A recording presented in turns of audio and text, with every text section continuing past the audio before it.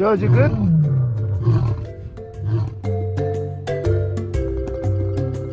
Hi guys, we are back again. Charlie, I hope you are doing amazing while here. Don't forget to subscribe, like and share. Love you all.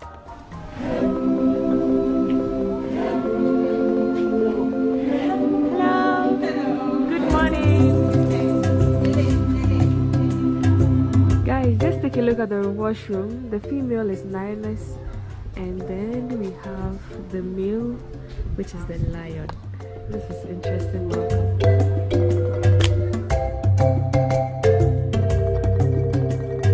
For you. Yeah, we have to. So we are going to see the lions in this car, in the safari car, and this is how it looks.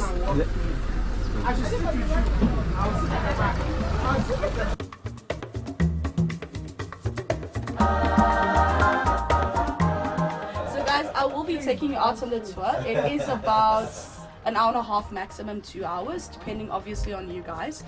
Generally, if you're not happy with it, in other words, no questions, no interest, it take about 10 minutes, just drive through everything.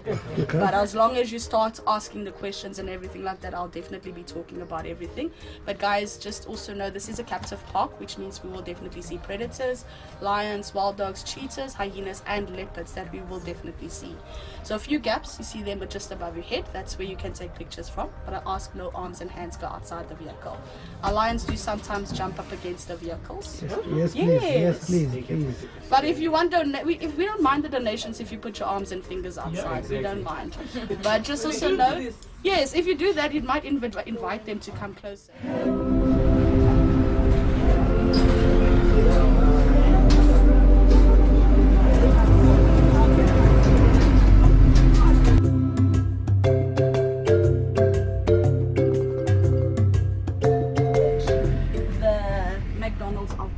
McDonald's of the bush. You guys see the big black M on the back side? It's actually a follow me mark, but they like to use that as a, what we would call as a marking to stand for McDonald's. Reason why? They're fast food for predators. The lion is chilling. Yo, Simba! Not Simba's a bit antisocial on a regular basis, especially on a Monday.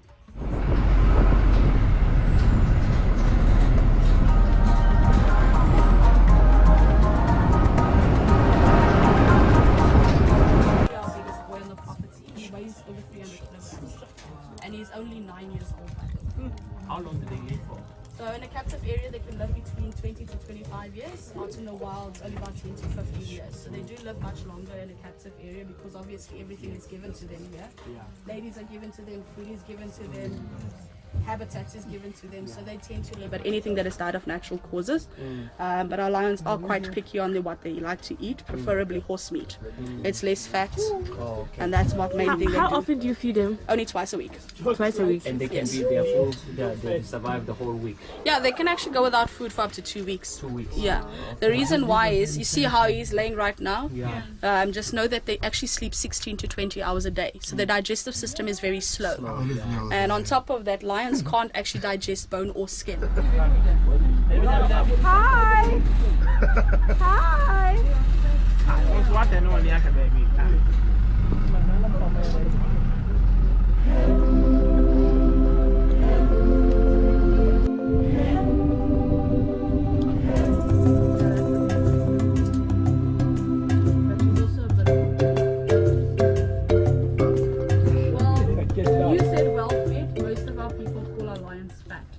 But we don't like fat shaming our animals. They are well fed. Well, they're well fed. Did you see how she schools them? Oh wow. She's like, big sister's like, don't do that. Oh wow, wow. She's being a bully, as I told you guys. What's she doing now? She's just being a bully. Exactly. So this is the first family we've seen. Family of lions? Yes. Alright, let's hit that direction. We are going to see the next one now. I'm super excited. I hope it's bigger. Oh, this one also has one. So they took everyone's that has come in, I'm assuming. So this pipe is a little bit more different than the previous pipe. With that.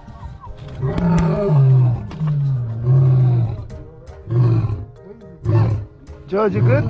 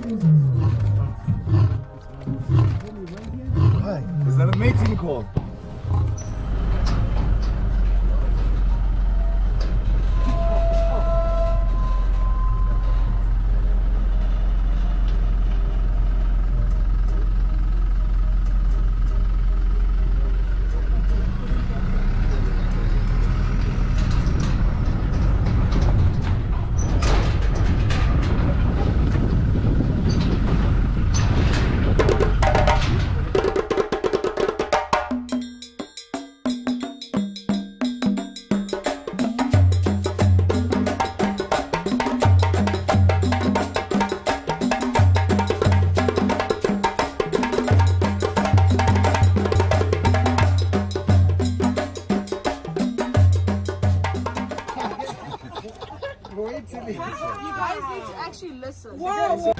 How many lions do you have in all? We haven't got. We've actually lost count. Wow. But it's going to be over No, 70? at the moment it's about over 70. We've been keeping count, but it's not at this point. That's more or less what And how we do you have. guys separate the aggressive ones? Those ones we've already put there before we actually had them here. So we've picked out the right ones. That was a quickie. Samuel. It's just to add onto my information. You have officially watched mating. Yo. Oh my god. Is it Sipo or is it It's simple. It's simple. It's not real. Go faster, bro. Wait till You guys need to actually listen. Wow, Listen. Oh, what am I? What am I? Just keep quiet and listen. Very humble. quiet. Yeah, no. He has microscopical spikes, and those spikes actually is just there to stimulate her to fall pregnant. So that is why she has to give consent. If she does not give consent, they'll get a high five in the face. I don't know if you guys noticed her body language when she sat down. She slightly lifted up her hind legs. That was her invitation and consent, by the way. So she won't just allow a male to mate with her. Now he's gonna. So, ladies, let me just elaborate a little bit. The best way to explain this is like the guys that follow you in the club. Yeah. He will not let go of her until she's pregnant, in his eyes, because as you guys noticed, when he licked her at the backside, there are actually hormones that produce to tell her that she's pregnant. So once he sniffs that outside of her, it's another way to just tell him, listen, I'm pregnant.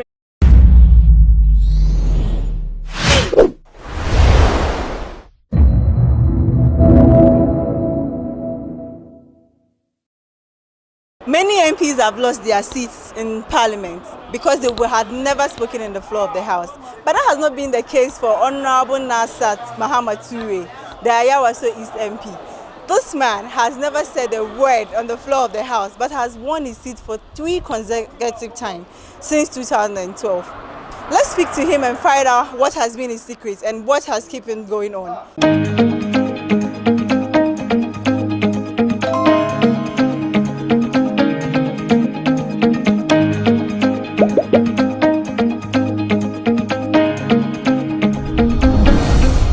Some of you who comes to Parliament always, you know how the parliamentary procedure is. You can't just wake up and start talking. You talk when the matter arises. When there are some reasons to talk, yes, then you wake up and talk. Or most of our talking also is at the committee level. Yes, as a member of Parliament since 2012, and we started working 2013 as an MP. For me, today, all I believe is to make sure I work in my community. Today, people are saying, but the MP doesn't talk, but his people, they like him. They like him because of what? Because they like me because I do the right thing. Because I'm a servant who came to work for them, to make sure I change the life of my people. Today, if you enter my constituency, it's not about just talking. Some people, you come to Parliament, you see them, they make noise. But when you enter in their constituency, you won't see much project. You can't notice some changes. But today, when you come to my constituency, you can identify the number of projects that I have done in my constituency today. I'm sure that is the reason why my people continue to vote for me. My people thinks I'm the best person to lead them. So that is I'm sure that is the reason why. Oh no, we know that. For you to be retained, it means you are doing something right, and it means that the people like you. What are some of the things you do in your constituency? I heard you attend a lot of their gatherings, whether RA, funerals, you show up all the time, you support them. But I just want to know, what are you identified for? If you enter Nima today, if you start from, I don't know if you know Frankie's, all the way from Frankie's down, Nuria down, especially the Nima market. There you can see the paving blocks that before I became MP, or the whole area is muddy. When it rains, to become muddy. It takes 2 weeks. You can't even walk to that area. I remember the one pastor at the Roman church said, "Oh, Saint Kizito said, oh, today, because of the good work that I did there, before when it rained and their members are coming to church from the station, before they got to the church, they have to put water there. People have to wash their legs, people have to wash their shoes before they enter church. But today, the whole area is paved, it's clean. So from the Nima market going to the Ashama station, when you enter there, you see the difference. You come to the hot coffee even before I was born, especially when it rains, you can't walk there, you can't pass there. Even cars cannot enter and connect to Kanda Highway. So I did the project from hot coffee all the way to Kanda Highway, and there was a mosque that closed the road from Kanda Highway. I was able to negotiate with the owner of the mosque, and I demolished the mosque and then open up the road and then put up a new mosque there for them.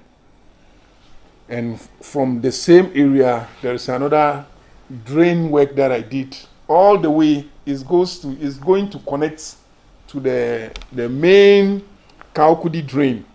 So the project is there.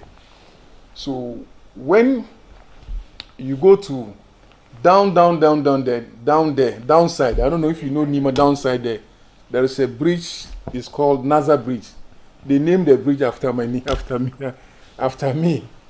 So when you go there, you see the bridge there. When I came, I said, so if we can put up a bridge here, so it will be easier for us to connect to Newtown Timber Market. So I started like joke. Today it becomes the major road, major bridge that will link you from my constituency to Newtown Timber Market. So, and then I said, oh, so why not we brought the idea of Operation Cement all your lungus, all the lungus. So today, thank God, at least we haven't finished all, but at least we're able to cement almost about 70% done.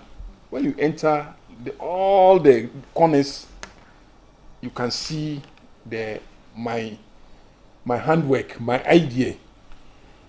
When you go to Kanda, Ruga, I don't know if you know Ruga. You know Ruga? Yes. When you go to Ruga, you see the new public toilet that I'm putting up there. It is my project. The Operation Cement Yolungu, we extended it to Ruga. So when you go to Islamic Training Institute, the one on the Kanda Highway, initially before it's open. Yes, I came and said, oh, why? We can fence. Why can't we fence it? So we fence it. I put up another project in there. So today, the place is safe for the kids. Initially, when the kids are from the school, when they are crossing, sometimes because it's open, they cross anyhow.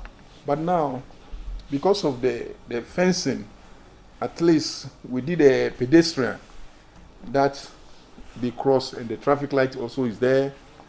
So it's becoming safe. And then I have so many social interventions that I did, especially when it comes during the Ramadan. There are so many social interventions that I do help my mothers, my old ladies, my old fathers, my brothers, my sisters, that we do. So it's also part of the achievement. And then education. Also, I'm sure this is you can see the one I just paid for some people. I think about 4 of them, 10,000. One of them is 800. Yeah, I just pay for some of the students. So these are so we make sure when it comes to education too, we do, at least we can't do everything, but we make sure we support the youth to go to school. So when it comes to education, especially when the kids are writing the wasi, we make sure we support them with the math sets and so on. Sometimes we give them books and others. So I think there is so many achievements that my people thinks I deserve to lead them. So that is why some people say, but the MP cry, he's quiet, he doesn't even talk. But why does his people like him? Yes. So they like him because it's not just you come and talk. You don't do anything in your community. You don't do anything to your people. So that alone cannot make your people to like you. They will like you for some reason. How is that feedback? Like how do they call you? Do you have a nickname? Is there a way you mingle with them in the constituency? Oh yes. I'm always my always. You know, even was it last Saturday? I attended funeral at St. Kizito. There's a funeral there. Our former chairman died. Former constituency secretary. I attended the funeral last 2 weeks also. One of my special assistant also lost his mother. I'm talking about when you come, my relationship with we have Christians, we have Muslims. You understand me? But we judge to each other. So for my constituency, I'm visible. I'm always in my constituency. If I don't attend the program, I make sure I delegate my chairman to attend the program, especially outdoors, passing out, especially passing out. There are many. So funerals, any program, I make sure I deliver. Yes. Well, that's impressive. But I want to ask you, I know it came to a breaking point for you when there was a violence in Nima in regards to some hoodlums. How did you feel about the whole thing, and what are your comments? Yes, the issue, even though it has been resolved, we all know Nima used to, years back, people say, oh, Nima is a violent area, people this and that. Some people do things so, especially the taxi drivers, those days, years back, when you want to come to Nima, you stop taxi, they don't want to come. But today, Nima is one of the peaceful area, even though there's incident that happened the other time. It has been resolved. And then some years back, about 10 years ago, we used to have the watchdog. The watchdog, they are also very, very helpful for the community. But along the line, they don't function again. They stop working. So this time we'll make sure we revive them. With the watchdog, we'll be able to dismantle all the ghettos that we have. The ghettos also, they are part of those who are creating problem. So we make sure all the ghettos have been dismantled. Because some of them, they don't live in Nima. They come from far places. Because of when they come to Nima, they say they have some gate bases, some ghettos. So they come there and do some bad things and go back. So people think all those things that are happening, it is in Nima, but it is not from Nima. They are not from Nima, guys. They come and go. So we are trying to make sure this time we work on that to make sure that we won't allow you to come from far place and then come and spoil our name. So we are making sure that we stop all those things. We make sure that all the ghettos have been no more, doesn't exist anymore, so that you won't come there and get any bad things to smoke or whatever. So we are working on that. Everything in Nima has improved, from roads to education to... Yes. How did it happen? How did you work? I know you coach for being in parliament for close to almost 12 years. Yeah. You'll be in parliament for the next 12 years because how did you resolve? Did you engage people, chief imams, stakeholders, and how do you? I do hold meetings with the chiefs, because our chiefs also, they are playing a very, very wonderful role. Our chiefs, because most of the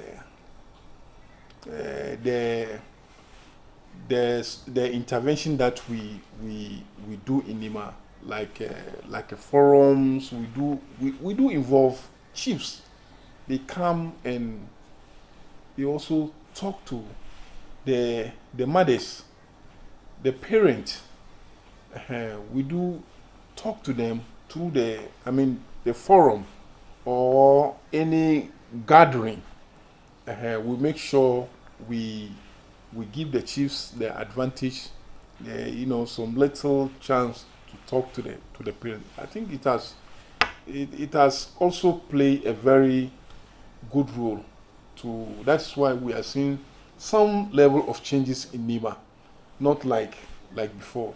Now most of the youth today, I think, they want to go to school. So I remember before the election, I went to house. I went every house. So every house we go, I tell them, I educate them. If you have a daughter or you have a son who wants to go to school and you can't afford it, come to my office. Yes, I will support you to make sure we pay the fees for you. So all those things also, it has been so helpful. So I think most of the kids today, they want to go to school. Those who doesn't go, or the parents who cannot afford it, that's why we advise them, come, we will help you. Yes, because some of them, you can see that the kids want to go to school, but the parents can't afford to pay the fees. So if you are in such situation, come, we'll help you.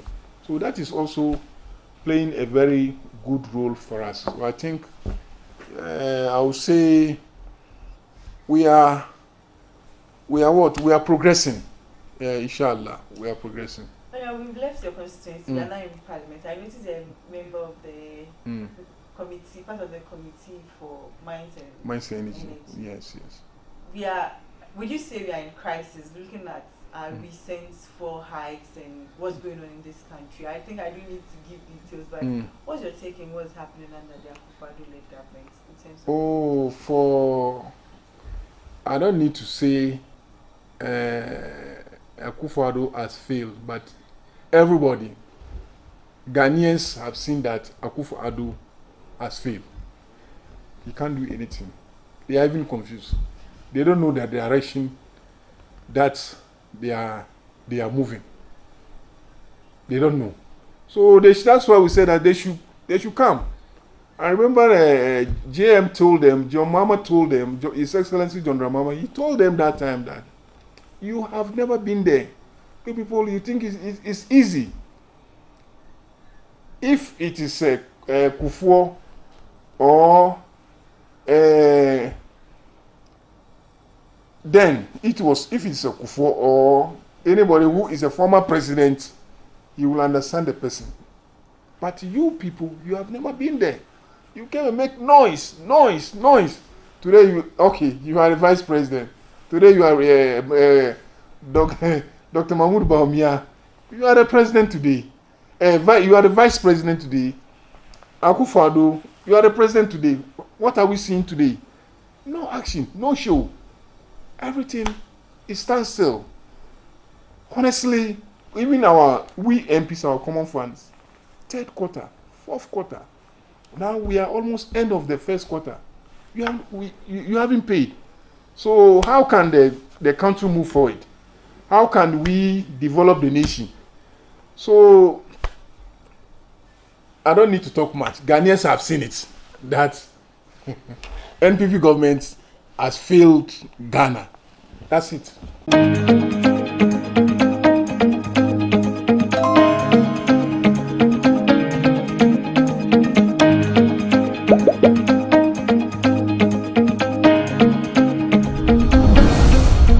We are currently at the Ayawaso East constituency. We want to speak to the constituent what they make of their MP silence in the chamber. Is it working on the ground or they are worried about his silence? Join us as we speak to some of them. Ayawaso East today because of your MP. He's been in parliament since 2012. He hasn't spoken in the floor before. But you keep voting for him. He's been there in 2012, 2016 and in 2020. We want to find out what's the secret. Why do you keep voting for him even though he's not actively speaking in parliament? You know, Honorable Nasser Muhammad Toure is somebody, he believes in action. And since he came 2012, 2013, McNaza, if you go to Nima market, he came there and he put pavement blocks. He went to the Nima market and the Nima Medina station, hot coffee area, all he put pavement. He went to the hospital, he provide them ambulance, he provide them generator, the big plant. He went to Nima police station, he provide them the plant.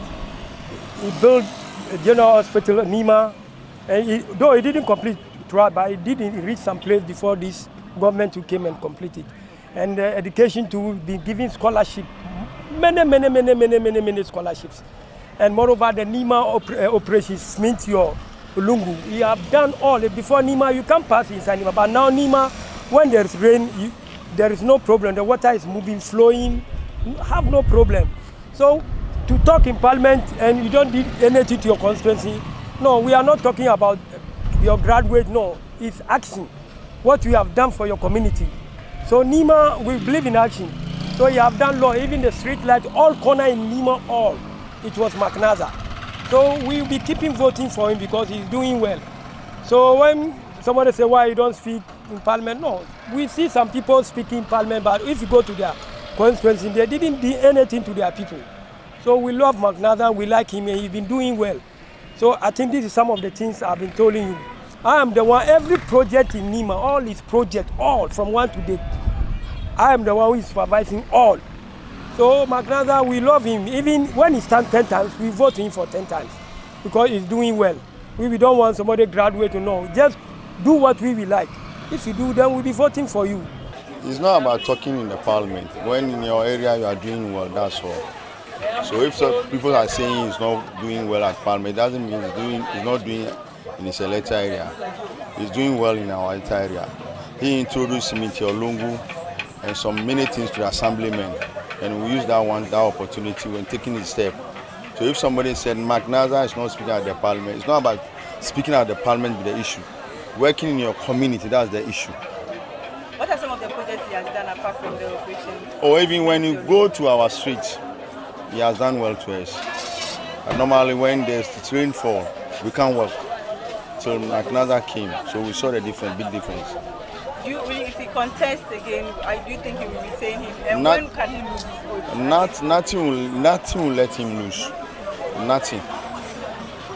Forward advice, backward Nima. I'm the assemblyman on Nima West electoral area. My name is Awule Tolo. Nothing will let him lose. Because we have voted for many people, nothing we see. But for McNaza, at least we can show 1 or 2 things on behalf of McNaza. He's not here for me, but I can show the project for him. But the many MPs who pass, who can show their project. So if they say he's not talking, we don't need his talking at the parliament. We need the effort in the electoral area. Honorable Nasser, me, I don't call him Nasser, I call him MTN.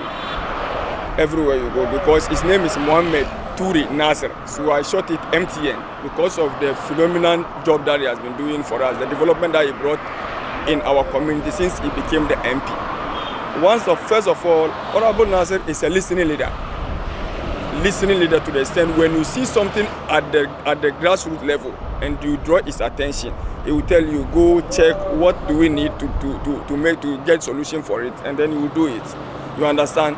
So let's make a little analysis. When you have MP that talks and speaks louder in parliament, and then it doesn't bring any development in his community, and the one that brings development in the community without talking in parliament, you yourself, which one will you choose? You go for the one who always have development in the community. One thing people don't know or have to know is everything in parliament is about whips and committee. If Honorable Nasser happened to be the vice chairman of Mines and Energy in parliament, then we should thank God that we and then be proud of our MP being the vice chairman. He has a recognition. But the fact that you don't talk in parliament, talking in parliament, we have sector of people who does it. We have the chief whip, we have the majority leader. So why then do we supposed to see our MP on television talking before we are satisfied with his being MP? Me, I'm okay with his okay, and not me alone. A lot of environs. I'm a youth advocate. I'm into the youth. I moved through the MPP, the NDC, the PNC, and even I can tell you, as a matter of fact, the MPP constituents in our constituency vote for MP because for Honorable Nasser because of his phenomenal job that he's doing.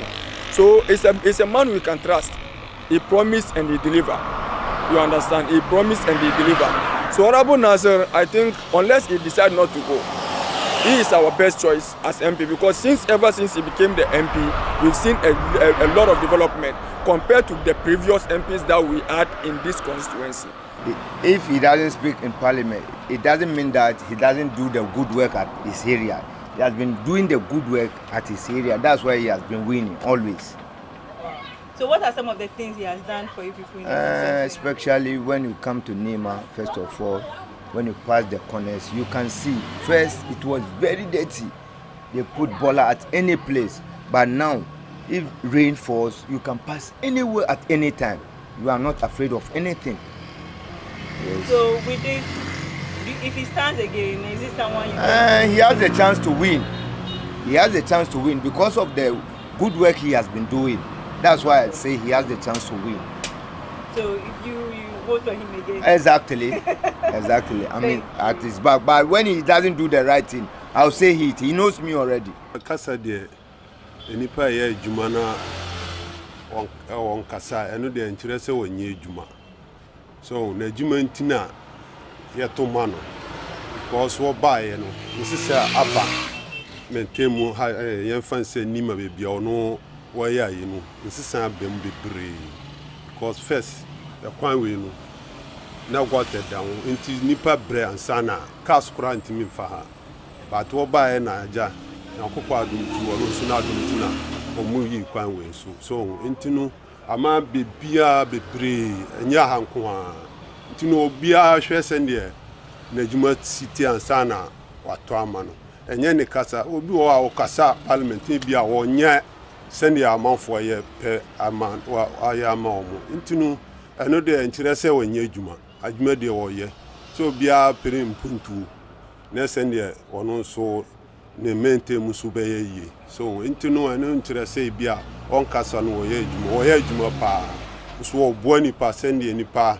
hu kyerwa wokɔ ne nkyɛn a wɔno nso otimi tie nipa su frɛ na ɔno nso sɛndeɛ kakra a wɔwɔ no wɔmɛtumi abɔ nipa nti na ɛno deɛ wɔnyɛ bad wɔ ho sɛ mpuntuo ne sɛndeɛ wɔhu nipa mmɔborɔ no deɛ ɛno deɛ wɔnyɛ ayi koraa. Esa be magana parliament take a win seat in Shishini.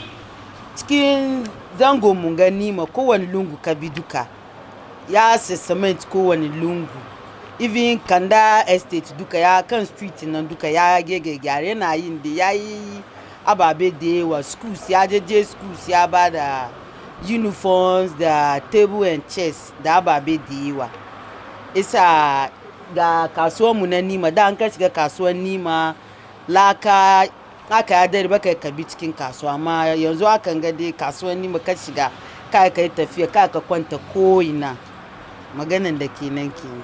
Member of Parliament for Ayawaso is Honorable Alhaji Nazar Muhammad Ture did say emphatically that his silence in the House did not connote irresponsibility on the ground. We spoke to the constituents and he seems to have earned his position amongst the people and they are satisfied with his work. They shared his success story and they are very happy of what he's done so far. I am Nimatu Yakubu Atoyese reporting for GhanaWeb.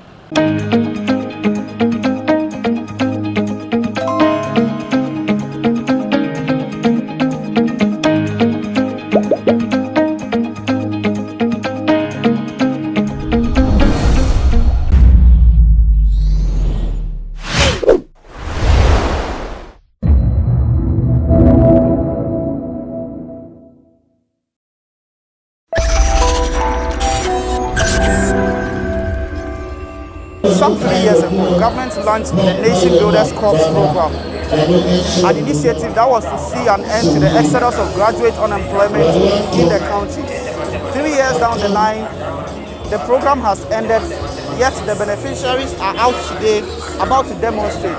Today on Say It Loud on GhanaWeb TV, we speak to some of the NAPCO trainees to find out from them whether the initiative, which was meant to end their frustration, has ended up compounding the frustrations of a Ghanaian unemployed graduate. This is Say It Loud on GhanaWeb TV with me, George. We'll be right back. So welcome back from the break. This is still Say It Loud on GhanaWeb TV with me, George. And as indicated earlier, today we are speaking to beneficiaries of the NAPCO initiative to find out from them how they have so far benefited or otherwise from the program and why they are out demonstrating today. Chief, welcome. Thank you. Why are you out today? Why are you out today? We are here to demonstrate. And the purpose is that? The purpose of your demonstration? The purpose is President Akufo-Addo. He brought NAPCO to help solve unemployment in the country, which we appreciated very well. But then, he promised us that to the end of the NAPCO, the program will be absorbed into the mainstream, that's giving us permanent job. As I'm speaking right now, there's nothing like that. Everything shows that he has no plan for us. And but there are a lot. My colleagues will also say, sure. Yeah. Right, so we speak to another trainee here. Boss, this was supposed to be for 3 years. You were told that it is for 3 years. How were you then convinced that after 3 years you were supposed to get a job? That is what the government, the president himself told us. So the president promised that after the 3 years, he will make sure that each and every trainee will be employed permanently. That is why we voted for him. Yes. But then what has become of the situation now, your situation now? Yeah, after the 3 years, they brought a letter and it was stated that we should stay home. Yeah.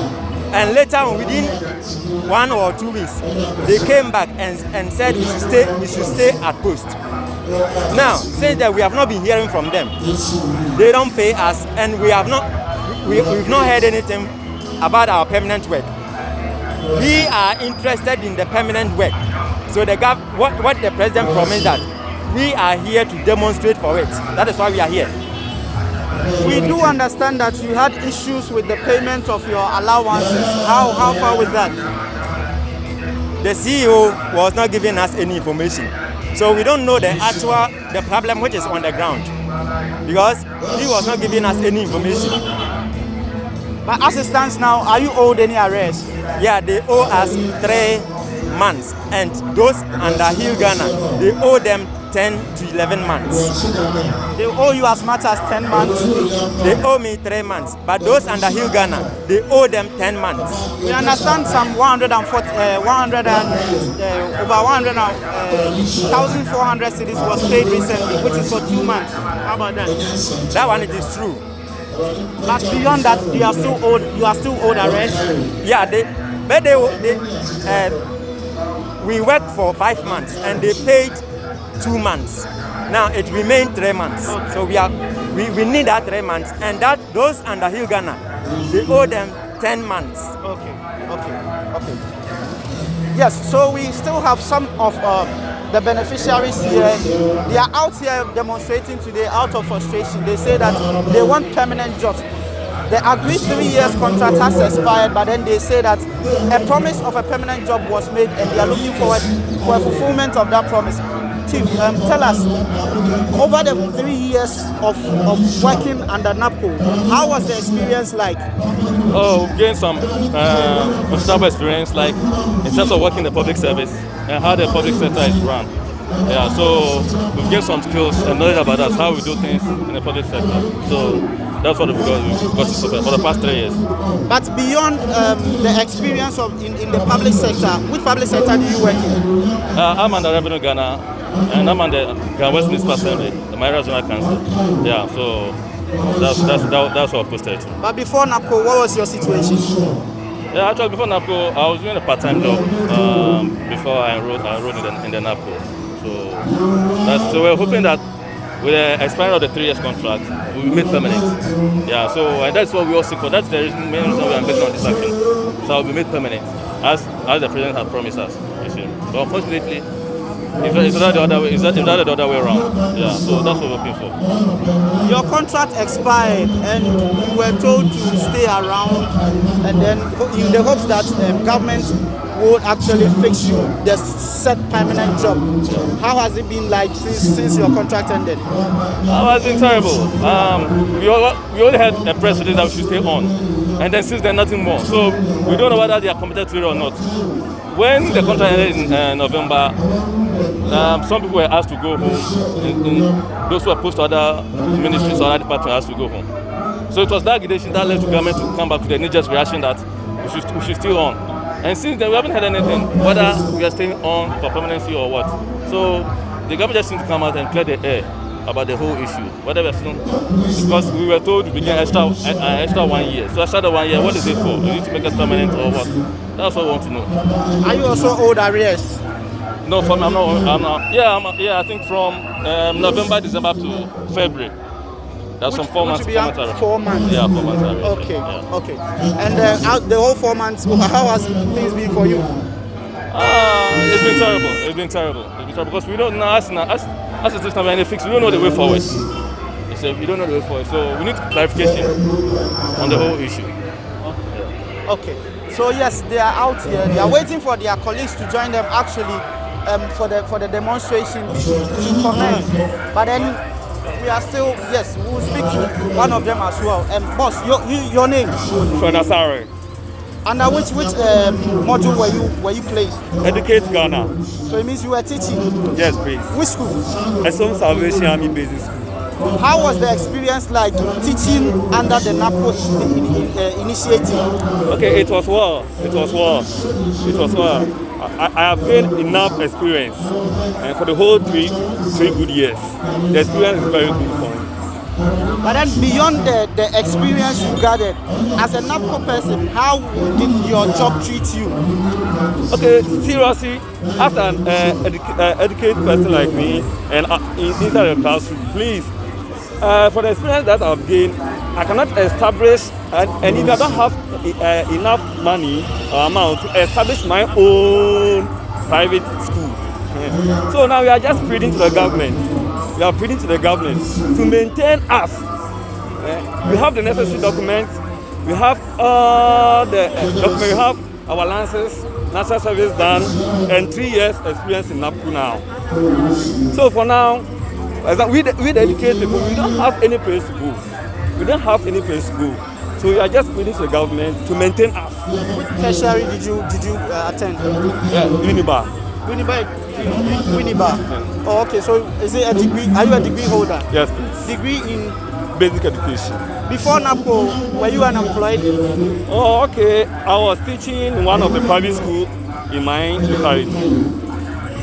Okay.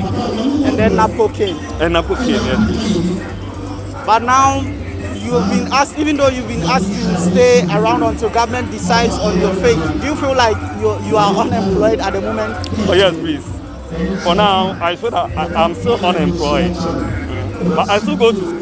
Though I still go to school. I go to school, do my work as I've been given as a permanent teacher now. Then what makes you feel unemployed?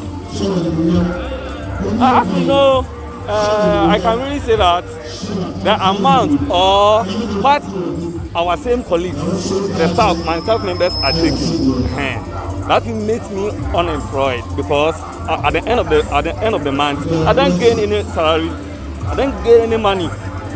So I'll just go to work, teach, and at the end of the month, I don't receive anything. Yes, so this is Still Say It Loud on GhanaWeb TV with me, George AC. Today we have joined some NAPCO trainees who are demonstrating and asking for permanent jobs following the expiration of their 3-year contract. The policy, which was introduced by government in 2017 and 2018, was to see an end to graduate unemployment. We'll be back after this short break.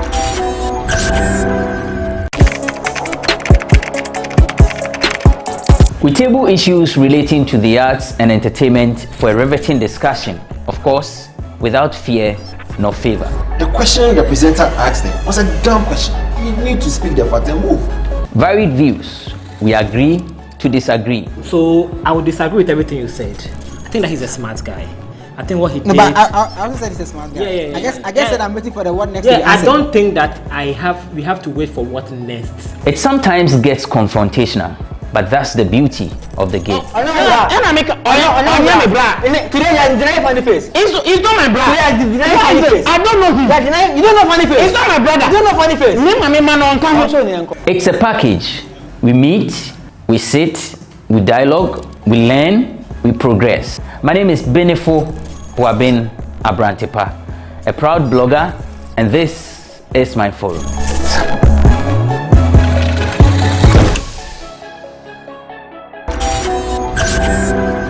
Welcome back from the break. This is Still Say It Loud on GhanaWeb TV with me, George AC, and today we have joined NAPCO trainees here at the Brassboard in Accra, where they are about to commence a demonstration pressing on government to provide them permanent job posts after the expiration of their 3-year contract.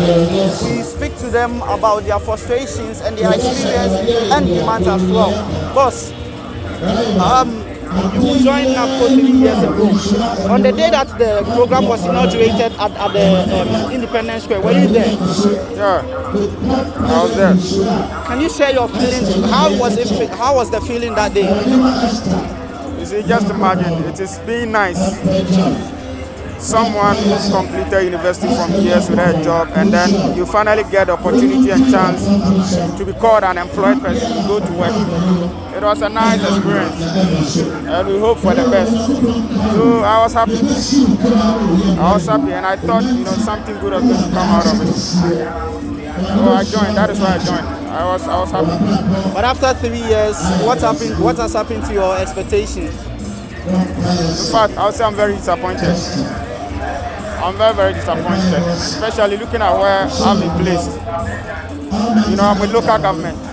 And then for the past 3 years, we've been there and they bring people day in and day out as new staffs. And funny thing is that even when they come, sometimes you show them the job, you give them training.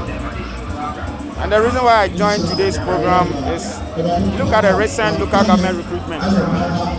They recruited over 3,000 new staffs. Over 3,000 new staffs. So what happened to NAPCO personnel? They are going to give us 3 years working experience in local government job, and then you go to what? Recruit new people. And you see, the sad thing is that I did not hear of any info or anything that local government is going to do some recruitment. Otherwise, we would have applied, and after maybe I would not have applied and I didn't get it. Fine. But then government directed the various institutions to prioritize NAPCO trainees when it comes to job openings in their outfit. You feel like your outfit or the other outfits have not been fair to you as a NAPCO trainee and your colleagues in that regard? They've not been fair at all because, like I said earlier, one thing that is very crucial is that you should get the information. Even I did not hear any information that what local government has opened the portal for recruitment on it. You didn't get information. All of a sudden, you heard local government have released first batch, second batch, and a third batch. And then the funny thing is that there are some colleagues that even they are not NAPCO trainees, but they are there. And you ask yourself, how come that you did not hear that local government is going to what? Recruit new staff, and even you couldn't apply. So if the president said they should give priority to NAPCO trainees, and later even there was no info as to when or this what is going to happen, and you see people being brought to your office that these are new staff, how do you feel? So what is your current situation? As for me, the president, His Excellency, sat on radio in Bono region some time ago that he's going to place we the NAPCO guys into government agency and they will recruit new cohort. So that promise, we should fulfill it. We should fulfill the promise he made to us. A lot of NAPCO guys have had opportunities. A lot of them. So me, for instance, I had opportunity in some private companies, but I rejected it because I know, government work, the condition and stuff is better. Because looking at the recent COVID outcome, a lot of guys in the private sector, they lost their jobs. So who would that? If you had opportunity to be recruited into the government sector and private sector, we had a lot of opportunity, but because of this NAPCO thing, we rejected it. And NAPCO also made it aware that we shouldn't be engaged in any other business. We should only stick to NAPCO. So that's why we've not moved out. Yeah, some critics have said that if government is not giving you what you want, you have the opportunity to set up your own business. Why haven't you set up your own business? Why haven't you gone into entrepreneurship? My brother, in this country, being an entrepreneur is not an easy thing. One, ask yourself, where's the environment? Has the government created enough or an enabling environment for you to what? Come out with your own job? Where's the support? Some of us, we have a lot of ideas that we can get, but where's the support?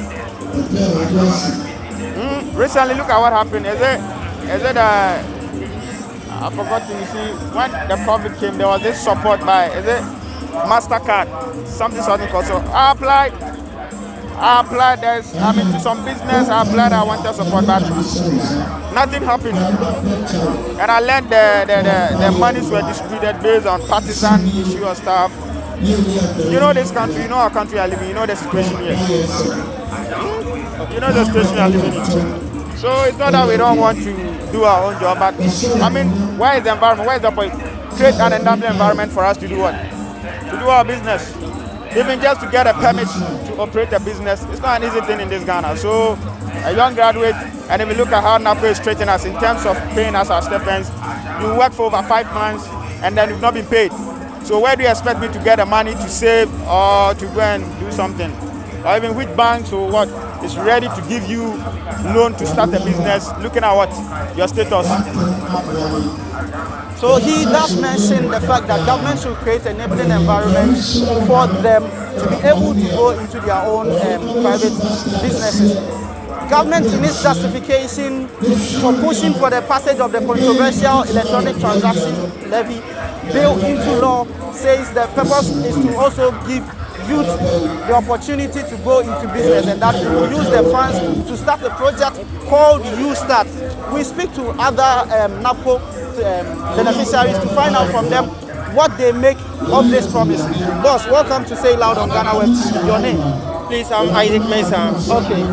The government wants to pass e-levy, electronic transaction bill, tax on electronic transactions. Government in its justification says that it will use some of the revenues for the U-Start project, which is to give people like yourself the opportunity to go into private business by making available funds for you. What do you, with your experience with NAPCO, what do you make of this promise by the government? Although the promise that the government made is a good initiative, and besides, you want to create jobs, whereby we the youth, we are here, we don't have anything that we have to do that will fetch us money, so that the taxes or the e-levy that you want to embark on will be successful. So the government has to create jobs, so that when we are working and we are getting money, I think that will help us to contribute and support the e-levy. You were part of NAPCO, right? And the experience lies within yourself. You were on the field. If government says that NAPCO has come, NAPCO is going, now give me e-levy so that I can give people like yourself opportunity. With everything that you saw in your days as a NAPCO trainee, what do you make? Do you think that government will come through on its promise relative to the U-Start project? Please, we don't have job. The youth don't have job. We don't have anything to do to fetch us money. How can we pay the e-levy? So the government has to do something. Even we the youth, and we are tired in this country. We are not getting anything to do in this country. So government has to create jobs, so that when he wants to tax us with the e-levy, we will also be able to give him to do what he wants to do. What is your current situation now? We are unemployed. We are unemployed. We are at home. Nothing is going on. The government asks that you stay at your job until a solution to your problem, your situation is found. Why do you consider yourself unemployed at the moment? All right. Since September, October, before the program will be ended, they told us that we should remain at post 1 year. But here is the case. Nobody is communicating to us since the finance minister gave us the assurance that they will absorb us.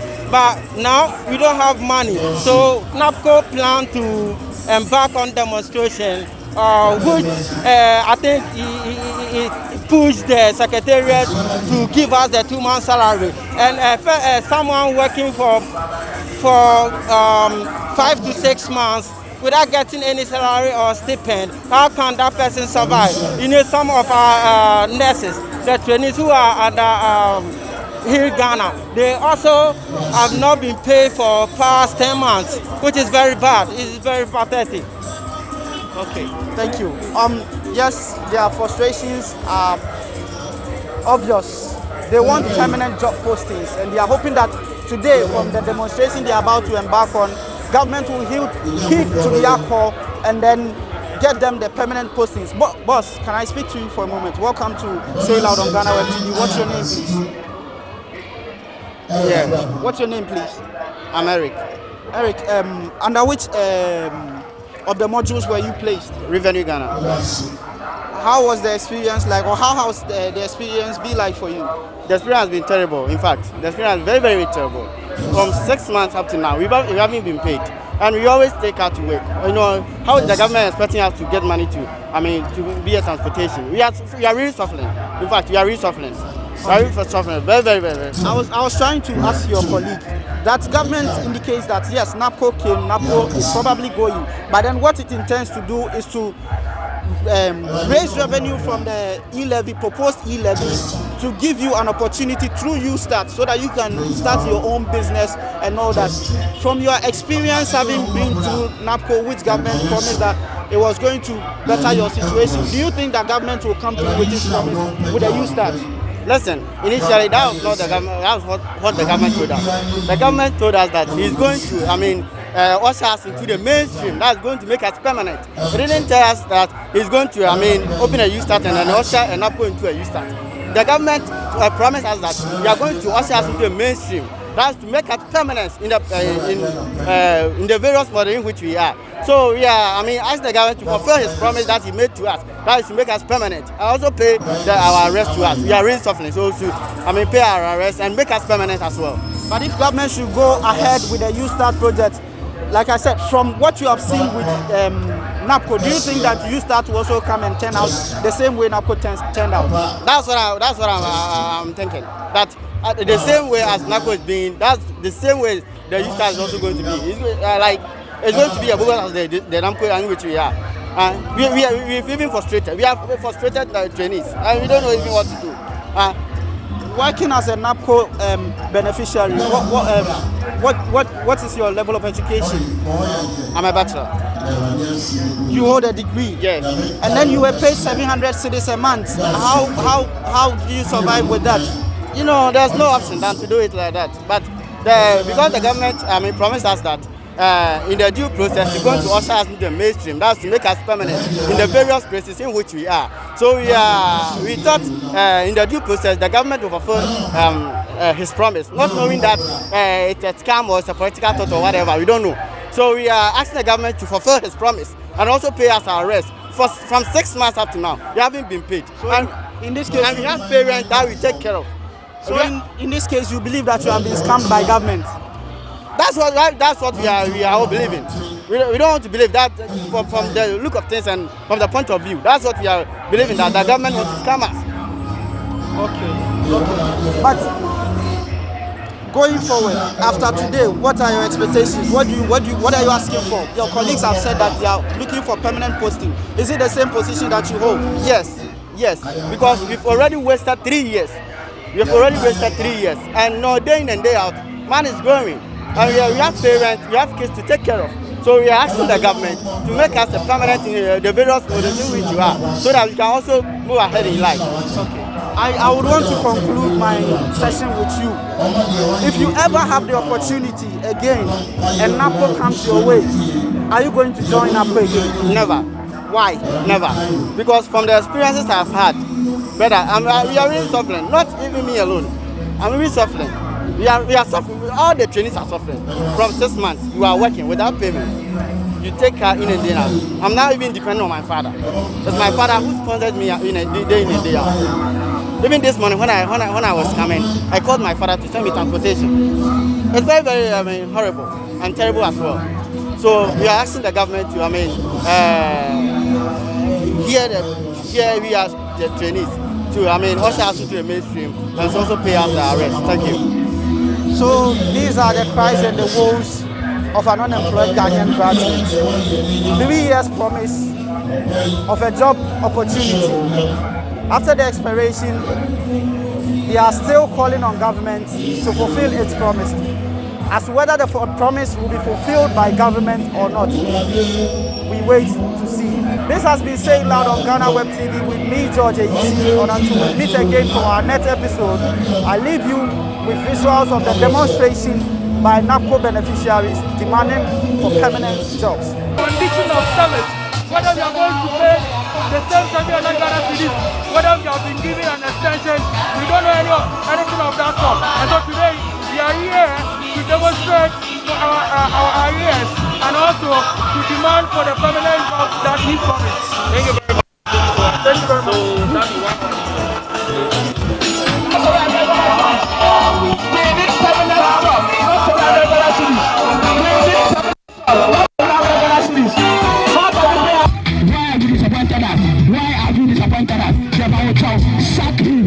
Sack him, he's incompetent. Alias is incompetent. Dr. Ibrahim Alias is incompetent. He cannot do the job. He cannot do the job. He's incompetent. He is competent. No communication. He deserves better. NAPCO personnel shall work more than 200 Ghana cedis. We deserve better. For the past 10 months, we've not been paid. We deserve better. Please, His Excellency, fulfill your promises. We deserve better.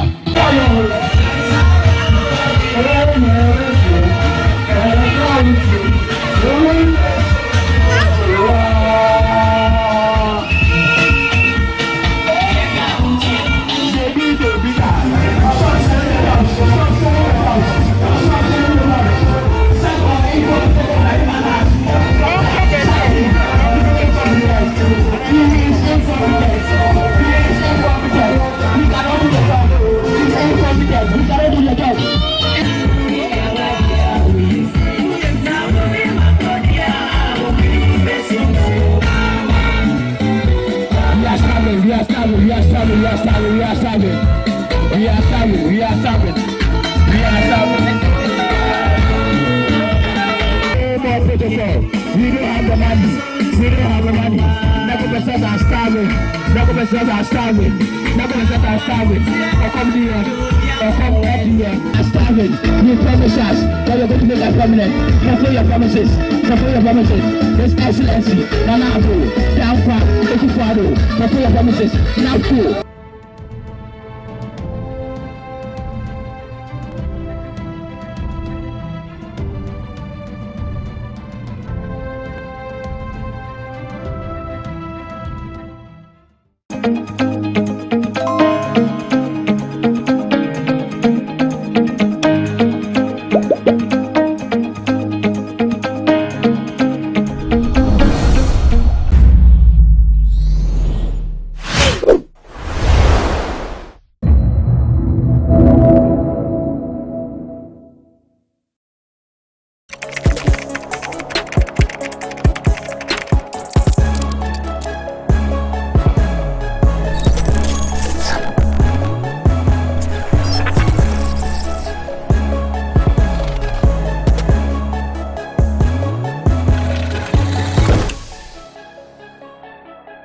It's good to be back again on your screens. It's Bloggers Forum on GhanaWeb TV, and we are seated for a riveting conversation on issues relating to the arts and entertainment, of course, with a touch of wit. I am Benefo Boabin Abrantepa. Welcome to Bloggers Forum on GhanaWeb TV.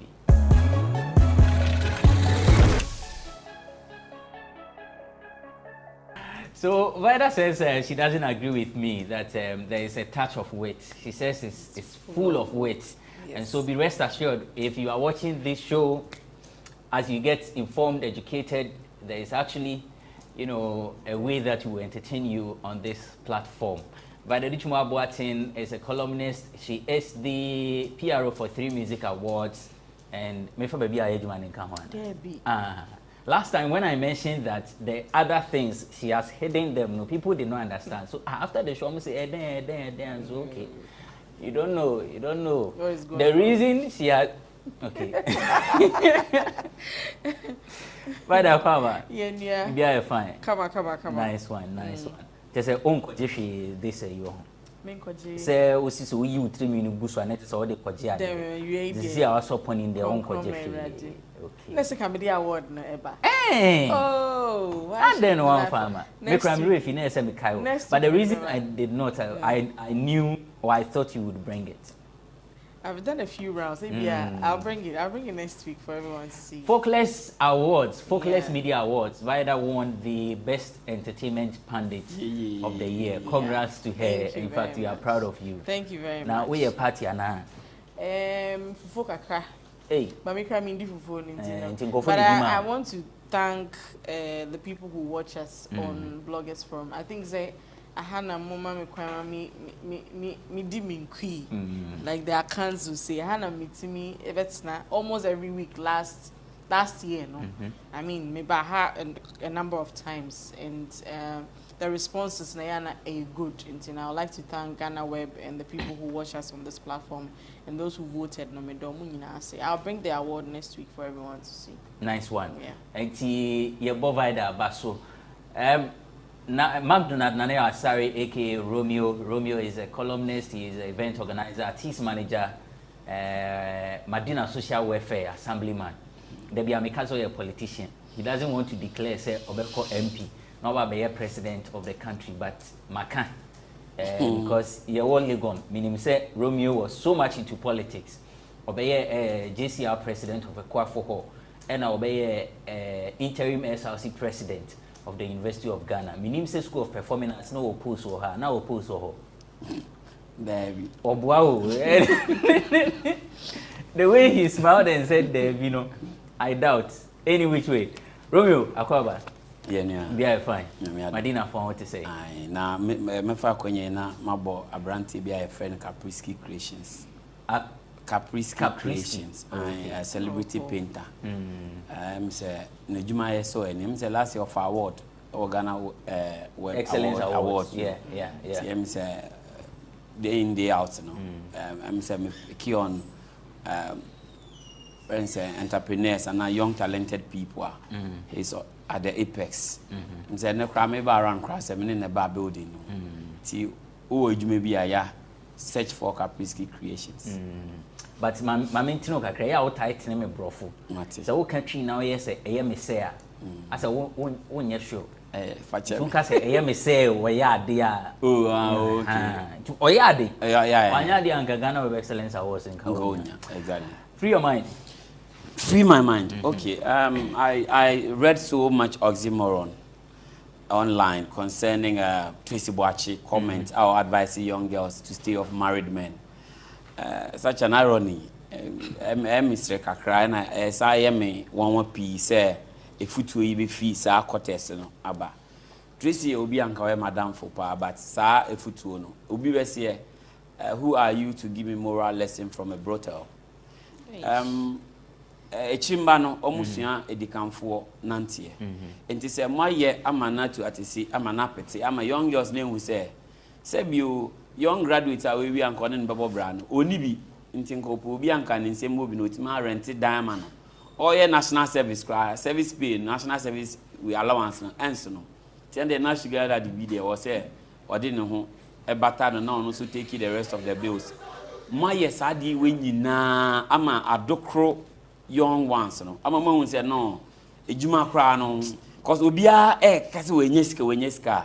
Say, na ye kase your friend is saying. Ye kase bia ofori sapo enyeska wait ma attract businesses or war at least wait ma monitor and returns in even despite me na say for there are generational rich people are achieve so much wait ma attract almost sources but these young people especially the young ladies na ye to ayam pia be kwa kopiem no na better say yes obi blackmail you obi and yes I don't know as to whether say papa no discussions this kind of bow say blackmail soon this kind of bow like Nana Tornado kasa but there is no proof exactly no but what I'm trying to say is Nana Tornado especially or make you comment he falls within that camp that kind of camp or kasa follow you hear issues of blackmail in what he says so I'm picking from that angle and no not all can say yeah you use words like oxymoron you said it's an irony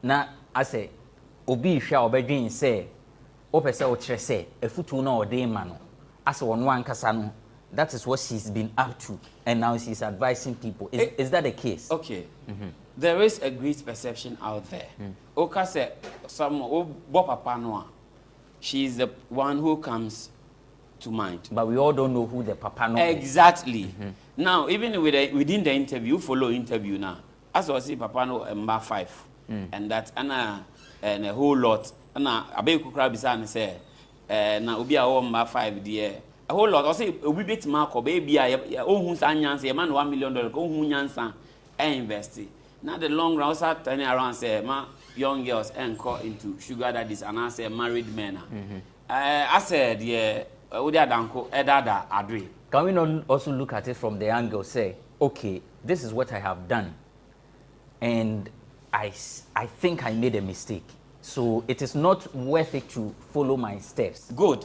If there has been an iota of admission, say, yeah, my yes, but so my problem is, if you're having a proper introspection, and then say, okay, my yadi we say,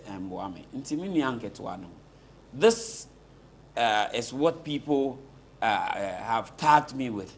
And if you have a contrary detailed where you show your businesses, this is what I do, I make this, I make that, I make that. So you deflate and I say you debunk all those assertions. Say ebia, oh, say I'm not knowing class, say na onya ebia, or yes, say ebia YouTube, minya ebia $100,000, and ebia me shop here waha, minya ebia $50,000.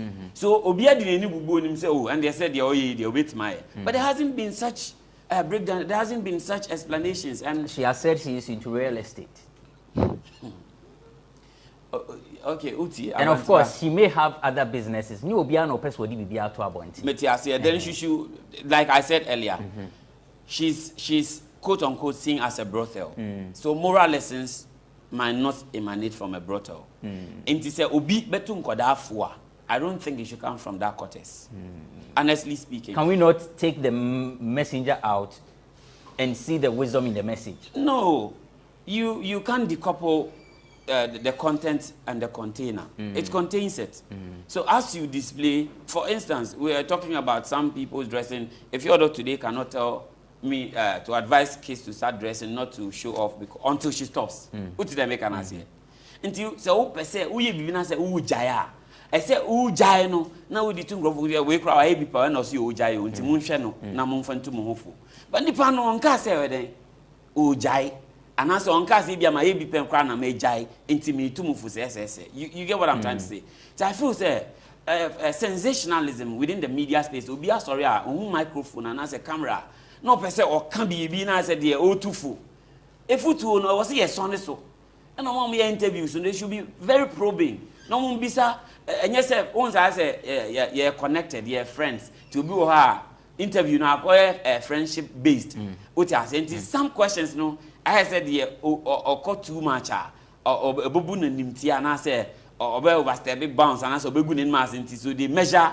But I think there should be some level of professionalism when we are dealing with issues of this caliber. And that advice, honestly speaking, if it comes from some other source, maybe Emma Morrison, you know, there are people whose brand undoubtedly, even Obi Anya saying to, but once Udi Ewa Paswa Obi Ehuno, I didn't say Ebeji with this woman say foot and befa.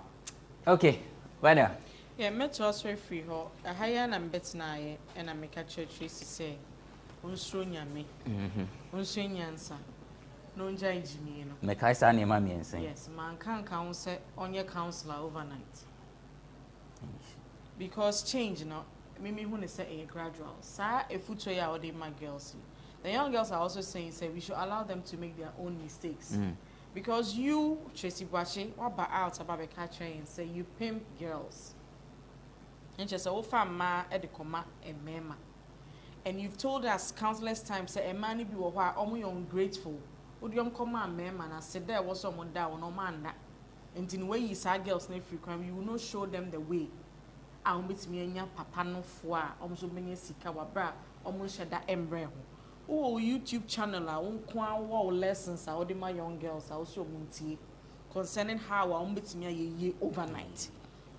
Now, what display properties are we out of sa subain and as a near uye, you know? For me, a ya kamia say a deliberate attempt and I'll take here because obviously su braboma or when this wedding will be this in so. As a would the any dear per se at a certain age, and she said it. So at a certain age, no person a dying to do say. And why ya drew sa age namasa a dying name is a padia who don't want saka. And now you want to move out and you're telling the young girl say mom ye home wreckers now. Mom do one mona or 2 years each. How does the young girl or what was reconcile with that?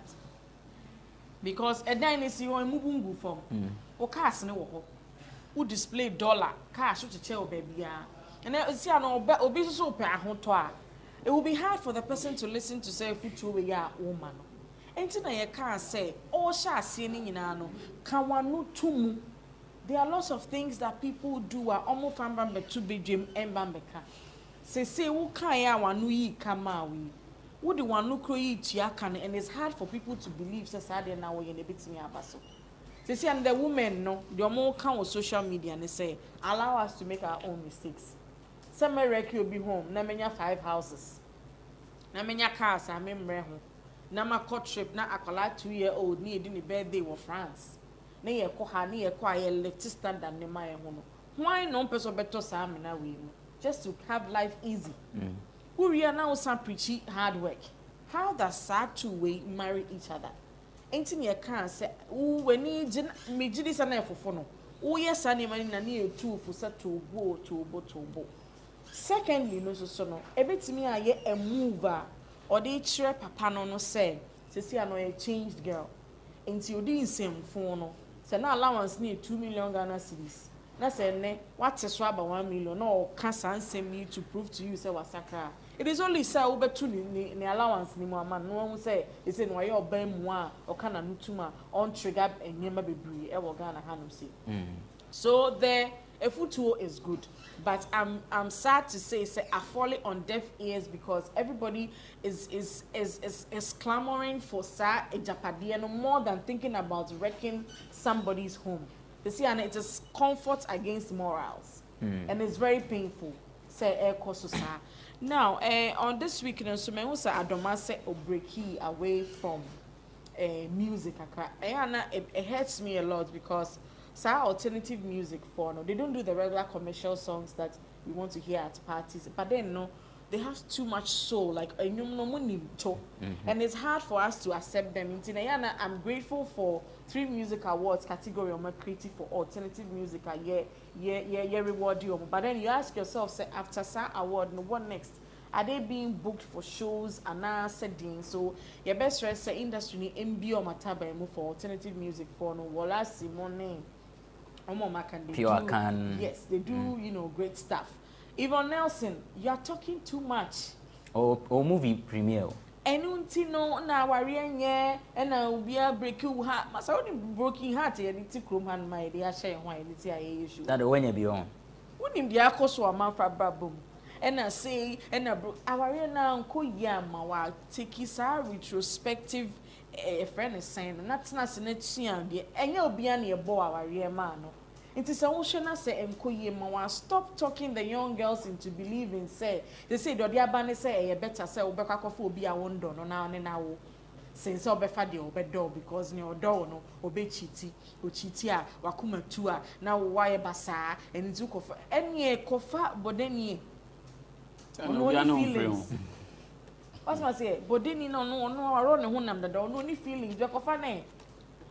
Uncle Yamawa, Tina Sinache, left, right. Oh, Misha, Mwami, Matinami Hoso, me or me ba, me or me carrier. Basaka satin, or don't yo, no, don't yo, no, or don't quan it's me the Tina, Abrabum surviviana.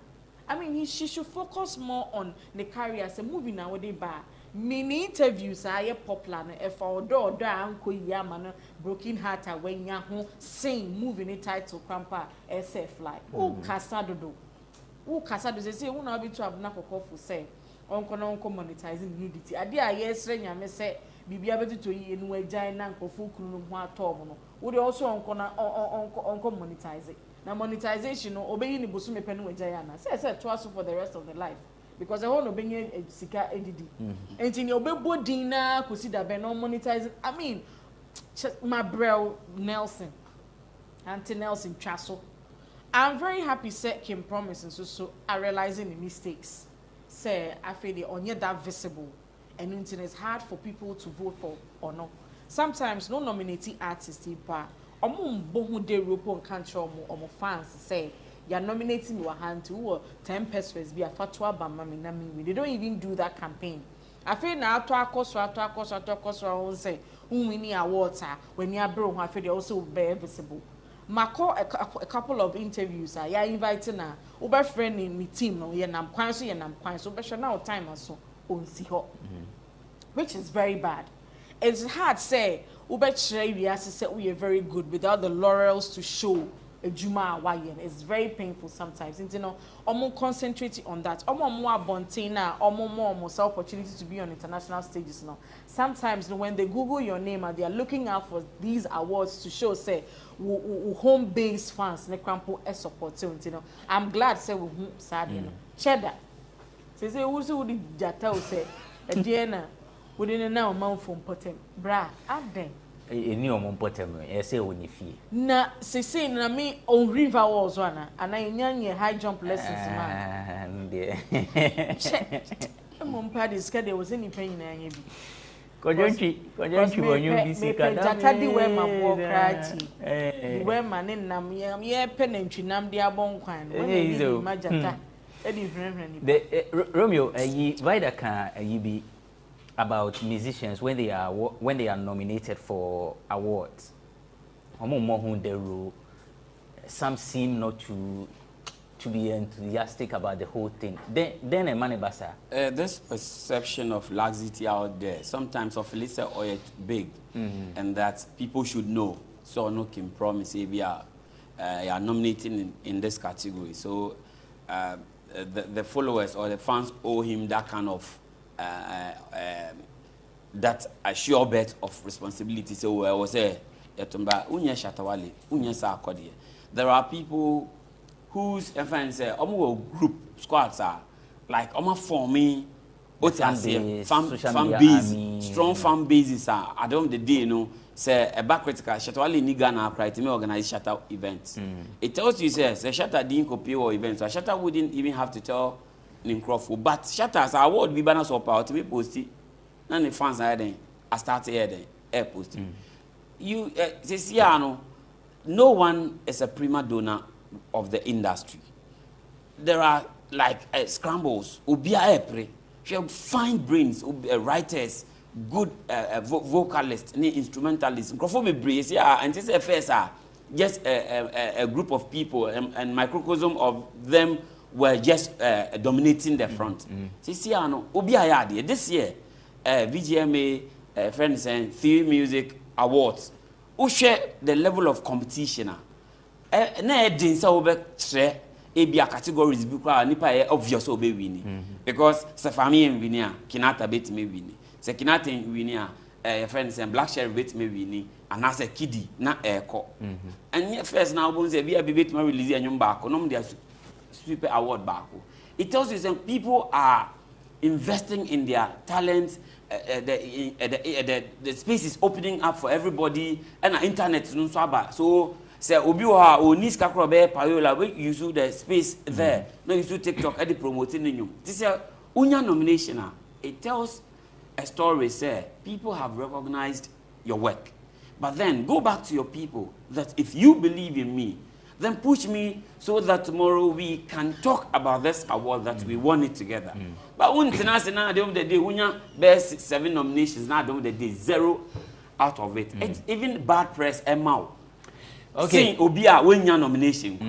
And to even to touch on further, rather mention 1 or 2 things in terms of friends and Yvonne Nelson. Break now.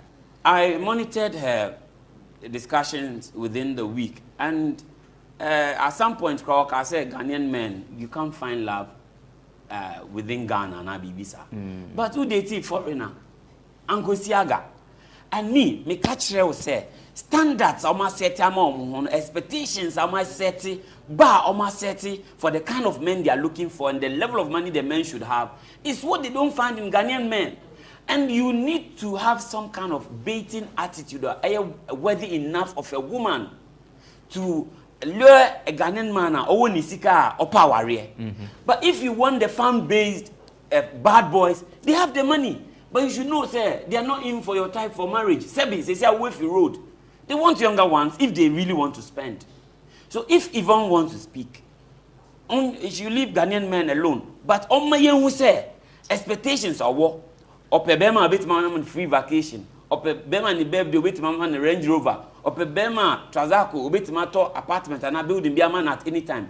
You need to ask no. You know so. Exactly. And Nigeria say Sikafonu doors share Nigeria Sikafonu doors oil businesses ni ase fonti or to range 10 man inside che cry unfairly because Canada the if she's measuring Ghanaian men and the Ghanaian society by Nigerian standards and they waiting because when you're foreign or no Bruno one now only be Nigeria okay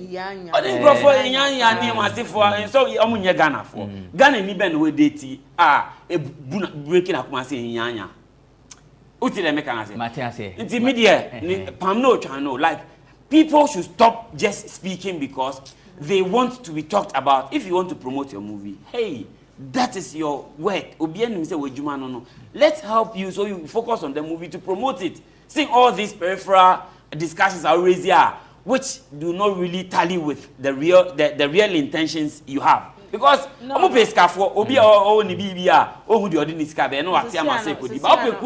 you need to also be a wife material.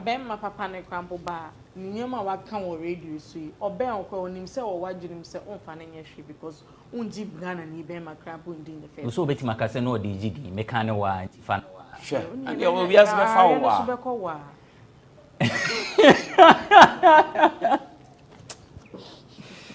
Oh, Yeko break. When we return, we'll talk about Nana McBrown, the Empress, has spoken. She has, refuted claims that she was pregnant, she has given birth, that she's been sacked from UTV, a whole lot. She actually, recorded 21 minutes of herself addressing some of these issues that have come up. We will delve into that when we return from the break. It's Bloggers Forum on GhanaWeb TV. Don't go away. What's up, guys? This is Black Sharif, and I'm outside with Bloggers Forum with Abrantipa on GhanaWeb TV. Keep watching, keep it locked, you understand? Love.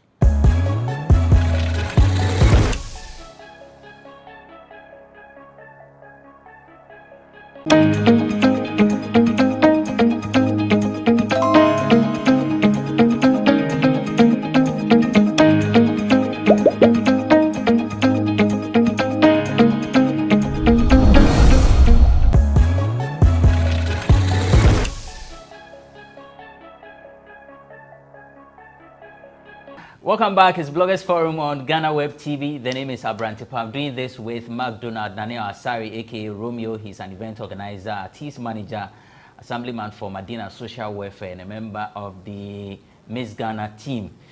Vida Duchumabuatin is a columnist, 3 Music Awards PRO, the first female to have ever done this, and winner of Folklex Media Awards, Entertainment Pundit of the Year.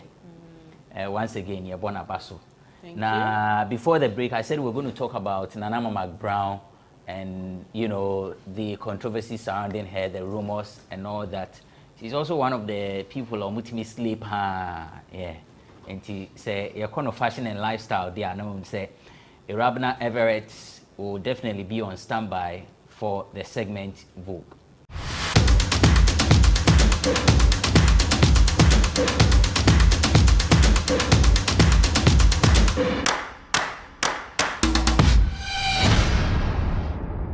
Hi guys, this is Vogue on Bloggers Forum on GhanaWeb TV. I am, of course, Rabna Everett. Now, your girl got to be on the red carpet of the 23rd edition of the VGMAs. I was your fashion police and it was totally amazing. I'm back to give you some tips on how my men out there can rock a kaftan right after this break. Don't go anywhere. Welcome back. This is still Vogue on Bloggers Forum on GhanaWeb TV. I am, of course, Rabna Everett. Now, before I went on a break, I said we were going to look at how my men out there can style a kaftan. Right now, most of the men out there love to style a kaftan with sneakers, but that's not the only way. You can style your kaftan with slippers and sandals as well. But right now, everyone loves to rock it with sneakers because I guess it's comfortable and it's chic and it's trendy. All right. So right now, we are going to be taking a look at some of the celebrities that love to wear sneakers with their kaftan. And I'm not talking about any ordinary kaftan. If you see the skirmishes that go on in the kaftan, wobe fail. Starting off at number 1, let's look at Rocky Dawuni. Now, Rocky Dawuni rocked an amazing kaftan to the Grammys red carpet. It was a white kaftan, like I said, skirmishes all around here, and some white sneakers to match his kaftan. And of course, his dreadlocks. Now, Rocky Dawuni killed this kaftan look. Now let's take a look at the rap doctor. Now Ochami Kwame is known for making bold fashion statements, and he's also known for wearing African prints and of course kaftans 24/7. And of course he is one of the people who loves to rock sneakers with his kaftan. And I'm telling you, he does justice to the looks every time. Every time. There's no day you will see Ochami Kwame wearing an African print or a kaftan and not have some sneakers on it. Yes, so at number 2 is Ochami Kwame. Yes, my lovely people, at number 3 we have Judena. I'm a classic man. You can be me when you look this clean. I'm a classic man. Now, he's definitely a classic man as he was rocking a red sneaker with a blue kaftan. Now, the color coding is everything for me. Judena does not go wrong when it comes to styling and making us feel top notch, Let me tell you a little secret. I actually have a crush on Judena. He's a classic man. You can be him when you look this clean. He's a classic man. So far, these three classy gentlemen do it for me when they're rocking a kaftan and sneakers. But don't get it twisted though. You can also style your kaftan with some classy shoes or some sandals or some well-tailored and sewed sandals. You know what I'm saying? You know what I'm saying? Or some slippers on the side, some brown or black sandals to match whatever color kaftan you are wearing. Now, John Dumelo and Joe Metal and a lot more others, you know how to style a kaftan very well with some nice classy shoes. Now we're feeling now that's a nice man. Anyways, that's it for Vogue on Bloggers Forum on GhanaWeb TV. I am, of course, Rabina Everett. I'll be back with some more fashion tips. Thank you, Rabna, for the segment Vogue. If you want more of this, you need to be watching Bloggers Forum on GhanaWeb TV. Minim say Vida who share kaftan ni sneakers. Yeah, a chiwana and chill. I know your friend of Tukono, Sasta. DJ Bominum. I know a DJ Bominum. I wouldn't say you know.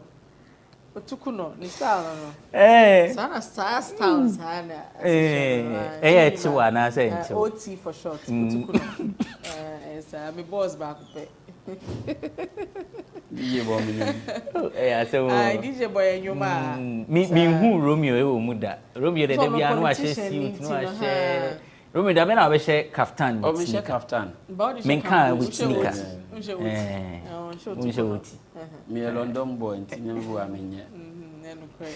Okay. So 21 minutes to address three main issues. One, that she's not pregnant, she has not given birth to twins. That's actually one. Two, she's not been sacked from UTV. Neither has she resigned. That very soon we'll see her on TV. And then three, some fake accounts that have been seen online, and she was actually cautioning people to desist from transacting business with anybody online. So person who is a business ubeshiano feely. Nana Mama Brown. I am not pregnant.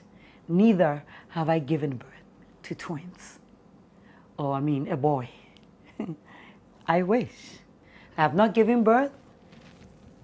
I am not pregnant, and I'm not being sacked. When you're very careful, all those channels now mount me here Photoshop. Echo family old face. Ede menim beto ho. Now they will be magumi ho. Photoshop no. It's all lies. Anya do phobia kami no. Because any munyam ke efe. But the kwan mo den nam so ne mo twi camera sim wanim na mo chirechem na wa wo Canada na ebi mo so kro no mto me ticket. E ma me nene. Nyame hu mmobo. I am not pregnant. I have not given birth to twins. Neither have I given birth to a boy or whatsoever. Mr. We are mususu mom semu na monka sem. Asem na sia ade ni je say. Mususu mom semu and kansempi. Now, I want to address the things that I've been seeing on social media about myself concerning how people have numerously opened pages on various platforms for me. Not just for me, but using it to deceive people. And it is becoming too much. It is not embarrassing to me because I have not deceived anybody. I won't deceive you to send me money before I post your page. When me and you, before I do business with you, I'm the type that you would see me physically. Ube humi wo office and ube baby I'm so me wo.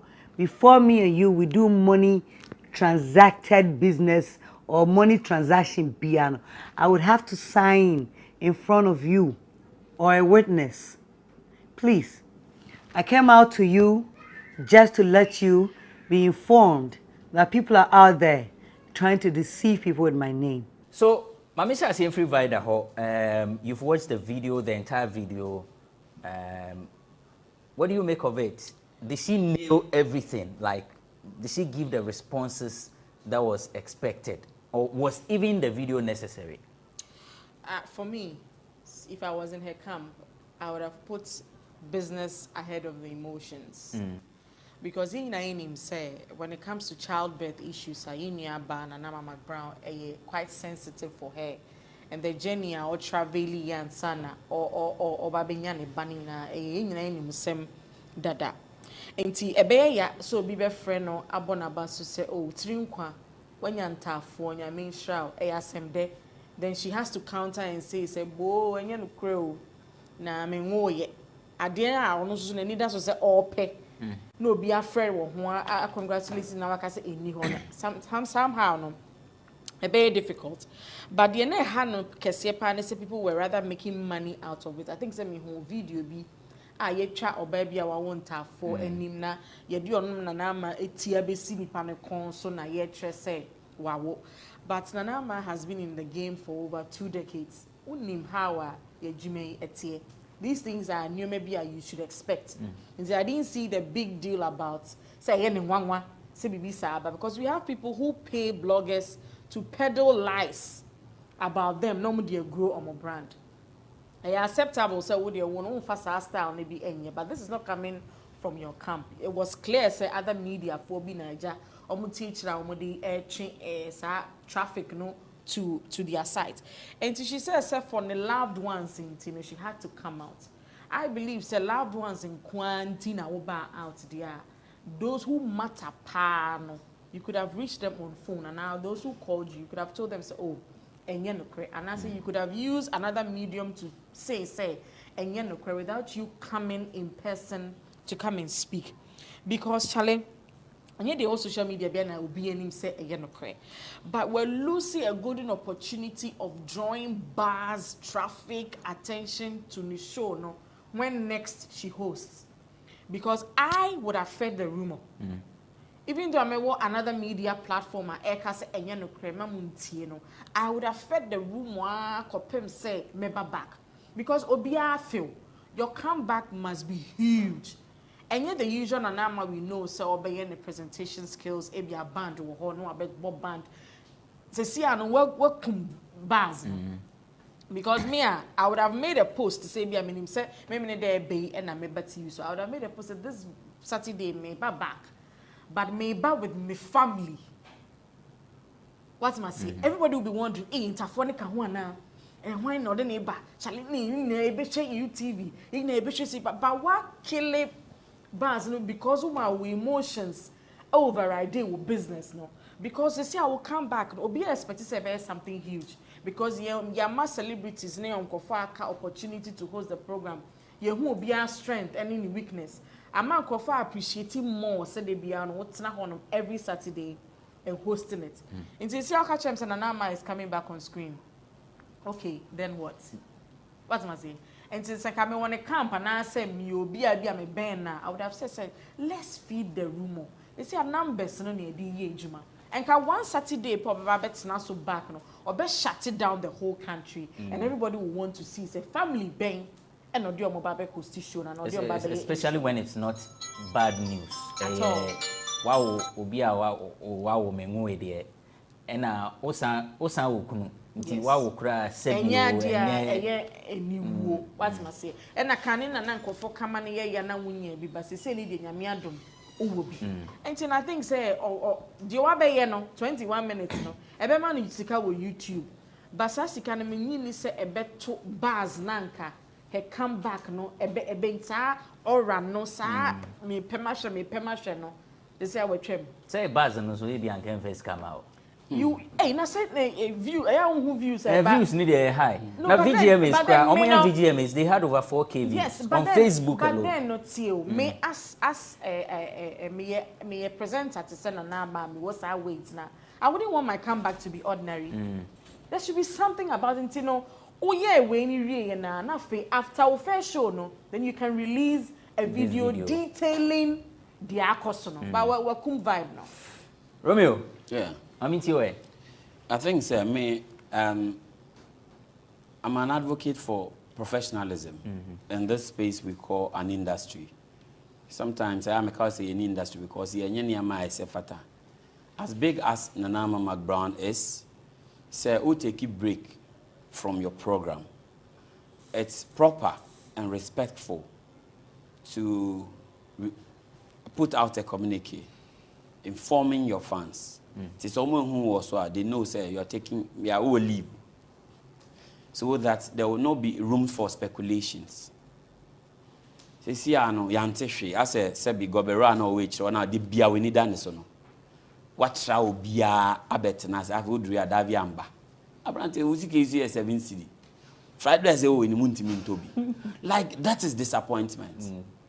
And if to hold her to what she did, like what disappointing the followers to say me, because now me show no because of the liveliness.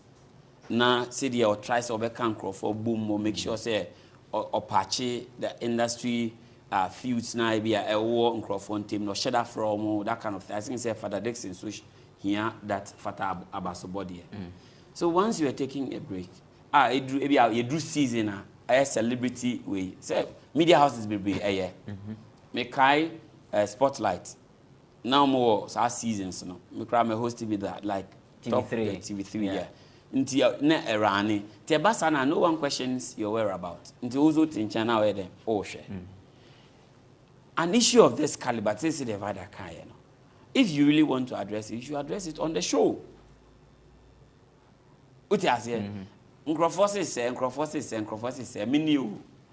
Yempamo me. Menwoye, magazine suni, onye ni afo. Like the curiosity of the Ghanaian viewer.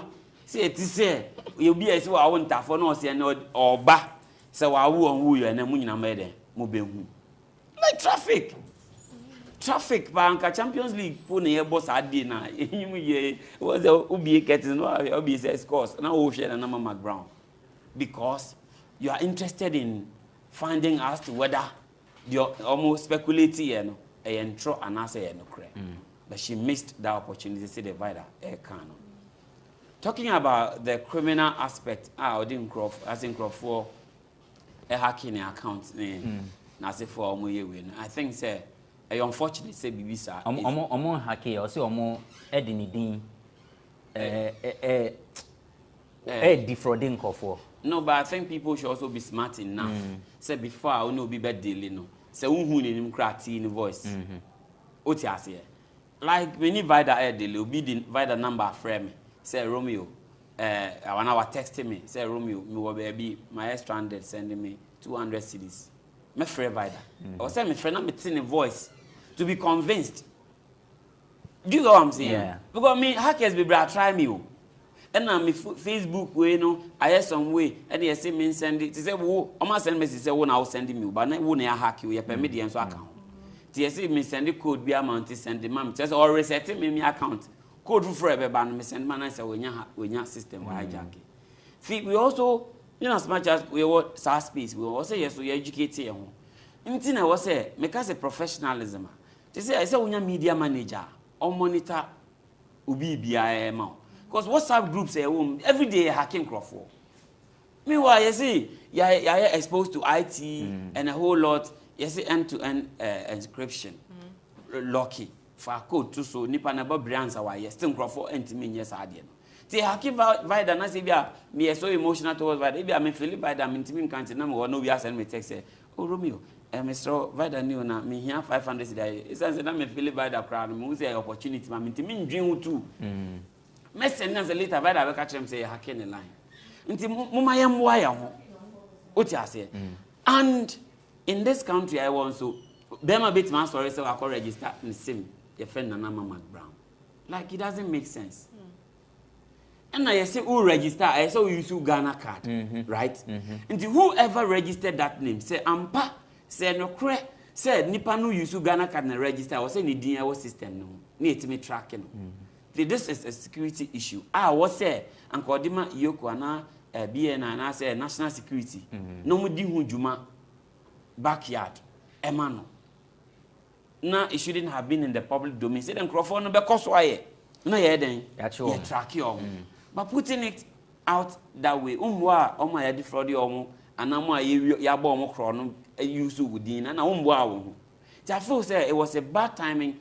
I feel most people within the media space, especially media practitioners, apart from their creativity in terms of talent, there are extra things I was say omo yeden esua eka ho e so mo sua nia me bi yeden eka ho anya adwuma na wo ye ne keke no because sometimes we hear advices sometimes we hear personal manager no and the bed guy do say unimu adwuma but I was say will be a prompt when you are going wrong but sometimes they don't want to pay what you say this will be provider say okay provider age mama free music award maybe a Sadiq Felix say maybe am image and maybe my advice is Sadiq say if when people attack you you're a big brand you're trying to create an alternative for the music industry and the players within and you know and you be na say wo be kasa personal spokesperson na churning out your worries to the person nti BBC na obeka na nipa no mpa angoka ne ye a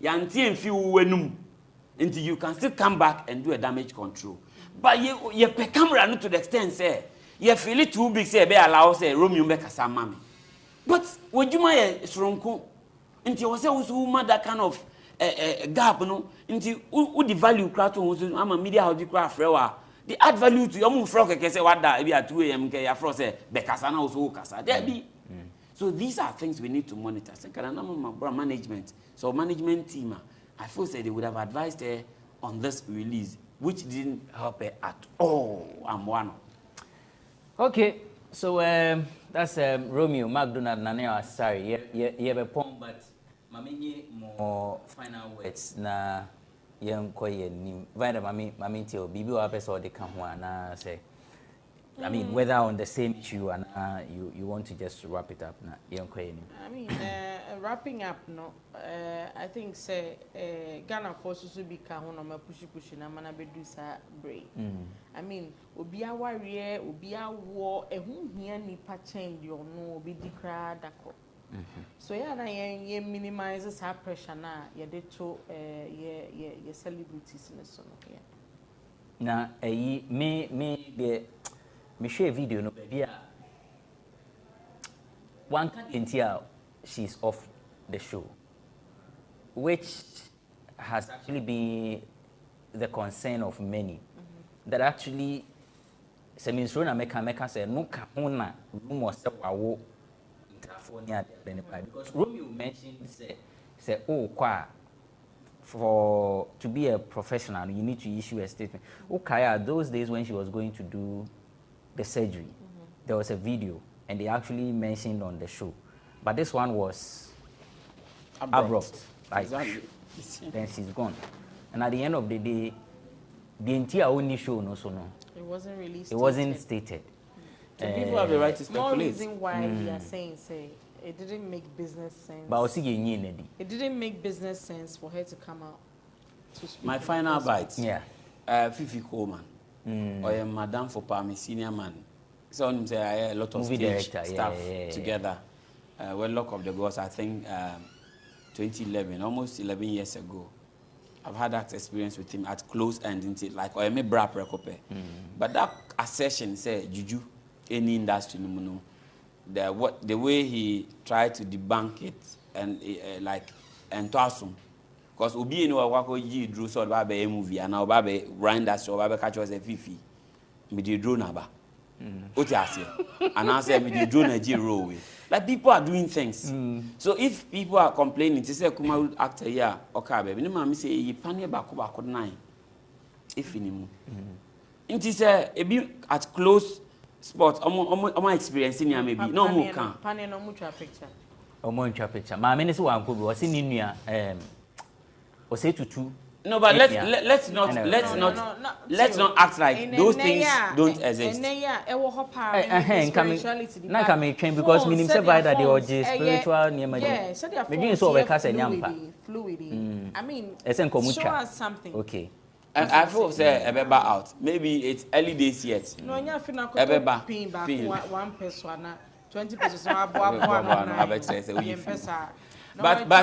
but it mean for us 82 issues no kranton chen but within the space then ladies nankasa at some point even within Nigeria some colleagues I'm sure on a set poison bait we were having a discussion some say Nigeria unsi okra o yesi okra no memo obi kran so bottle no because obi a prepare no obi a be no onim do dia fa ne exactly so a very unfortunate say such a person of his caliber, but the bank case issue without going deeper into it and just saying say mere propaganda. No, it's not propaganda. It happens. Ebi a unhu ye, but obi a experience it. And let's leave it as it is. As a football, obi say a drum bubble. But the secret is say we are koye, we are koye. They need the anu dey no. On no survive. Okay, that's it. That's all time will allow us in this episode of Bloggers Forum. McDonald Nani Asare, aka Romeo, is an artist manager, event organizer, Madina social welfare assemblyman, and with the Miss Ghana team. We say more audition. Okay, and Miss Ghana 2019, Rebecca is having a program. Meba, mami nya details ni. Invite that. Yeah, invite. Wow, she invite that. Say Abrams family say or name manager for the. So, so we pageants for so manage you. Me manage pageants. Na Miss Ghana 2019 Rebecca, some event be about hygiene, the hygienic woman project. She's going to launch it on May 28th. Is it Tomrick Hotel, East Legon. May act as MC for the day, and she's invited friends Miss Barbados, Miss Kenya, like other international beauty queens to anchor the program. It's big. It's Mumbai support. Vida officially, you are invited. Vida beba, me deni beba. Beba ni ababe support no. Enti na aha program ne besi. Enti said everything can and McDonald Nani Asare is an event organizer, artist manager, and assemblyman, Madina Social Welfare. He's also with the Miss Ghana team. Vida Duchmabuatin is a columnist, 3 music awards, PRO, and then entertainment pundit of the year, Folkless Media Awards. Folkless, ne mekana matumbo because my shena manofuma mekani maybe. Mfata. Thank you for watching this episode of Bloggers Forum. Thank you to Sandra Obribia in the making. Yeah, enche. Osi Yvonne Nelson. Untimi emfa wari enhuru na nsa wari enyede. Nti enche ono obese kawa. Miss Ajaho and then Pearl is Pearl nickname no cry day.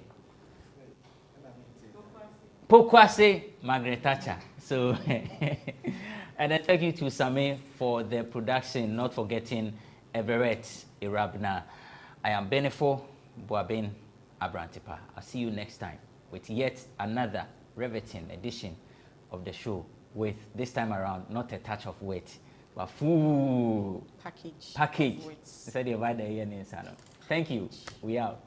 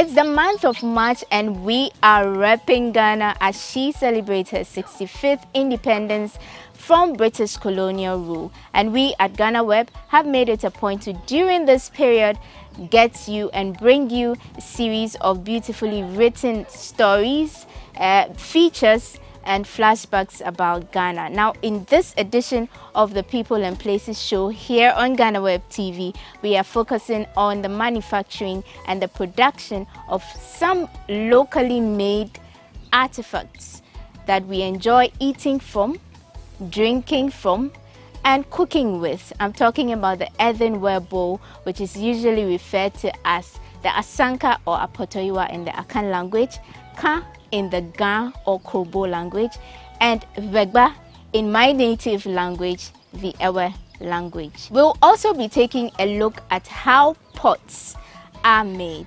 We'll find answers to all of these when we return from this short break. We are at Kwewu. This is People and Places. My name is Wanda Mihigan. See you after the break.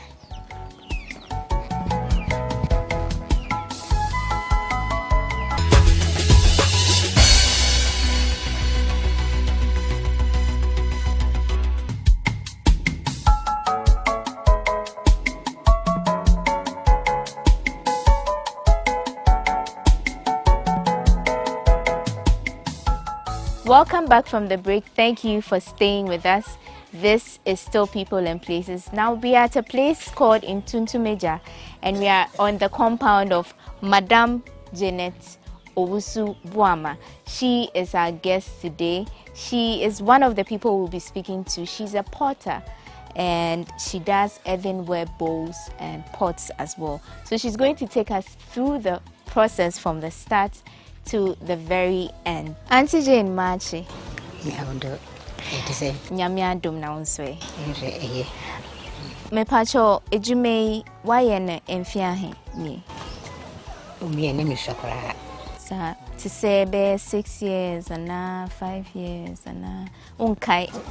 Me kai ti late na why ne passing on to you mama ujifi mama hwana say say you man me mama ye nti me mama ye no wo so my ko fa we bra yisi am so me ye na me di ho ye now mama start here na no me mama okay I see 90 ayewa no ayewa nkwa na wo ye na so ye pots nso kan oh anyone dey you say in Ghana ni trap abeno.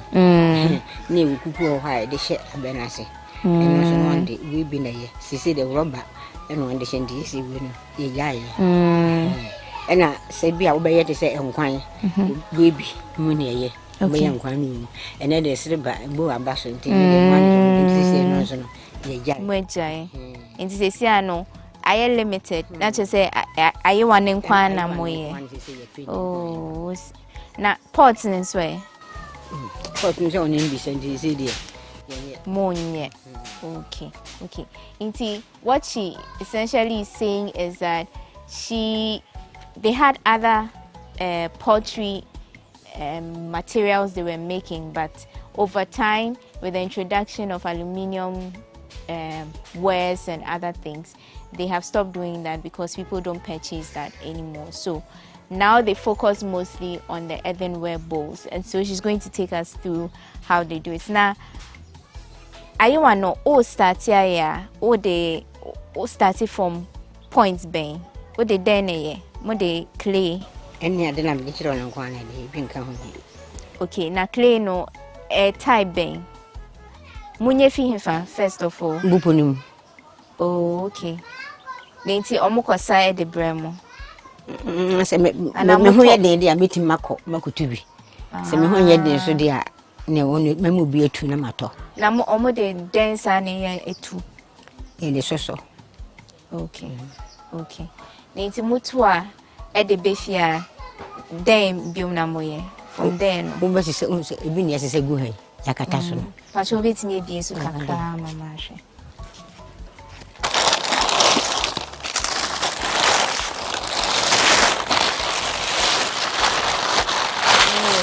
So is anything. Insi udi fi ho a say ya na anase mo na ya mo bobo. Ye bobo no ho.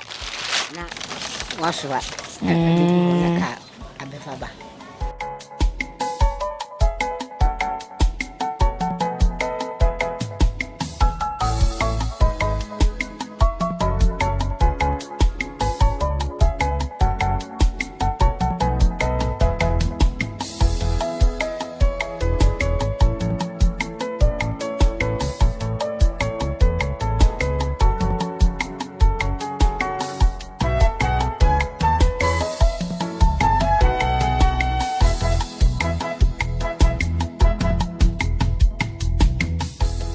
ejuma eye den obeka say ejuma den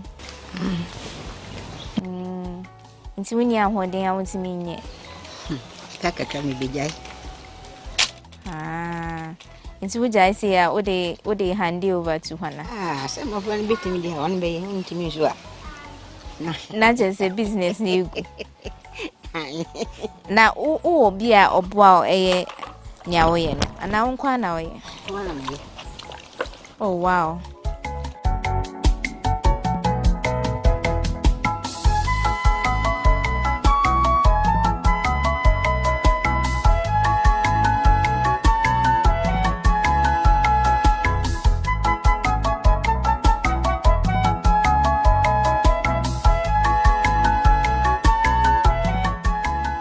So this is a very skillful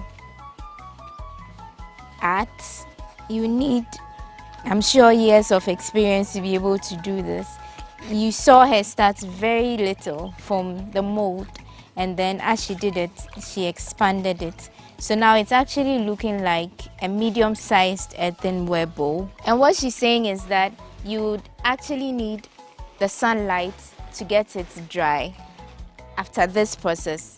And then when it's dried, then she picks it up from the wooden pallet and then she does the under part of the earthenware bowl. So we are moving to the next stage. This is where it comes from, the molding stage. This is where they lay it.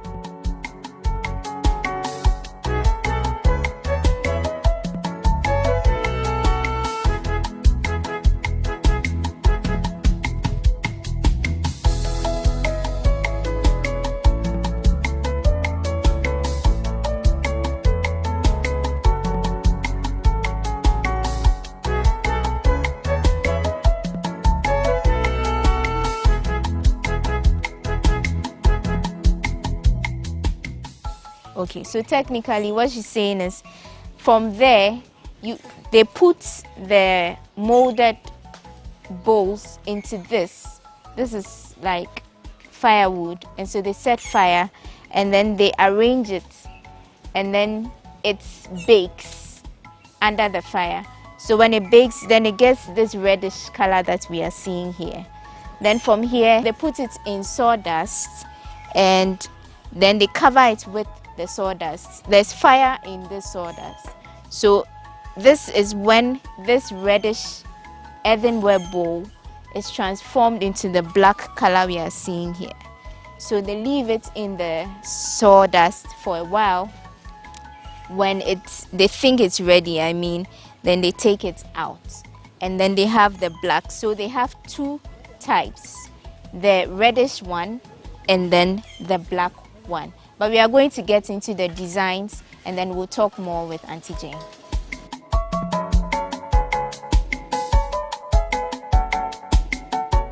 So now we are at the residence of Auntie Jane and she is already designing some of the earthenware bowls that she has already molded. These ones are relatively dry, so we are going to have the rest of the conversation about how it's designed. Auntie Jane, me pacho inti dine ya ode design no. Ina mdikira wono. Okay. So this is what she uses. The cola nut. These are what provide the lines inside the earthenware bowls.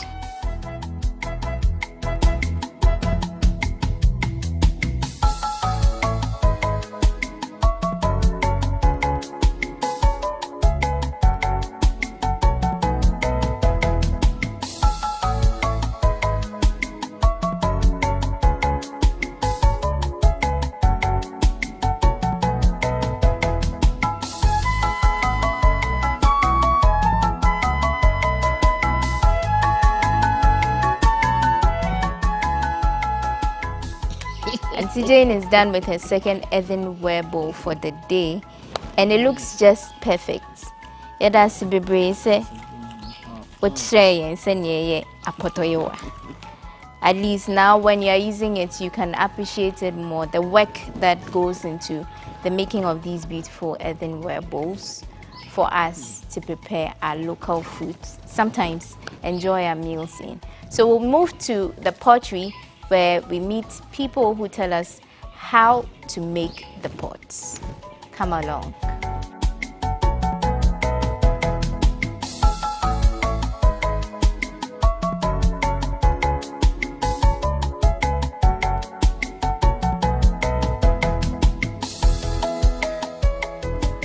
We moved from Intuntum Eja at Kwewu Imprieso, Auntie Jane's place, if you remember, where we learned all about how to make the earthenware bowls.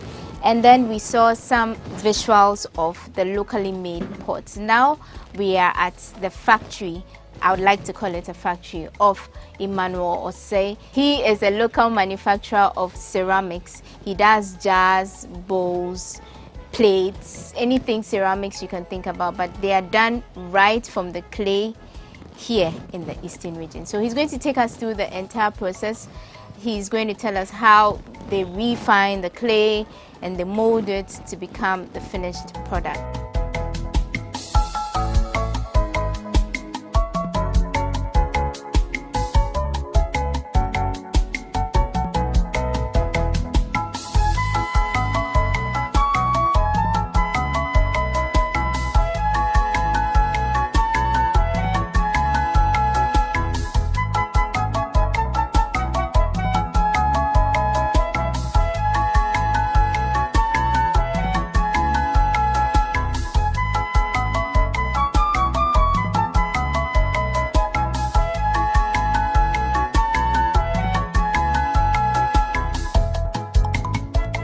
Inti nyawayam say no.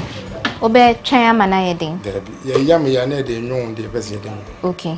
You the free one man de aba machine. Na machine we no o se edin. The friend pagma no na yam clay no ma de de mere ni nya. And mix it. Okay. Mix clay no. Pre so de odi no be be bit me dey anyom. Nti where one texture. Okay. Nti say if he hana afi hoku modu. Okay. Throwing. Your friend dey throwing. Okay. When they quiet portion of nti first one near sieving. We are sieving why mixing. We are mixing na why throwing. Okay. Inti yankoshe ni atro ni about it.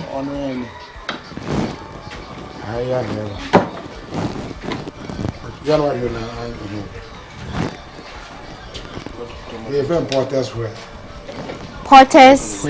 Okay. Okay.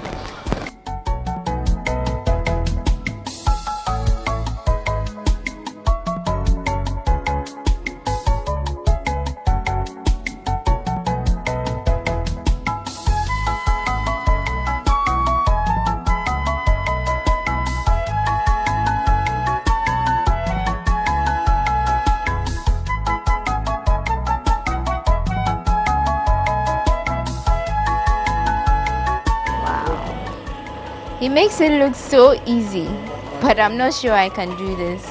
With the potter's wheel, Mr. Osei has just created 3 artifacts: a bowl, a cup, and a vase, a flower vase. So, like he said, it takes a lot of experience, and you can learn this if you want to, but you would have to put in some commitments to be able to do that. It's very impressive. And it's a umodi VSA. Then be now be. Umodi VSA. Fini ebe twa footprint no baby a esi won. So they call a room ama a dry kakra.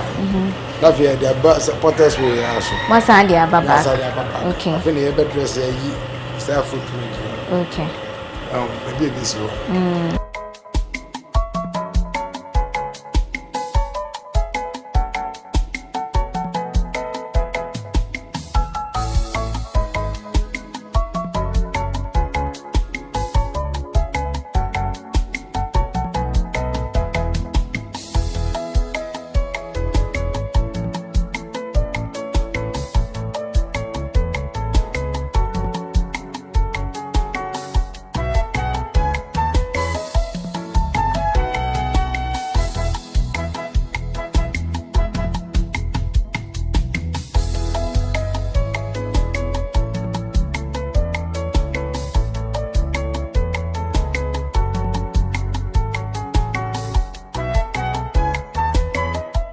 We'll just hold it there and take a quick break. When we come back, we'll go to the people who buy some of these products and find out from them how business is. Stay with us.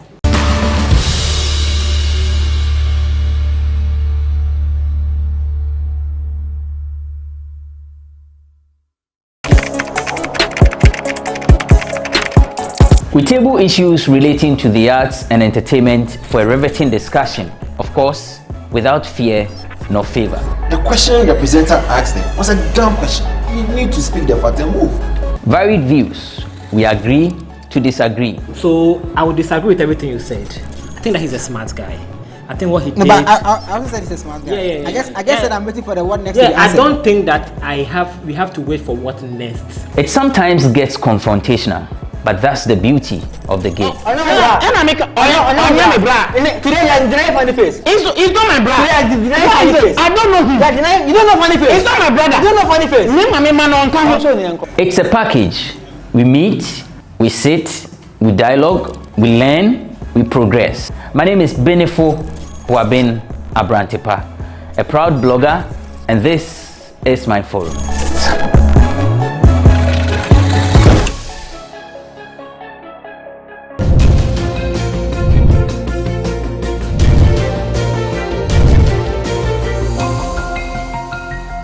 Now, let's learn something interesting about Ghana. Ghana has the largest number of forts and castles in the whole of Africa. 32 forts and castles are dotted across the country's coastal areas.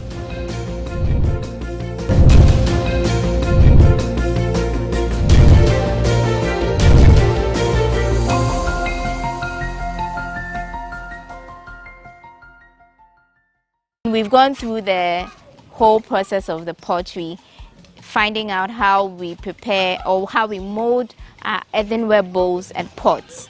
Now we are going to look at the business side of the entire thing. People who buy, how much do they sell it for? How much do they profit? How profitable is this business? And which kind of people usually come and buy? For what purposes?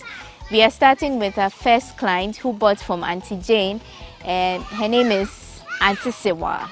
So we are engaging her, matching. Yeah, I'm not sure it's saying. Apume, yeah, Danyamiasi. Now, me pacho, are you one? Here, na ya auto. Okay. Now, ya auto the same. I mean, over 12 auto the same. They almost share the same amount. Okay. 10 be our size near back when they are never near back. The size near back when you are 1 year and size is basing and okay. A business on a business. Inti we say no, na 10 no. Saying. But usually I will be taught auto say or any say auto ne saying 6 CDs for the 10.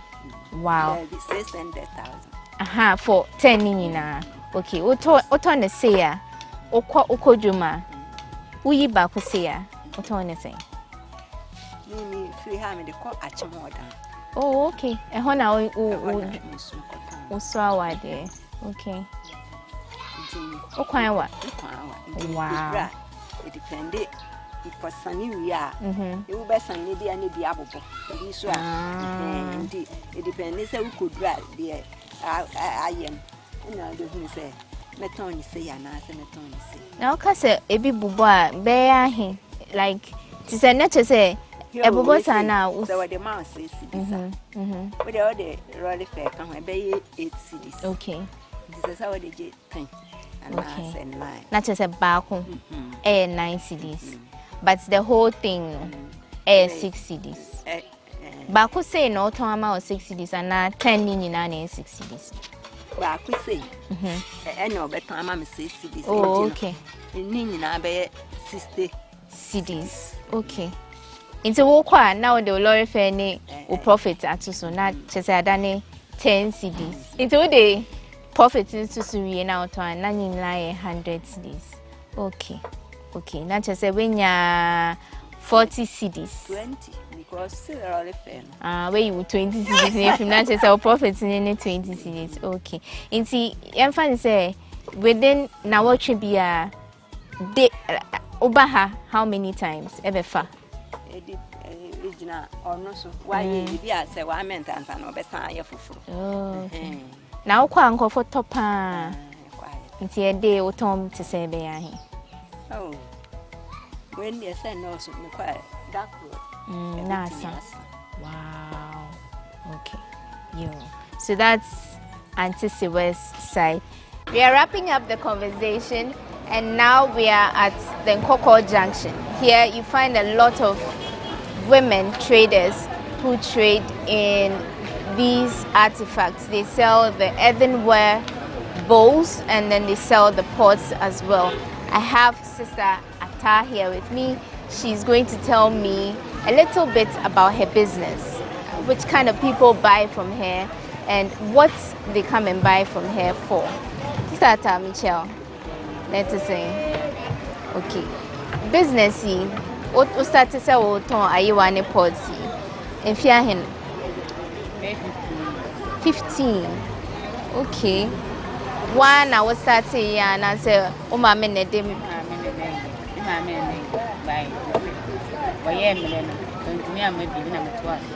Oh, okay. That was 15 years ago. I see. It was starting here net to say. That an egg is where Miss Canisa.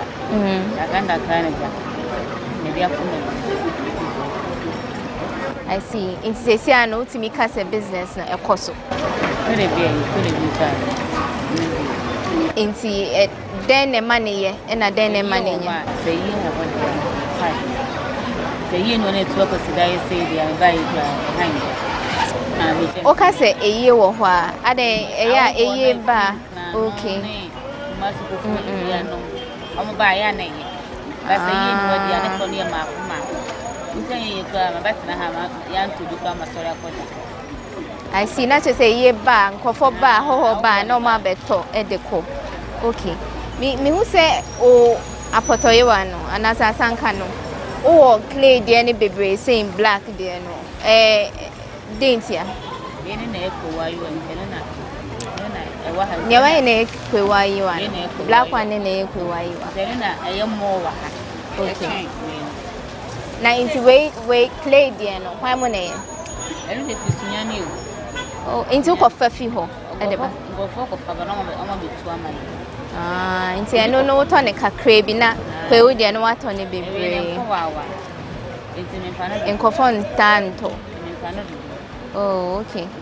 But I mean, if you baby or more, you know, now a honum no or more or more. Once or turn the same thing. And I see we are a ton of 5 CDs. You are with the justice. You are 7. Otofi ho 5 CDs. Yes, yes, not with me could be 30 CDs, 25 CDs. And the sizes. The name a ton, I'm like a craft. Now, why must I mean, as I say, a whole night mobile for a year, no?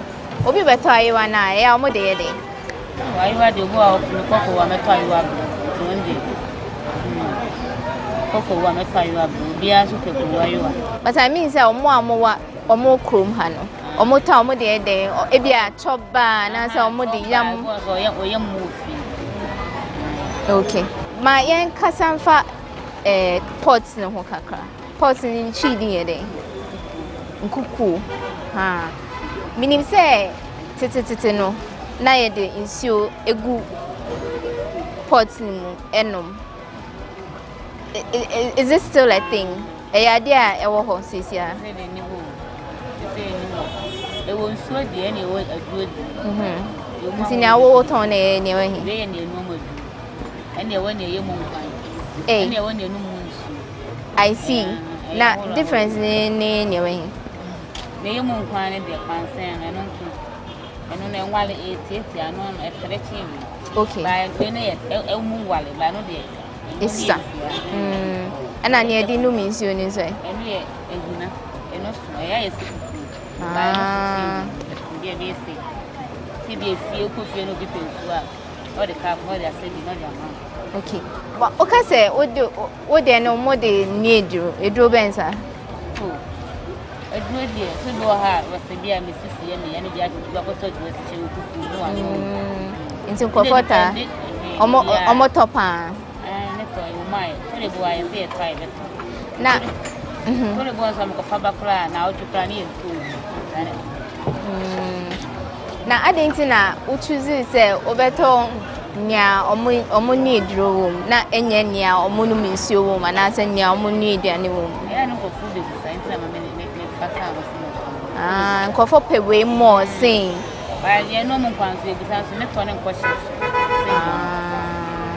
I know they say cry na man for bisa so ne boy the 40 cities. Because they basic. Oh. The one is 40 35. Okay, not just saying wow business be brains na ya on time. Na we ni efe ni saying tapoli. Ha, no na unya waiwa na nya umoko na udi chi. Ha, na we nso unya fihi. We di. Omo di free. Flori pa inchi na lawyer way edinima omo di free oba na the brain ya. Okay. Na inchi we say no. And also what sizes? It is to change. Ya obo ha new bia na packet. Go packet. But tapolino any asanka size na kwa na ultimate to bia. It's ultimate to kese e de twi ketwe mu. And any size bia. Okay. Are you a BI? Okay. Yo, yeah, that's it. So that's Sister Ta telling us about the business. She showed us the different things she has here, the kind of people who usually buy, why they buy. And so now we have a fair idea about the sale of her products here. These are locally made. We were at the various points where they make them earlier, and we saw the processes they go through. So this is where we wrap up our conversation. We have our Kwewu, Iowa, and then we have the Sunyani made Iowa, and then we have our pots that people will usually use to cook medicine. So that's it from us here, just to demonstrate. If you have your Iowa, you get your pepper, you can have your kontomire. If you want to do abum, if you want to eat fufu in this, you can just get any kind of local delicacy, and the asanka just gives it some form of spice, and so you can get one for yourself and then enjoy your meal in it. For myself and the People and Places team, we are grateful you could make time with us on this edition of the show.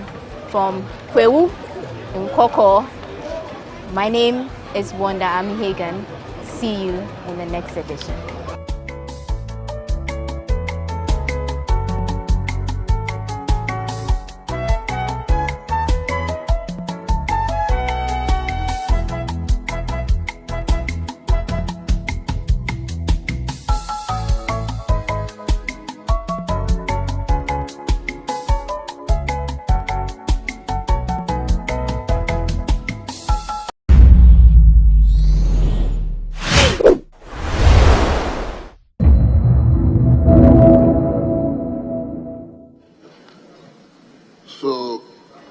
Members, let's turn to page 5.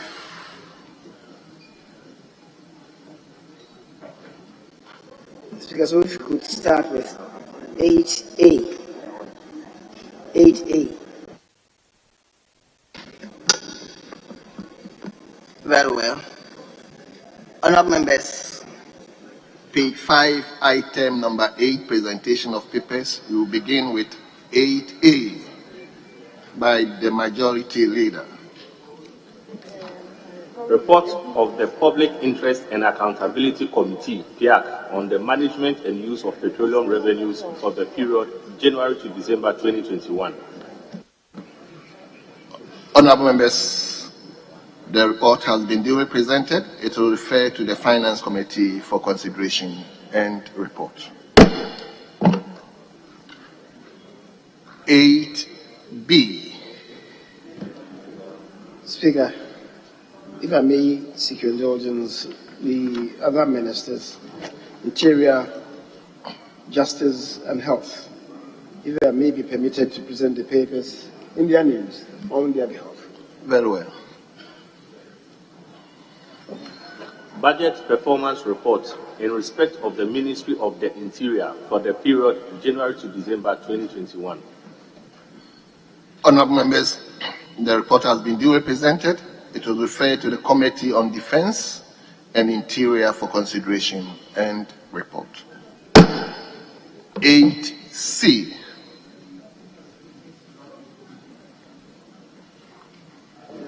Budget performance report in respect of the Office of the Special Prosecutor for the period January to December 2021. Honourable members, the report has been duly presented. It was referred to the Committee on Constitutional, Legal and Parliamentary Affairs for consideration and report. 8DI. Annual statement by the Audit Committee of the Ghana College of Nurses and Midwives for the year 2021. Honourable members, the statement has been duly presented. It will refer to the Committee on Health for consideration and report. 8DII.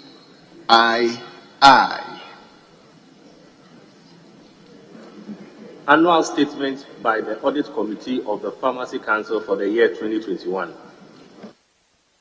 The statement has been duly presented. It is referred to the Committee on Health for consideration and report. 8E. Speaker, 8E is a policy document from the Ministry of Transport. It's not really meant to be referred to a committee. It's for the information of the entire House. So I will do the presentation on behalf of the Minister. That is not to be referred to a committee for interrogation. It's for all of us. So accordingly, I will do the presentation on behalf of the Minister responsible for Transport. Yes, I'm not Minority Leader.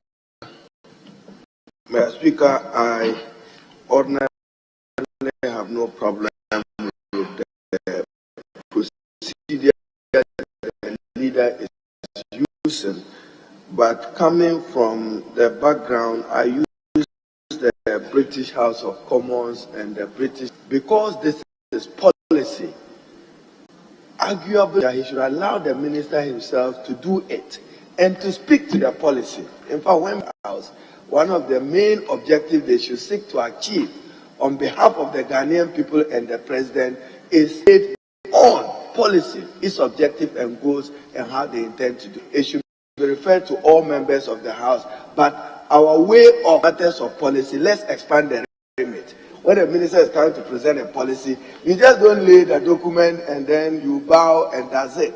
The minister must speak to the policy as a way of dealing with these matters in the future. I thank you, Mr. Speaker. Yes, Leader.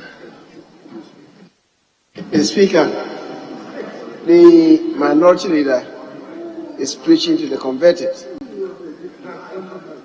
Where does this find expression in our orders? Our orders, the current orders, provide for this in Order 75-2, which says that as soon as sufficient copies of paper for distribution to members have been received in the office of the clerk, notice of the presentation of that paper may be placed on other paper, and as soon as Mr. Speaker announces papers for presentation, the paper shall be deemed to have been laid on the table. And then B2 says, if so desired by the person presenting the paper, a short explanatory statement may be made by him upon its presentation. Mr. Speaker, the leader would recollect that in the new orders, amendment of this, so that the ministers making the presentation would be obliged to speak to it, or maybe not if so desired by the minister, if so desired by a member, so that becomes obligatory on the part of the person presenting it to speak to it. Especially the speaker when we come to bills that may be considered under conditions of urgency. So he's right, but he's only preaching to the converted. If he's come to join the club, he should let us know.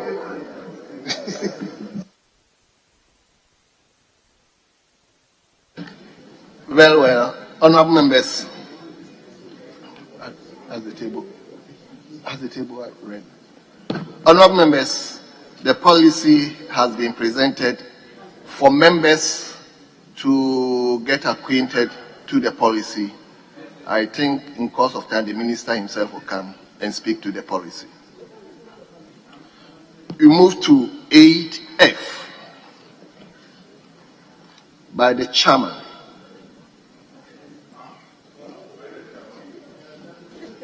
Report of the Committee on Trade, Industry and Tourism on the determination of the agency of the Ghana Standards Authority Bill 2022. Honorable members, the report has been duly presented. It is for distribution to honorable members.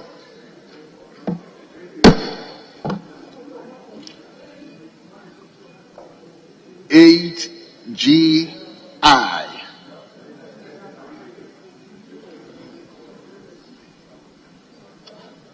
By the chairman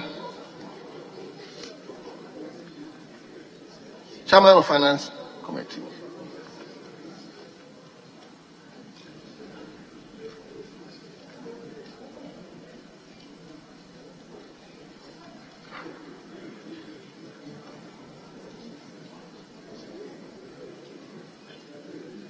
Report of the Finance Committee on the Credendo Covered Buyers Credit Facility Agreement among the Government of the Republic of Ghana, acting through the Ministry of Finance, KBC Bank NV, and Commerce Bank AG as arrangers and original lenders, and KBC Bank NV as agent, for a total sum of 74,145,500 euros, made up of 65 million euros, and the associated credendo premium of 9,145,500 euros for the Takwa water supply project.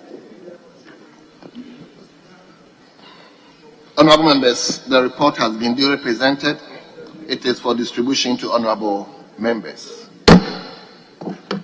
We move to AGII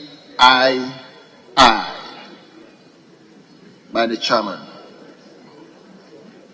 Report of the Finance Committee on the request for waiver of import duties, import VAT, Get Fund Levy, NHIL, and Exim Levy, Special Import Levy, COVID-19 Levy, ECOWAS and AU levies, amounting to the Ghana cedi equivalent of 1,870,704 United States dollars, comprising 352,499 United States dollars and 1,518,205 United States dollars on materials and equipment to be imported for the 3-island mini-grid electrification construction in the Ada East District of the Greater Accra Region of distribution networks in the Upper East and Upper West regions, respectively, under the Swiss Confederation State Secretariat for Economic Affairs, (SECO), funded Ghana Electricity Sector Support Project under the Ghana Energy Development and Access Project, GEDA. Honorable members, the report has been duly presented. It is for distribution to honorable members.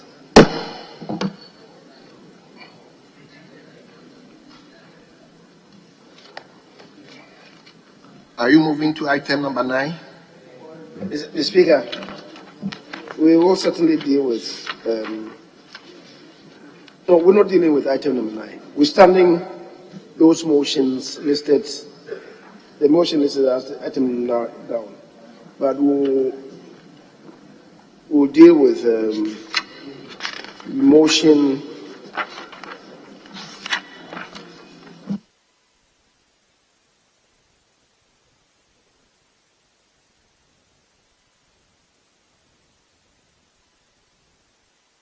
Mr. Speaker, we'll deal with the motion numbered as item 22. But before we get there, the minister responsible for foreign affairs was stopped midstream in proffering answers to questions that have been filed. So, Mr. Speaker, if you can go back to item 6, the questions. I think she has 4 more questions, and then when we finish, and I will play with you, Mr. Speaker, to manage the time so that we can get to item listed as 22 once we talk. Thank you. Very well. Respectfully, let me invite the Foreign Affairs Minister. Honorable members, let's turn to page number 3, item number 6. We are beginning with question number 972. Question number 972. The question stands in the member for Salga South. Honorable Ms. Zewela Mohammed Ibrahima. Honorable the Minister is here to answer your question. Thank you, Mr. Speaker. Mr. Speaker, I rise to ask the Minister for Foreign Affairs and Regional Integration whether the Ghana card represents an e-passport and what exactly is the meaning of e-passport. Thank you, Mr. Speaker. Yes, Honorable Minister. Thank you, Mr. Speaker. Mr. Speaker, an e-passport is an international travel document which contains the biodata of its holder on a microchip. It has robust security features against identity and other forms of document fraud, thereby rendering it the travel document of choice for most countries. By contrast, the Ghana card, as defined in Section 19 of the National Identification Authority Act 2006, Act 707, is an identity card with a personal identification number issued by the authority for purposes of identification of a person card is issued. Therefore, while the card is principally an identification document, an e-passport is essentially a travel document. You would recall that recently, at a ceremony held in the headquarters of the International Civil Aviation Organization in Montreal, Canada, Ghana was welcomed into the ICAO Public Key Directory, which is a central repository needed to verify and authenticate biographic and biometric information on international travel documents. As such, the congratulatory message sent to Ghana by ICAO following the latter's decision to join the PKD was not to suggest in any way that the Ghana card had become an e-passport. To conclude, Mr. Speaker, I wish to reiterate the fact that even though the Ghana card bears the technical features of an e-passport and has the potential to be used as an e-passport, there is still a long way to go for it to be recognized as such. Yes. Honorable Member, are you okay? Thank you, Mr. Speaker, and thank you, Honorable Minister, for the explanation. I think it throws more light onto the issue at stake. But I want to find out from the Honorable Minister whether the Ministry of Foreign Affairs and Regional Integration is aware of a tweet from the Presidency on 2nd February indicating that the Ghana card had become valid for travel to 44 airports and 197 countries, and what the Ministry's reaction will be in order to assuage the confusion that is currently going on in the minds of Ghanaians. Thank you. Yes, Minister. I am not aware of the tweet. I did not see the tweet at all. Very well. Thank you, Mr. Speaker. I'm giving you a last lot. Thank you, Mr. Speaker. Mr. Speaker, it's instructive that the Honorable Minister was and is still unaware of that tweet. Yes, she might not be aware of it today because that tweet has since been pulled down. But Mr. Twitter, on 10 February, her Deputy Minister, the Honorable Member Amprechu, was on Star FM and Masasi Radio and indicated that the Ministry of Foreign Affairs was not aware that the Ghana card was a travel document. The next day, the same Deputy Minister granted an interview to GhanaWeb and said the ministry was aware and that his first interview had been misconstrued. Mr. Speaker, we need the ministry to clarify this matter. It is the only ministry mandated to clarify this matter, to remove any confusion from the minds of Ghanaians. So the minister must say to this House where Ghana stands on the issue whether the Honourable Member, what is your question now? The question is, she must clarify and she must make the statement to this House whether the Ghana card presents e-passports and ordinary Ghanaians can travel with it to 44,000 airports across the world. Thank you, Mr. Speaker. Minister, can you clarify? Thank you, Mr. Speaker. Mr. Speaker, in my presentation, I stated that the Ghana card has the potential to be used as an e-passport. Reason why I say that, Mr. Speaker, we belong to ECOWAS, which is a bloc, an economic community. All the 15 countries within ECOWAS are mandated to issue national identity cards, which will double as ECOWAS cards.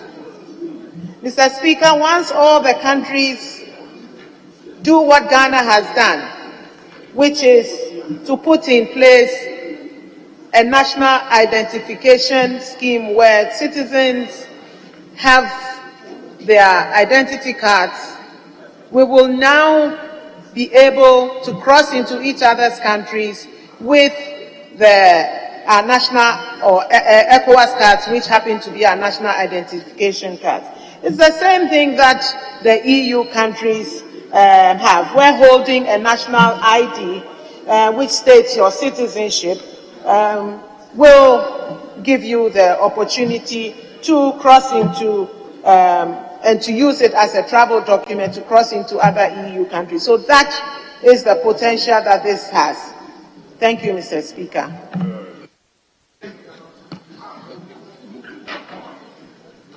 Yeah. Thank you very much, Mr. Speaker. Mr. Speaker, on the 2nd of November 2021, at a public lecture at Ashesi University held by His Excellency the Vice President, Dr. Bawumia, he was emphatic that by April of this year, Ghana card was going to become an e-passport. I want to find out from the minister what has become of that. Since we're in June now, I want to find out from the minister what has become of that. Thank you, Mr. Speaker. Yes, Minister. I don't recall the Vice President saying that. However, let me say that, and Mr. Speaker, maybe when I have answered all the questions, it will become clear what is happening. But I can assure you that for a country to accept our national identification, there must be some bilateral agreement And already we have started some requests for bilateral engagement negotiations for some key countries to accept our national identification. And especially as we speak with what we've done at ICAO, where we are now part of the public key directly, means that everybody, our details are in that database. What does it mean? It means that if, for example, you travel somewhere and you lose your passport and you have to check in at an airport, you can use your national identification card to check in, because what the airline will do is to put it in the database, your details, and every detail of yours will come up to authenticate the bearer of that particular card, and they would allow you to come through the airports onto the aircraft to come back home. And I'm told that so far a few people have successfully come back to Ghana on the national identification card. Yes, Leader. Well, Speaker, mine is just clarity from the Honorable Minister for Foreign Affairs. Is the Ghana card an e-passport or its equivalent within ICAO? Thank you, Mr. Speaker. Yes, Minister. No, it is not. By its definition, it is not. Very well. Then we move to the next question, which is almost a similar, and it stands in the same member. Honorable Member for Saraga South, you may ask your next question 973. 973. Thank you, Mr. Speaker. Mr. Speaker, I rise to ask the Minister for Foreign Affairs and Regional Integration whether Ghanaians no longer need passports and whether the Ghana card now represents a passport. Thank you, Mr. Speaker. Yes, Honorable Minister.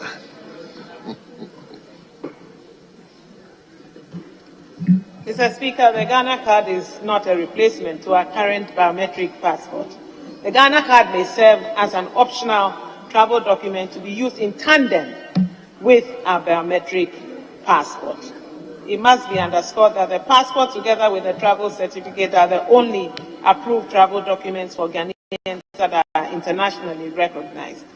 At the moment, the Ghana card travels to other countries, either within or outside of ECOWAS, as that will require bilateral agreements with countries for their authorities to accept the card as a travel document. The Ministry is in active discussion with ECOWAS member states and our bilateral partners to achieve this. However, in light of the announcement by the Ghana Immigration Service titled Notice to the Public, Use of Ghana Card as a Travel Document, which was dated 24th of February, Ghanaian and dual national holders of the Ghana card would be able to travel to Ghana using the Ghana card. Yes, very well. Then you may take question number 1094. 1094. And it also stands in your name. Thank you, Mr. Speaker. Mr. Speaker, I rise to ask the Minister for Foreign Affairs and Regional Integration the involvement of the Ministry in the usage of the Ghana card as an e-passport in relation to the ICAO, IATA, and GCAA positions on its usage. Thank you, Mr. Speaker. Yes, Honorable Minister. Mr. Speaker, the question has already been answered. However, the ICAO and the Ghana Civil Authority, the Aviation Authority, is not under the Ministry of Foreign Affairs. But I have answered the question, Mr. Speaker. Well, well.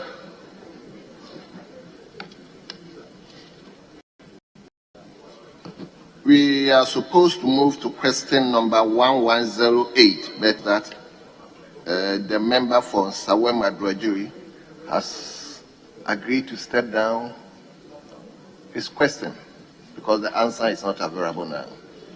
So on that note, Honorable Minister. Mr. Speaker, you may, in that regard, want to discharge the minister.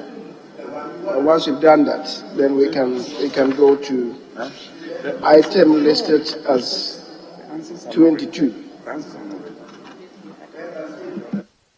So, yes.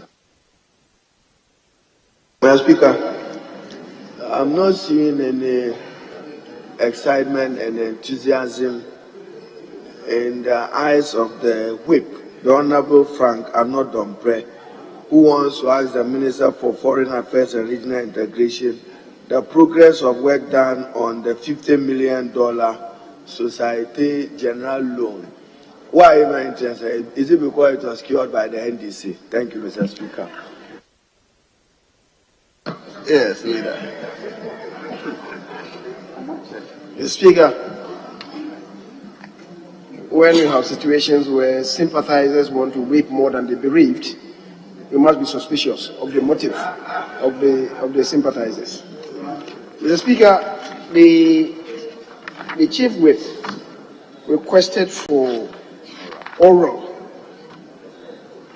response from the Minister. The answer is not provided in the order paper, as the Minority Leader has observed, or maybe he has elected not to observe it. And with that, the discussion has been for the Minister to submit the response, have it advertised on the order paper, and then the appropriate thing will be done. So, Mr. Speaker, we are not there yet. When we get there, certainly the needful will be done. Very well.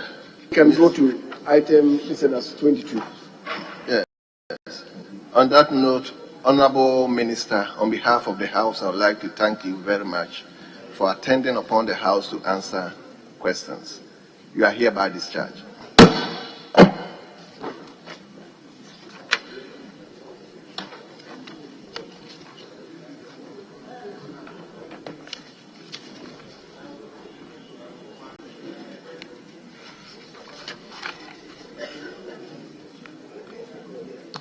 Yes, Speaker, with respect, the leader had given guidance, item 22 on page 13.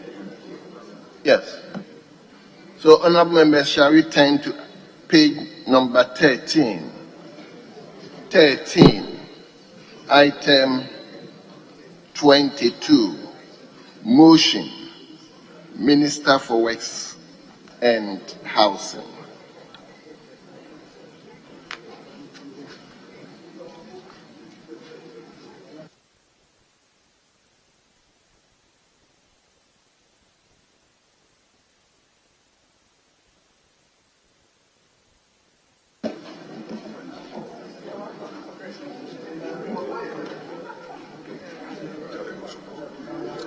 Mr. Speaker, I beg to move that the Ghana Hydrological Authority Bill 2021 be moved and read the second time.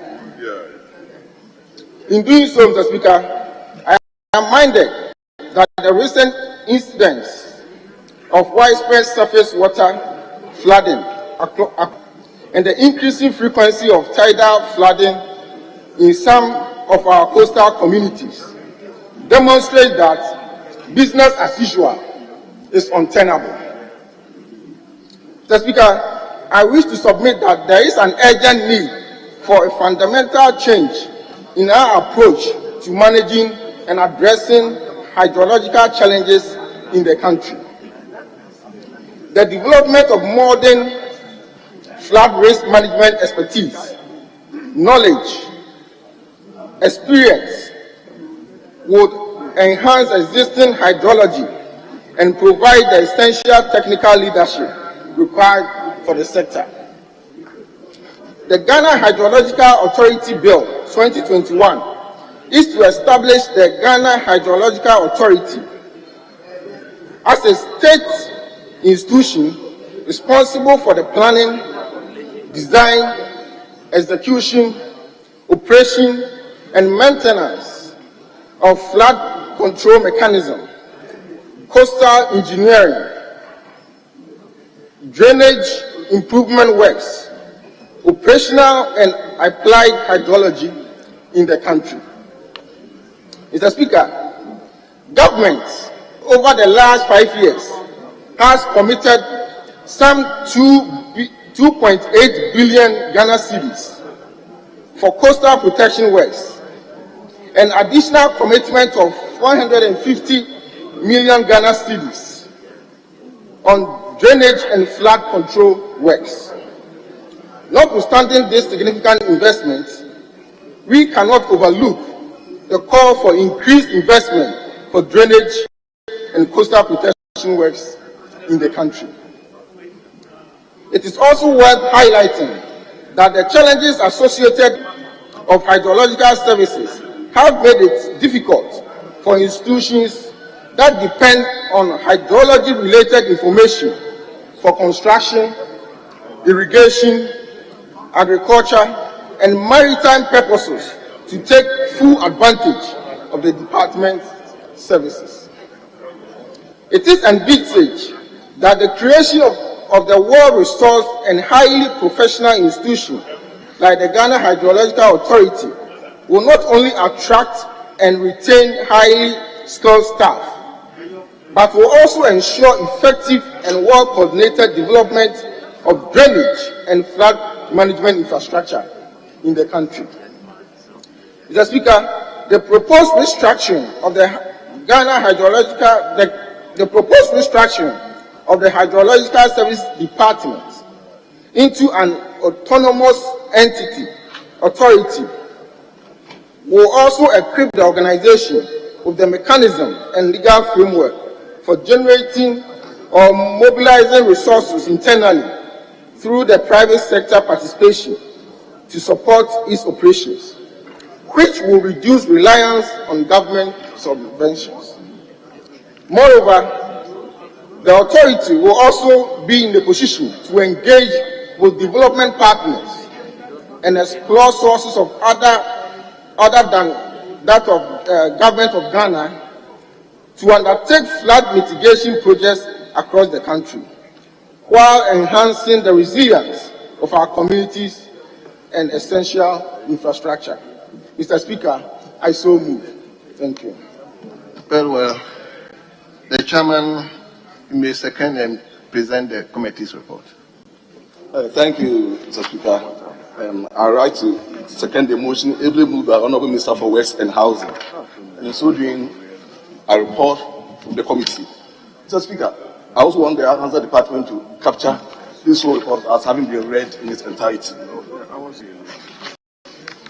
Mr. Speaker, the committee was convinced that this bill, when passed, will comprehensively deal with the issues of flooding that confront this country. And therefore, we are of the view that the Hydro Department, when transformed into an authority, will be able to transform and ensure that these issues of flooding, erosion, that particularly affect our coastal areas, will be dealt with comprehensively. The absence of a legal framework over the years, the non-existence of a salaried structured system, and of course, the issue of lack of career progression over the years has hampered the smooth operation of the Hydrological Department. So, Speaker, the committee noted that the use of the word sewage as captured in the bill should change into a sewage, because the sewage deals with issues of infrastructure that conveys the sewage, and therefore we are of the view that the word sewage is inappropriate for this bill, and therefore it should be changed into sewage. So, Speaker, the committee also noted this very important issue in the bill. The issue of groundwater data, that we believe that it should rest the bosom of the Water Resources Commission and therefore cannot be expressed in this bill. So we recommended that the issue of groundwater data should be a preserve of the Water Resources Commission. So, Speaker, the committee, having thoroughly examined this bill, proposes the following attachments and recommends to the House for adoption. Thank you, Mr. Speaker. Honourable members, the motion has been moved and has been seconded. It is for the consideration of the House. Yes, Honourable Wayomi, let's hear you. Thank you, Mr. Speaker. Mr. Speaker, I rise to contribute to the motion ably moved by the Minister for Works and Housing and seconded by the Chairman of the Committee. Mr. Speaker, looking at and listening to the main reason and rationale behind this bill, it is really important that we understand this perennial flooding that has bedeviled this country for years. The need to build the capacity of an institution to be able to appreciate the enormity of this problem and be able to tackle it head-on is important.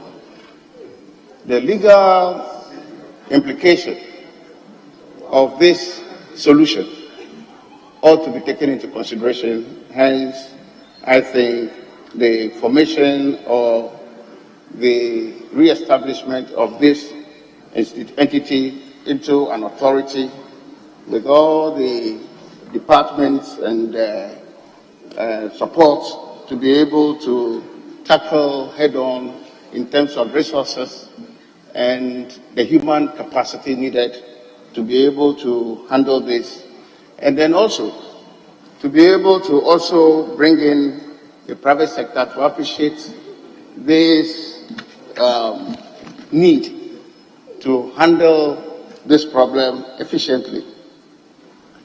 Getting government alone over the years to handle this, I believe, has been one which is Herculean, and so the ability to be able to have all the legal backing to go and look for resources and leverage on the establishment of a law to enable them to be able to handle this problem, I think is important, and all must be able to support it. The only challenge, Mr. Speaker, that I foresee, hoping that it gets cured in the course of the deliberation, the consideration of the various clauses as contained in the bill, should be one that should be comprehensive in terms of ensuring that they go external, possibly, to be able to look for the needed resources and then apply same for a kind of solution that can pay back going forward so that it doesn't become a burden on the national debt stock. I just hope that, Mr. Speaker, knowing what we lose, the amount of monies, the amount of these losses that we incur whenever these floods occur, the human losses, I mean the deaths that are recorded, the buildings and structures that are usually destroyed, the vehicles and all the items that are all lost in the course of all this flood, when quantified, are in millions of dollars, millions of Ghana cedis. And so I think if we can also look at how we prevent this through building the needed capacity and institution to be able to deal with this matter as we go along across the country fairly, because I can attest to what is happening in my region, taking into consideration the Keta, Anglo, and other areas that are closer to the sea and having difficulties in preventing the events of sea erosion. And also in the various communities in the various constituencies that also need some dredging and desilting, which will go a long way to prevent the flooding and washing away of crops, cultivated crops, or some of which are even ready for harvesting, but we lose them to these floods. And these farmers, poor farmers, have to go through difficulties in repaying some of the loans that are taken to undertake those exercises.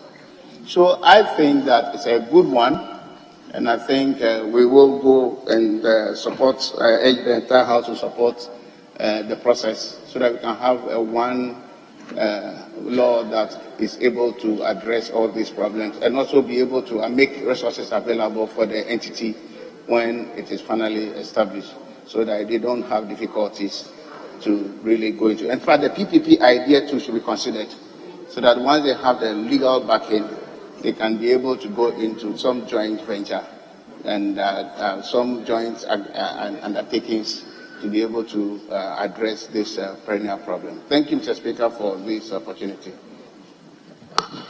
Thank you very much.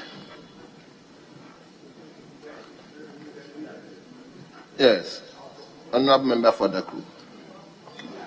Right, Honourable Speaker, I thank you for the opportunity to make comments in support of this bill.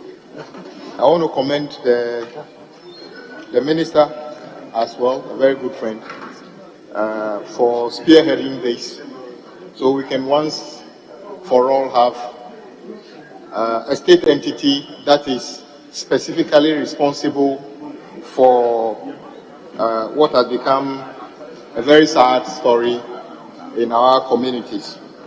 Mr. Speaker, I am sure that anytime some of our compatriots in parts of the country see the clouds gathering, they know that is trouble brewing over their head. Sadly, we are not able to make the necessary investments to be able to combat this. So I think the establishment of this state entity would have a focused attention to deal with it. I agree with the chairman when he sought to make comments about certain things that he thinks should be removed or added. I look forward to see how we define certain things and how this agency interrelates with other state agencies.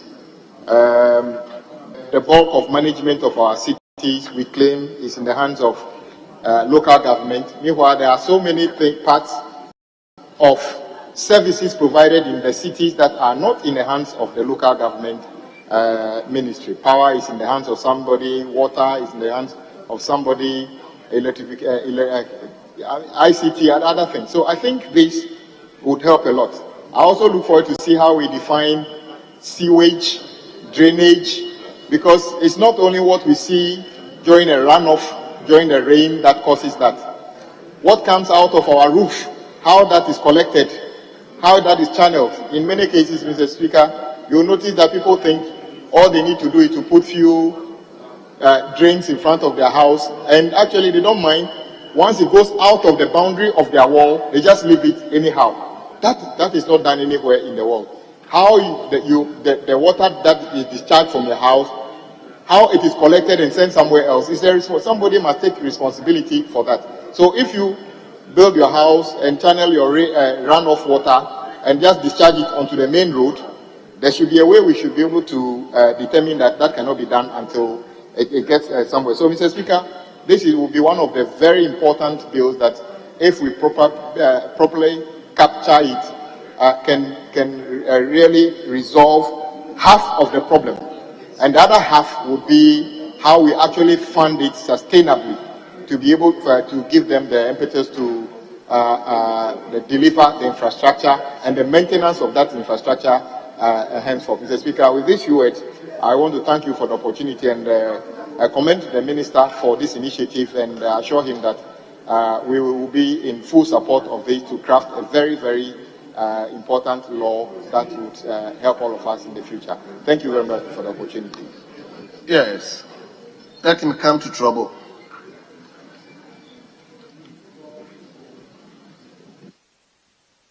Thank you, Mr. Speaker. Mr. Speaker, I also stand to support the impending bill that is being introduced, and at the stage of debating the principles and then the policy pertaining.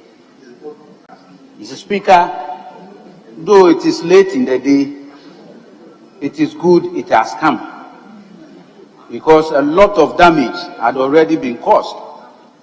In fact, if the hydrological department waited long ago to this status, we would have solved most of these problems, because it's a science technical oriented area.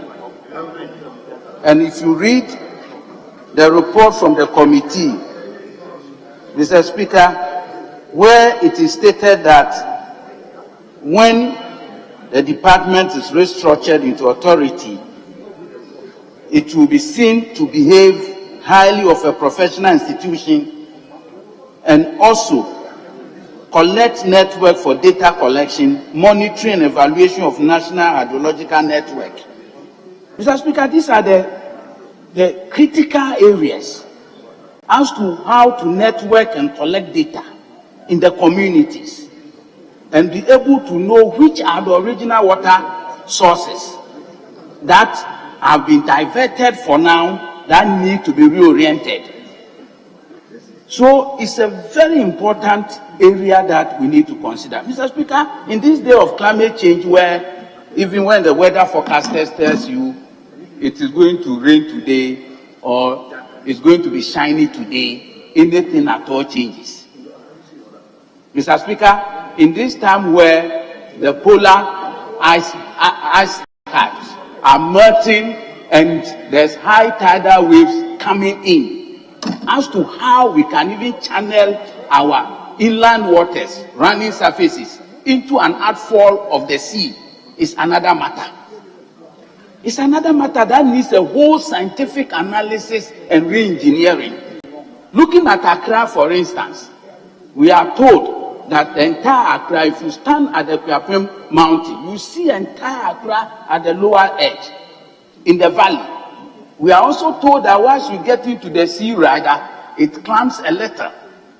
And therefore, there's the probability all the time that we could have a backflow of water running into the sea. When you take my constituency, for instance, all the collecting points come through Taifa Junction, enter the new Achimota station, then entering the Odo and coming up. All the water coming from my constituency. So the flooding is all over the place. And therefore, with this bill, if it is this bill is turned into an act and is given and is assented to by this house, and we contribute so well to it, it should be seen to be solving the problem. But the only problem is that, are we going to put also infrastructure in the hands of the geological authority? Are we going to equip them in terms of machinery? Are they going to have their own machinery, or they are also going to tender projects to other contractors? But I think we should look at it such that we can have the Hydrological Service Authority to have their own heavy-duty machinery as well, so that it can help us augment whatever we are doing. I'm grateful for the opportunity to also contribute to establishment of this bill into an act. Thank you for the opportunity, Mr. Speaker. Thank you very much. Let me come to leadership. Jose?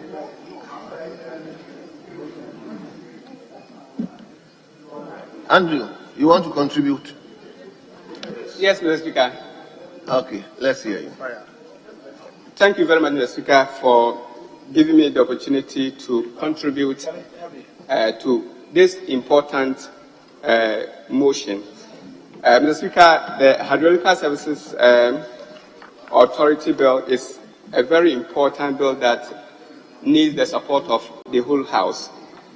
Mr. Speaker, we all know the current happenings, especially in the capital, Accra.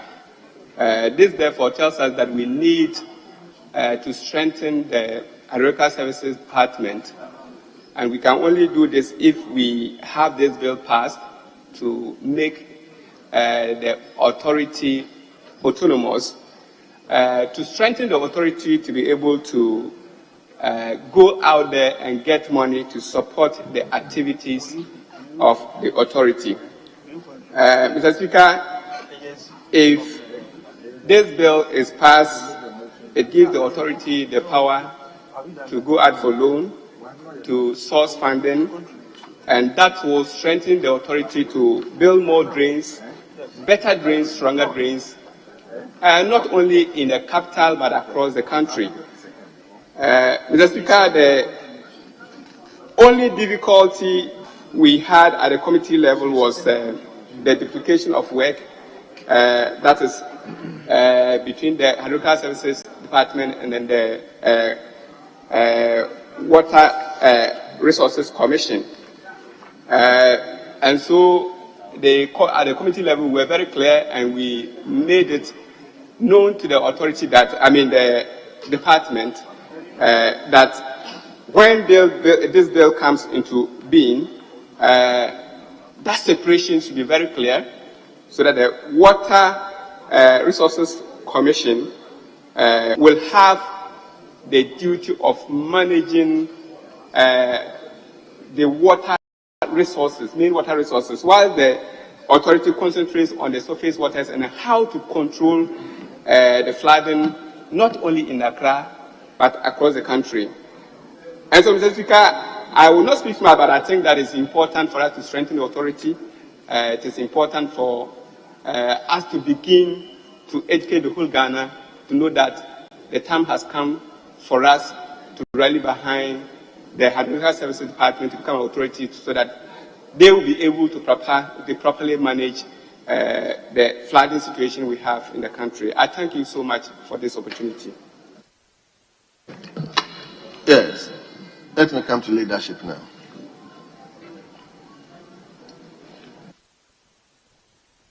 Mr. Speaker, let me thank you for the opportunity to contribute to the motion and to commend the minister responsible for reigniting through the establishment of a new legal bureaucracy to be known as the Ghana Hydrological Authority Bill 2021.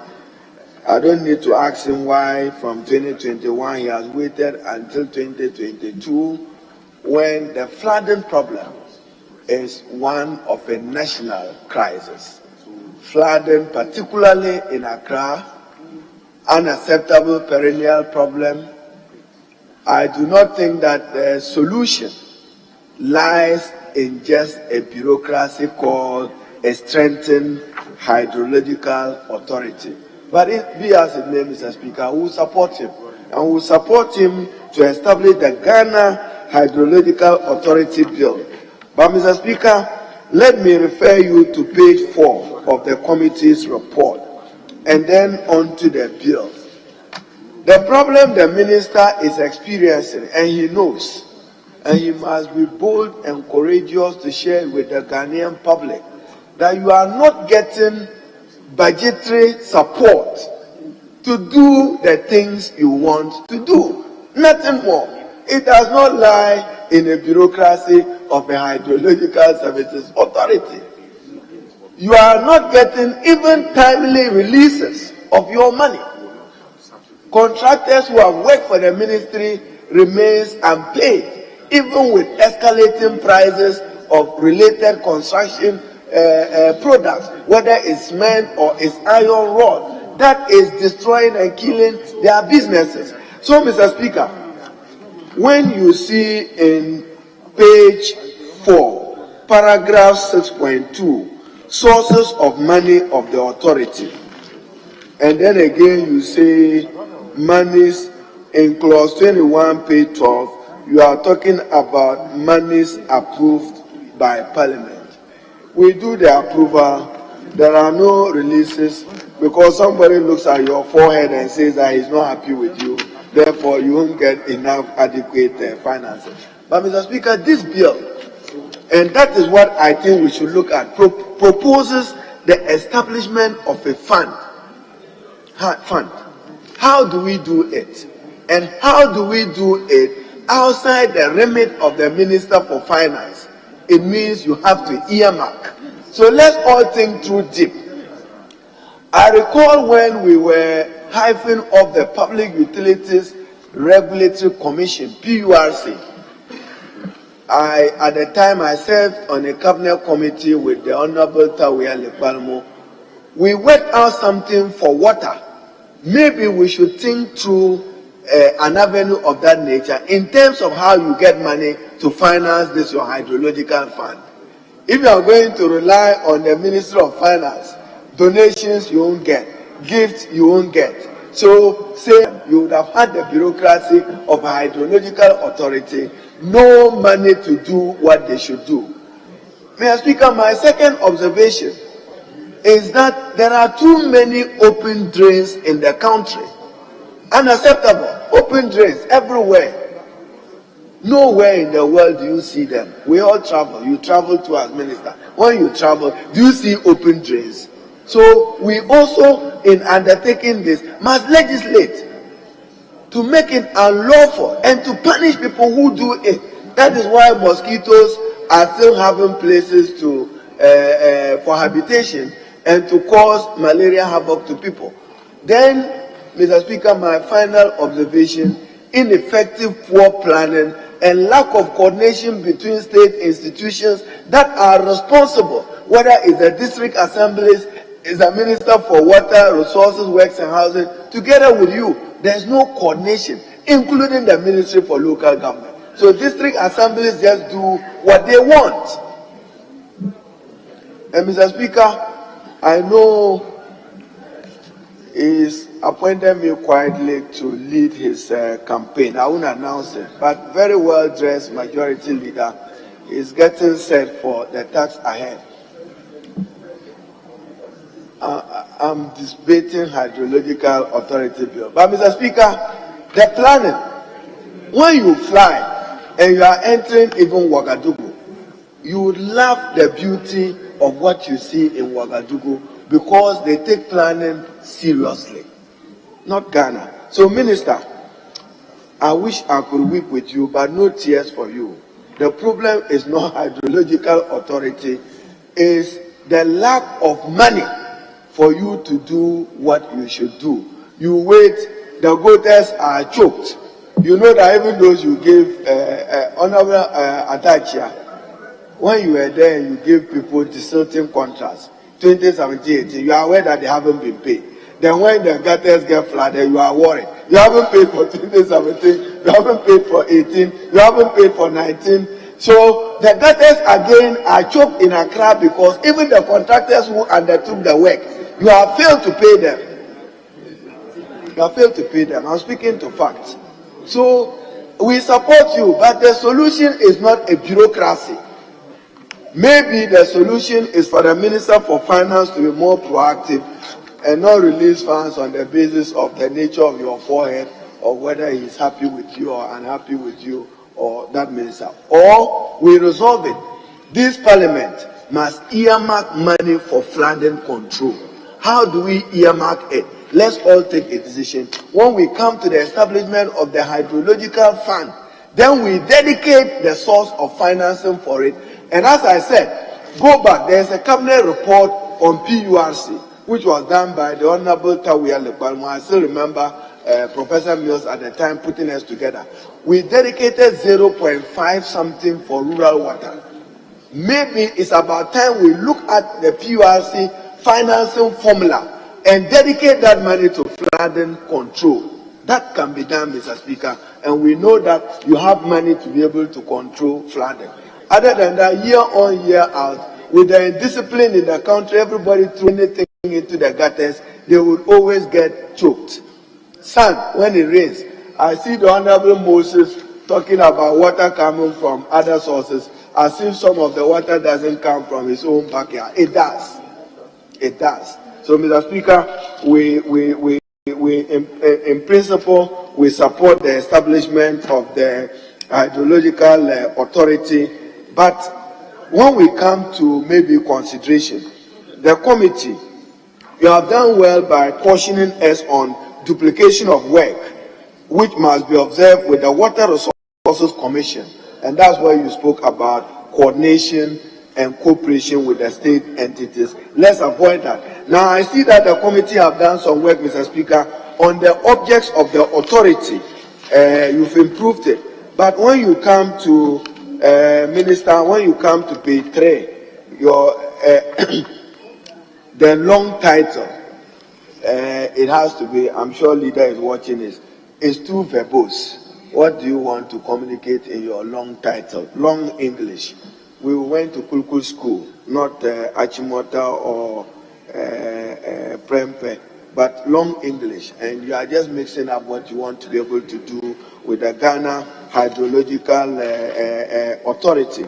And then when you come to governing body of the authority, you've left out anything related to water. Is it that you don't want any person from the Ministry of Water to be able to play a role? We can look at it. So, Mr. Speaker, in principle, we support it. And I have, as I have said, establishment of National Hydrological Fund. Maybe we should call it a flooding fund. Then we know that there's some money coming in from somewhere dedicated for the purpose of supporting the ministry and the minister to be able to support flooding control across the country, particularly within the greater Accra region. And then you have objects of the fund, source of money for the fund, its own work. Don't deceive yourself. If you don't have a dedicated fund for this hydrological fund, forget it. You will still be at the benevolence and whims of a minister for finance who won't do what is needful. When we have flooding, you don't wait. And you don't wait until floods, and then you call the minister and give him small releases to pay contractors, and you can't even award new contracts. I'm aware of the long queue in your office, because the contractors speak to us as private people that, what are you people doing in Parliament about us and about our businesses and about the fact that they remain unpaid? With these comments, Mr. Speaker, I support the establishment of the Hydrological Authority. Thank you. Thank you very much. Yes, leader. But before I come to you, leader, Helena, may you put off the microphone behind? It's not working. Okay. Yes. Yes, leader. Speaker, thank you very much for the opportunity to also support the Ghana Hydrological Authority Bill. Mr. Speaker, the purpose of the document before us is to establish the Ghana Hydrological Authority. Mr. Speaker, what is it intended, the authority, what is it intended to do? Mr. Speaker, as we have been told by the Minister and the committee, the authority is purpose to design and operate flood control mechanisms and also to embark on works in respect of coastal engineering, sewerage, drainage improvement, river basin and water bodies development. I see river development. I don't know what they really mean by that. I believe they mean river basin development, not river development. You can't develop, how do you develop the water? I guess it's river basin development. The Speaker, they will also embark on conservation and development of water resources. It is why the Hydrological Authority is being canvassed for establishment. Mr. Speaker, I believe every one of us would relate to the Hydra-headed problem that we face as a country. But, Mr. Speaker, it appears there's some marketplace discussion going on the other side. Honorable members, please, order.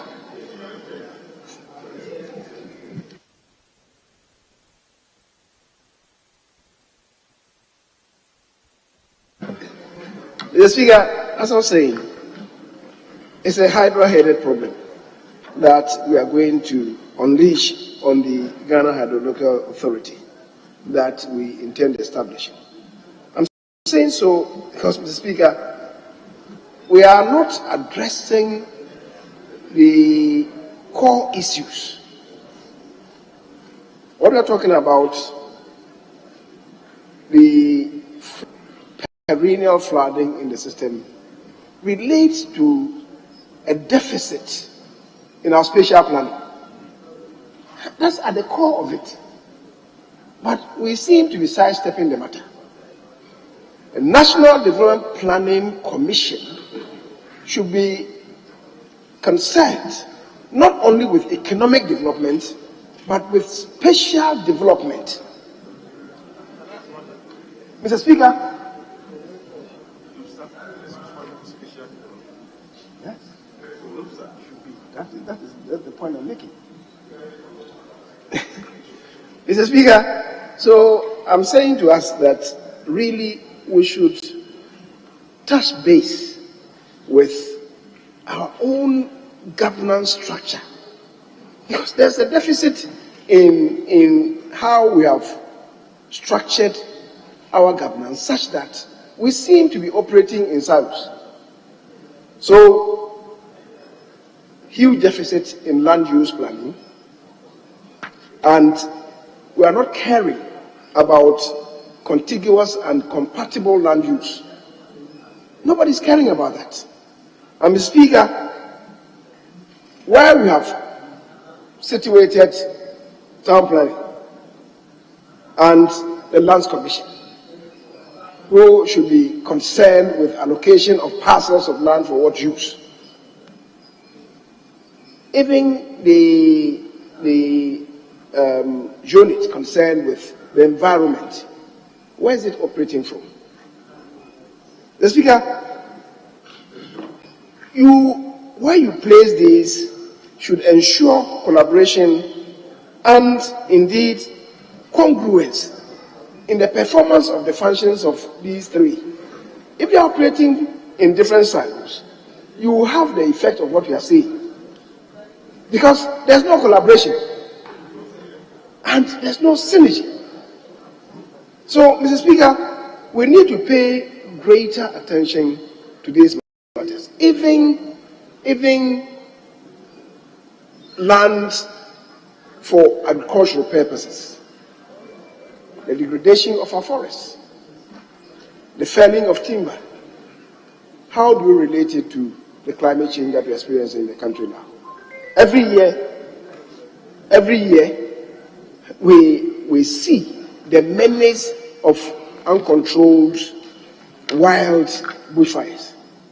Nobody is talking to that. And yet, we are degrading the forest, exposing the soils, such that with the least downpour these days, runoff water cannot be controlled. How are we controlling these things? Mr. Speaker, how are we talking to addressing and redressing these challenges? I think there's a lot that we must be addressing ourselves to, and the hydrological authority that we want to construct to be concerned with coastal engineering, flood control mechanisms, and sewerage. The Speaker, it will be at the receiving end, and we'll be pouring so much resources to contain these side effects without addressing the causal agents. That's my worry. That is my worry. So, whereas I agree that something must be done, are we starting at the relevant juncture? We should think through this. That is not to say that I'm opposed to this.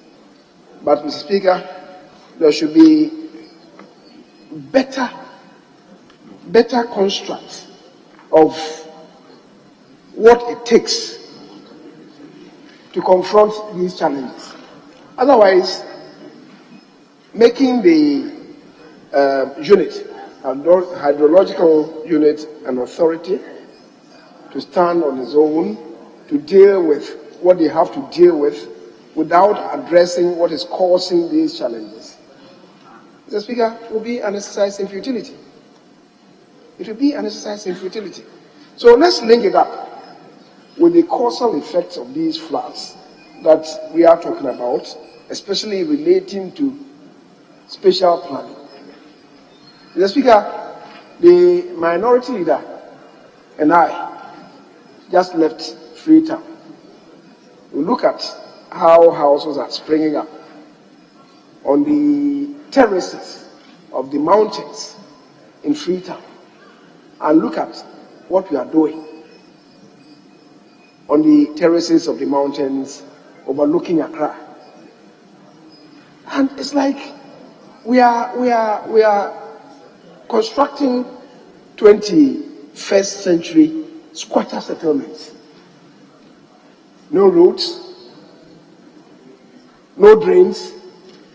My fear, Mr. Speaker, my fear is that if we are not careful, pretty soon, if we have very heavy downpour, we may experience landslides at these locations because people are just building. We may experience serious landslides in this country very soon. I'm not a prophet of doom, but the handwriting is on the wall. Any small tremor will cause it. Not only the landslides, but because they are on rocky places, rock falls.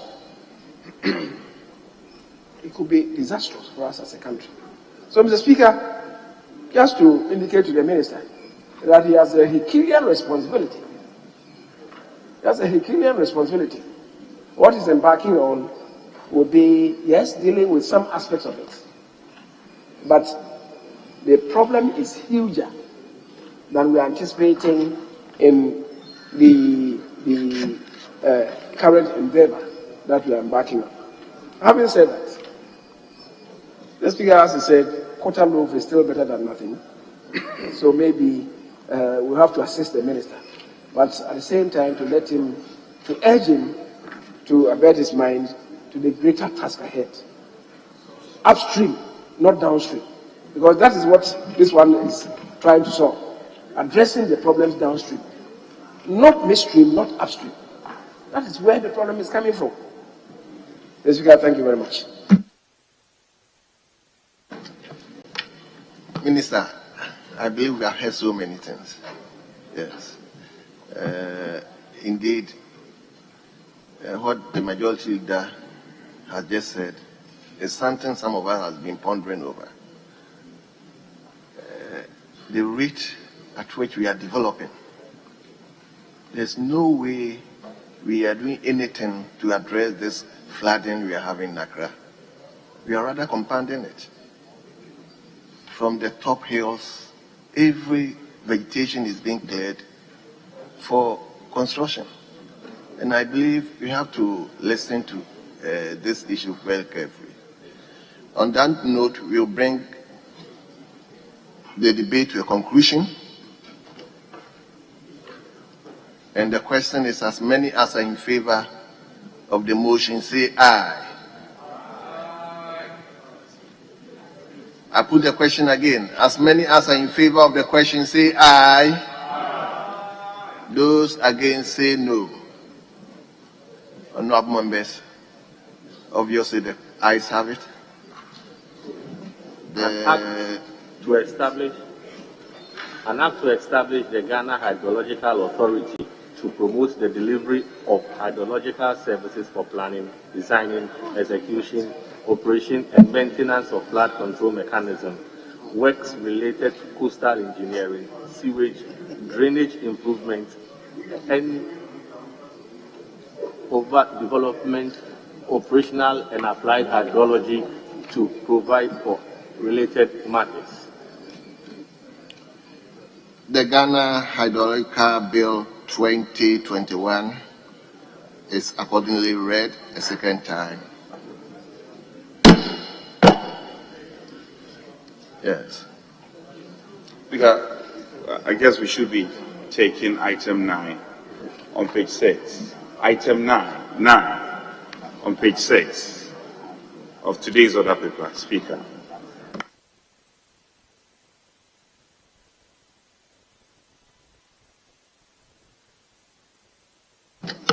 Yes. Honourable members, can we turn to page number 6, item 9, the procedural motion?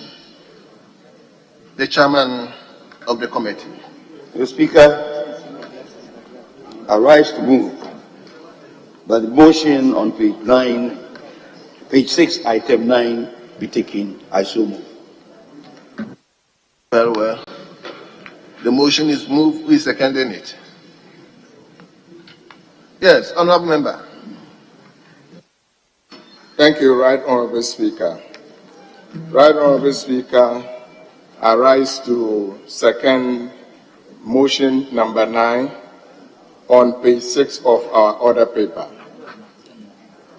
Right Honourable Speaker, the Ghana Standards Authority Bill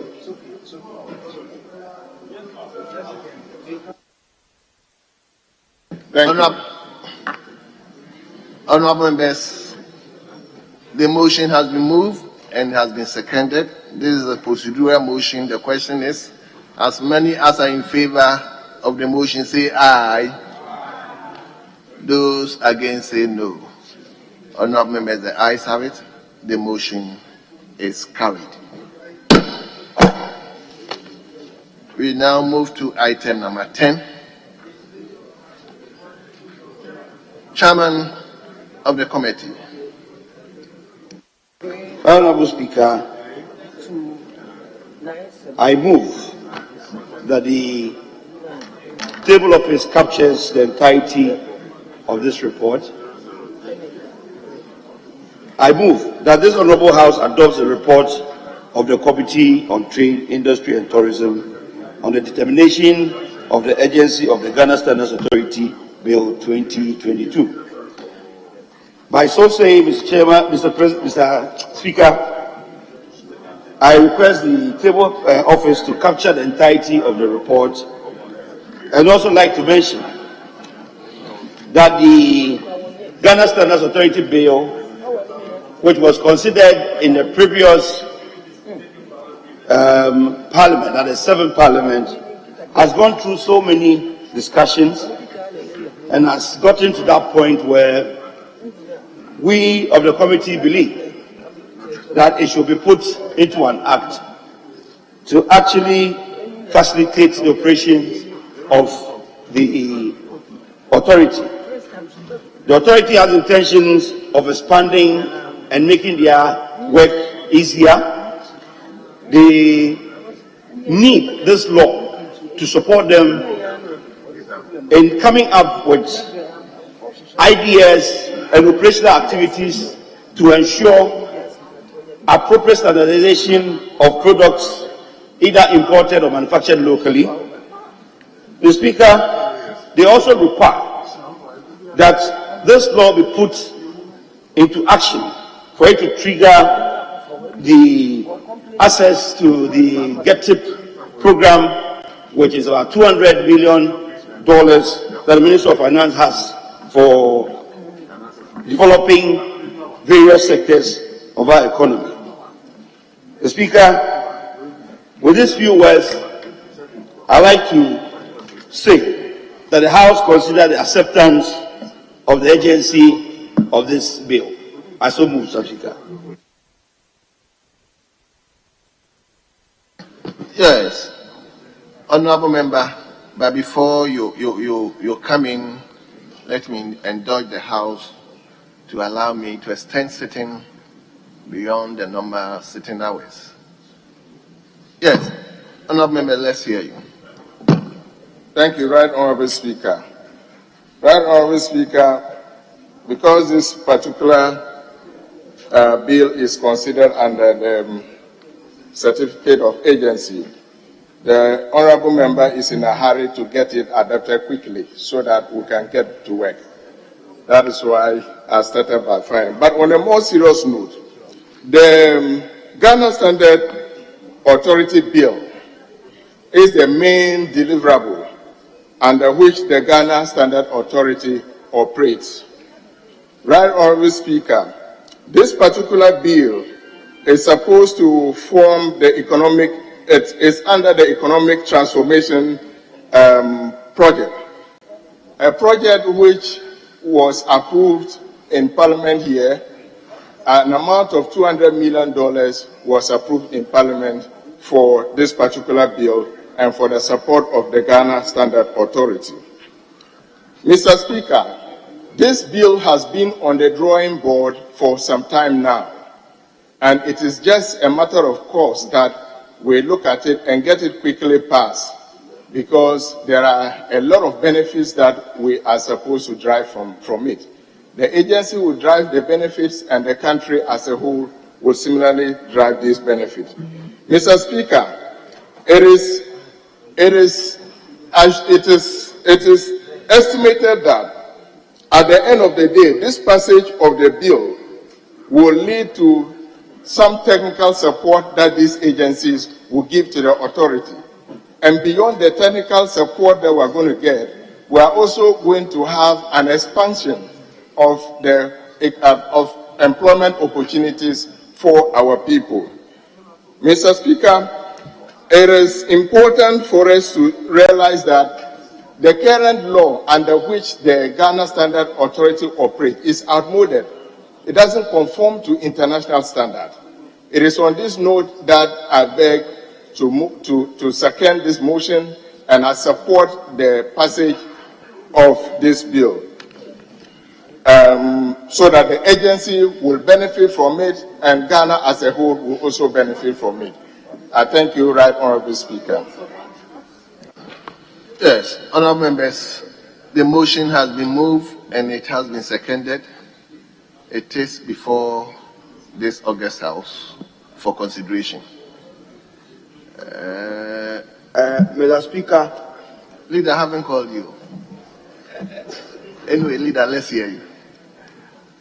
Leader, nobody is, so let's hear you.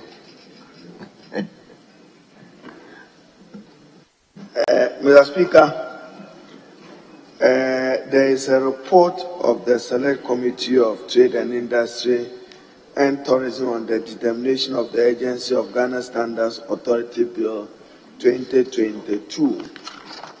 I should state that I don't have the privilege to be in the House the past weeks, and therefore I'm unable to speak to how the bill was introduced and whether the House was told that a committee should go and consider the agency of it or not. But Mr. Speaker, as I've read the report of the committee, Ghana Standards Authority is a very important state institution that deals with matters of conformity assessment and standards and metrology. Therefore, wanting to take this bill through a certificate of agency for our purposes raises two fundamental issues. One is for us to satisfy the minimum constitutional threshold and requirement under Article 106 of the Constitution, the provisions 1 to 13 in particular for your purposes. The second is that if we satisfy the constitutional requirement, which requires gazetting beyond the explanatory memorandum, then we have to take the bill in 1 day. That is our practice. When you accept that a bill be considered urgent within the standing orders of this Parliament, we have to walk through the bill in 1 day. Mr. Speaker, that second leg, I have a difficulty with it. The first leg of allowing us to gazette, because we may not have adequate time to go through the other processes. But the second leg of wanting to subject this bill for approval, that is second reading, consideration, second consideration, and final third reading. I have difficulties because, Mr. Speaker, The Standards Authority is not one of those institutions for which, unless of course the minister will tell us, stakeholder engagement. What is the position of stakeholders on matters affecting them in this bill? Exporters are affected, importers are affected, manufacturers are affected, who must work to minimum requirements. So I want us to draw the lines clearly. If the purpose of this agency is to allow you to skip Article 1061, which, for emphasis, Mr. Speaker, let me read Article 106.13 to guide. It says that where it is determined by a committee of parliament, so for this purpose, a committee of trade and industry, for the purpose that a particular bill, this particular bill is a Ghana Standards Authority bill, is of an urgent nature, the provisions of the preceding clauses of this article, other than clause 1 and paragraph A of clause 2, shall not apply. So we don't need to, we would have been counting when this bill, so Mr. Speaker, when you come to 106, 2A and B, A is satisfied. We are exempted from B, which says that it has been published in the Gazette at least 14 days. So we don't need to go through the requirement of 14 days Gazette. Other than that, you can't even introduce it in this house if it is not gazetted. But because you want us to consider it again, we will do so. But Mr. Speaker, we are praying on you that when it comes beyond the second reading, we are not able to support this bill being passed within 1 day, because it will amount to a stampede of the mandate of this House to thoroughly review matters of it. Mr. Speaker, let me conclude by just that caution. For instance, one of the reasons why the pineapple in your constituency in Fomina, and the reason why many of the products produced in Ashanti can't find space in export markets, he knows as Deputy Minister for Trade, is because of Ghana's inability to satisfy minimum phytosanitary conditions, which is the mandate of this institution. So this is not a matter we should walk through in a haste and in a rush. But the principle of Gazette, wholeheartedly, Mr. Speaker, will support it. But let stakeholders be engaged. Even it affects what goes on at the port. When you bring in something, you have to conform to standards, and we must make sure that they conform to standards. But to rush it through 1 day, other than the requirement to make you Gazette, there will be a difficulty and problem yielded to it. Because, Mr. Speaker, what the Standards Authority does affect major stakeholders within the Ghanaian industry, including matters of trade facilitation, standardization, exporters, importers, manufacturers of equipment, and we think that they must be engaged. So, Mr. Speaker, agency, yes, to the extent that we are satisfying the requirement of 106.13, we are with the chairman. But to walk through this bill within a day and get it to third reading, there probably would be a difficult, Mr. Speaker. We want an opportunity to thoroughly debate its principle and review clause by clause, stitch by stitch, what is provided in it. I thank you. Yes, Leader. Mr. Speaker, I rise to support the motion moved and led by the chairman, the Committee on Trade, Industry and Tourism. But what is before us is just the determination of the agency of the Ghana Standards Authority bill, which is what has been done by the committee. So, Mr. Speaker, this is just to inform us. This motion is just to inform us that the committee has made that determination. Speaker, I even have a problem with how the motion has been stated, that the House adopts the report, which is giving us this indication that they have made the determination. What if the House says that we are not adopting the report? What does it mean? That you are running against the determination that has been made by the committee? This plenary doesn't have that power. Once it's made by the committee, it's made by the committee. But having said so, Mr. Speaker, I agree with the minority leader that what is intended to be done, that is by Article 106(13), which he quoted, and indeed, if you continue with 119 of our standing orders, where it is determined and certified by the appropriate committee of the House, approved in that behalf that a particular bill is of an urgent nature, the bill may be introduced without publication. So the bill has come to this House without publication. Now, copies of the bill shall be distributed to members and may be taken through all the stages in one day. Mr. Speaker, the orders, the standing orders does not provide that it must be taken through the processes, all the process in one day.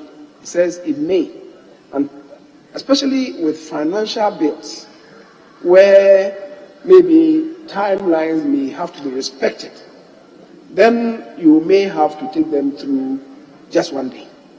But such a document as this, really the intendment is just to circumvent the period for gazetting, the 14-day requirement. The Speaker, so I agree with him that the House cannot be stampeded to consider this bill in one day. Indeed, when we agree that it is when the committee has made it and they are reporting to us, the Speaker, the House will be seized of what the committee has done. And indeed, all of us would then have to apprise ourselves of the content, and then we select a day, 2, 3, perhaps even 1 week to deal with this. Because the matters contained in this are of vital importance, and we don't need to consider this bill in one day. We have to perhaps even have time to engage stakeholders before we come to consider and, Speaker, approve or pass the bill. Mr. Speaker, Order 124 provides that where the bill under 119, urgent bills, or under 122, Order 122, bills regarding settlement of financial matters has been read the first time without prior publication in the Gazette, it shall be so published within 24 hours or as soon as practicable after that. So after today, after this information, then the bill will have to be sent for gazetting. Immediately this information is transmitted to us, the bill then will have to go for gazetting. And then we will consider the bill. And I think that this is not a bill that we are going to rush ourselves through in 24 hours or even 48 hours. We certainly will have to take time. Speaking for myself, I haven't even read the bill. And I believe that I require to have time to go through this. So, Mr. Speaker, as I said, this is just for our information, and is to allow the gazetting of the bill, and then we take time to consider the bill for its ultimate passage. Mr. Speaker, thank you very much. Honourable members, before I put the question, I understand the chairman would like to. Chairman, let's hear you. Thank you, Mr. Speaker. Mr. Speaker, I respectfully want to give some background information in regards to what has transpired between my two leaders. I respect this learning curve so much because today me myself particularly, I'm learning very much whatever is happening here. Mr. Speaker, for the information of this House, this bill was laid in the 7th Parliament somewhere in 2020.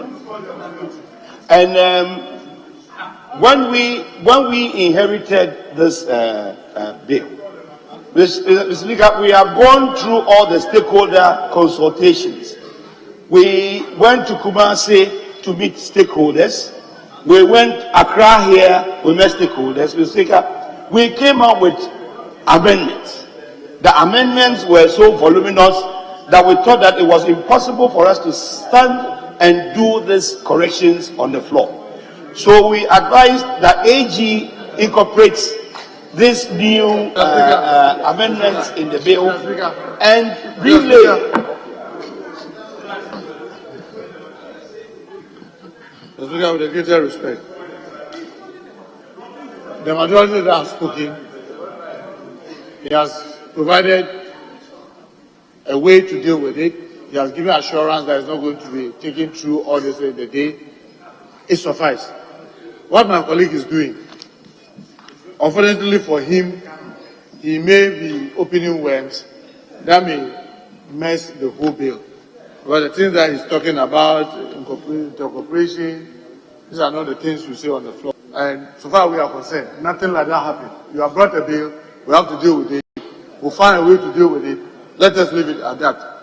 At least the majority there has given assurance we are not going to hurriedly go through it. What we are going to assure you is that we will do everything humanly possible to make sure that it goes through the process without hindrance.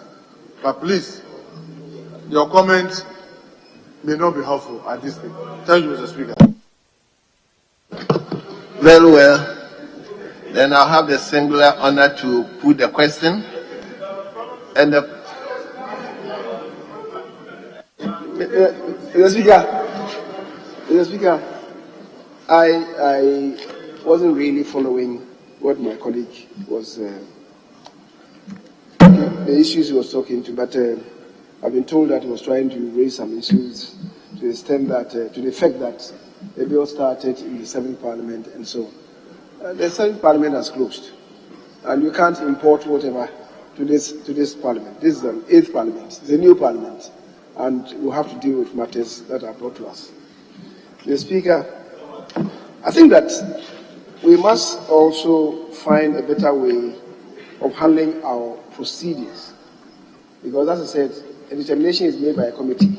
Now, if that determination will have to come to us by way of information.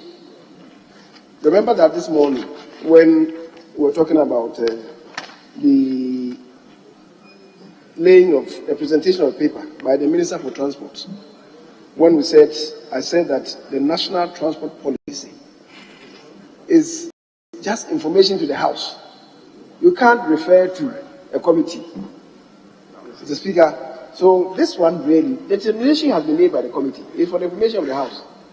If you say that it should come by way of a motion, and I was discussing with the table officers, if you say that it should come by way of a motion, and maybe the question is put, and the House says that we are rejecting the report, what happens? Does it negate the determination made by the committee? Mr. Speaker, and that will be unconstitutional. Yes, the determination would have been made by the committee. Plenary cannot go against it. Yes, it was referred to a committee to make a determination, and that determination has been made by the committee. Mr. Speaker, following after that is information to the House. Yes, that is how it is. Otherwise, Mr. Speaker, as I said the other time, the Committee on Finance, should I yield to you? For what?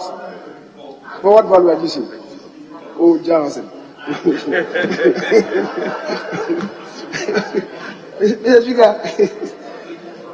Mr. Speaker, so I was just saying that putting the question, we need really to look at our procedures. And maybe for now, we'll allow it to go because we're in the process of putting the question. And I'm saying to us that we must find a better way. Not necessarily one day. We say it may be done in one day. It doesn't mean that we have to do it in one day. Mr. Speaker, I'll rest my case for this. But leader, I think he came by way of motion. Leader. I think the chairman came by way of motion. Mr. Speaker, I'm saying that the determination has been made by the committee. Now, this is our agency. If we say that we are rejecting the report, what does it mean? It means that it will have to go back for gazetting before its introduction in the House. Is that the case? For 14 days before it comes to the House. And yet, yes. If you say no, so that is what it means. But I'm saying that the language of the Constitution is clear, that the determination is made by the committee. But, Mr. Speaker, as I'm saying, you were in the process of putting the question. Maybe you have to look at the processes and procedures. Again, for now, we can. I don't intend to further litigate it. I think that we really will have to have a second look at that. Yes. You must respect your father. Mr. Speaker, my worry is that the majority of that should not try to create confusion where there's none. Mr. Speaker, our standards orders are very clear. One, we made the referral to the committee to make the determination. And they have to report back to us what their recommendations are. And Mr. Speaker, that recommendation that they make is for us to accept or reject. Yes. Look at Order 161, Mr. Speaker. The recommendation of the committee shall be presented to the House in the form of a report. And when it is here before, as a report, you make a determination whether to accept it or not. Because a committee may go and use some deduction, they may have their deductions and reasons why they think it should be aided. And the whole of the House can disagree with them. And when we do disagree with them, it means that the thing must go through the proper, what do you call it, 106 procedures. So, that's how, I don't know why all of a sudden, and our standing order says that a committee cannot make a determination on behalf of the whole House. Yes. Even when it comes to contingency fund, it's when we are on recess and the Constitution and the standing order gives the finance committee fund. They say they will have to inform us when Parliament comes back. It is because they cannot just take a decision on behalf of us without we knowing.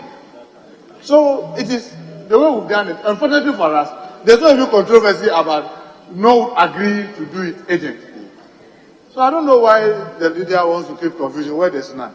If there was some disagreement about even doing it or not doing it, maybe that will warrant this academic exercise that he's trying to bring. Because our standard orders is very clear, and we've done it again and again and again. So, Mr. Speaker, just put the question and let's make progress. Thank you.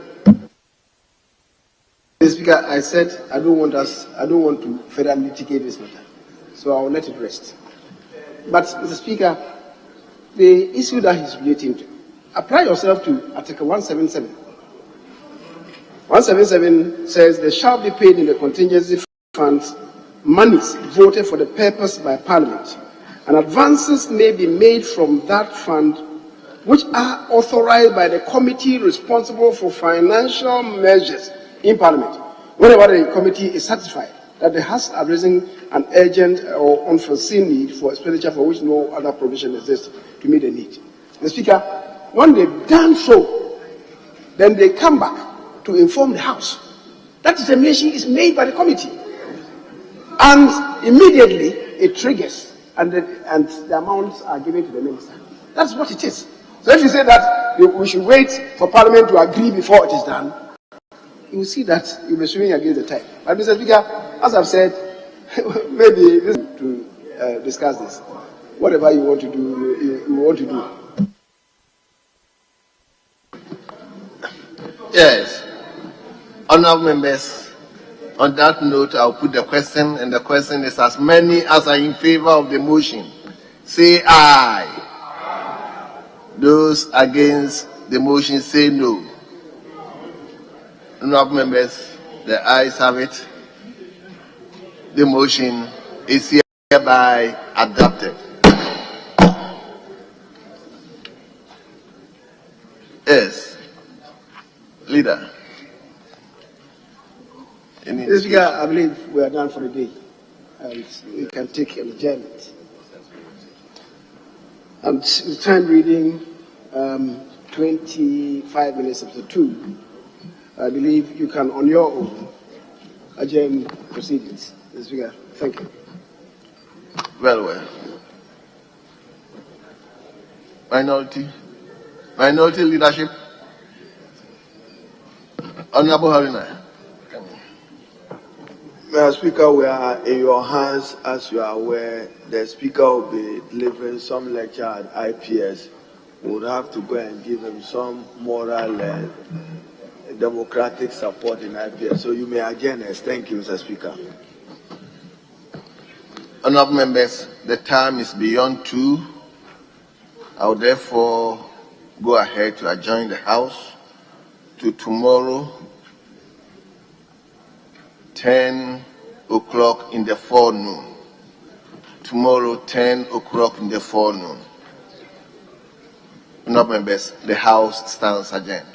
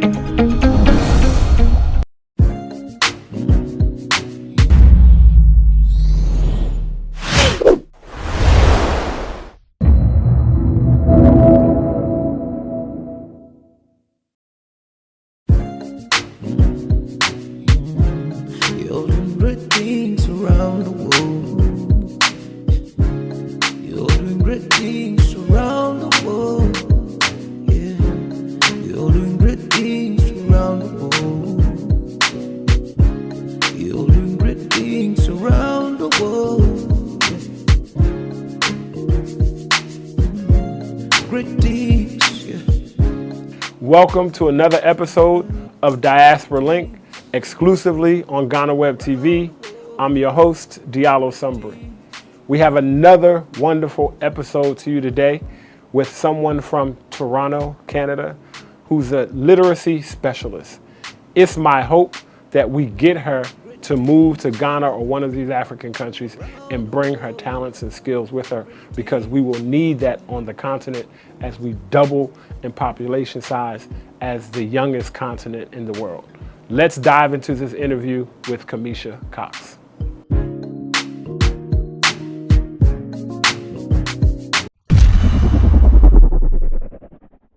Welcome back, my good people, here on Diaspora Link. As I mentioned to you in the beginning, we are here with our guest, Kamisha Cox.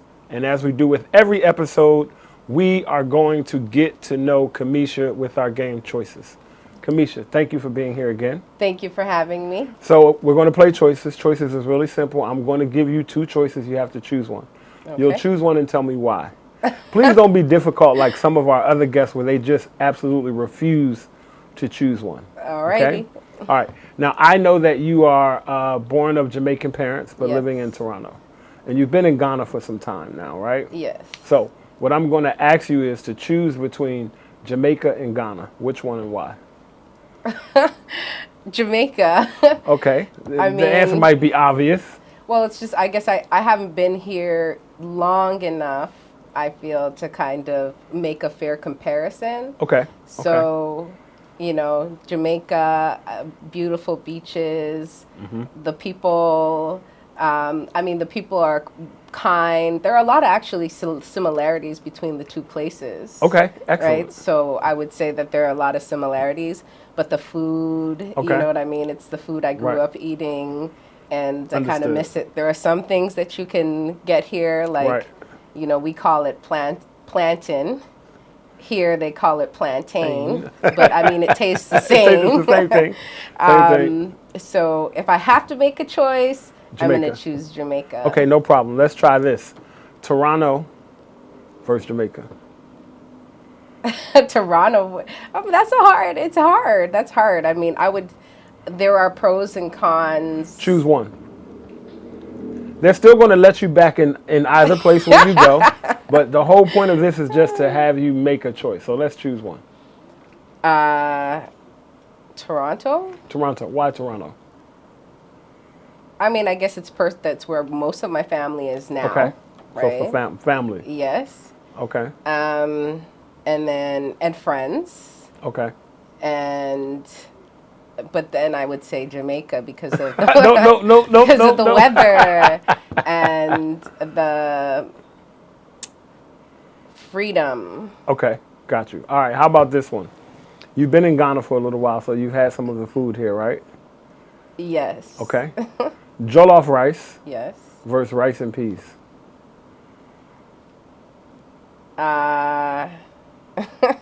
They're so different.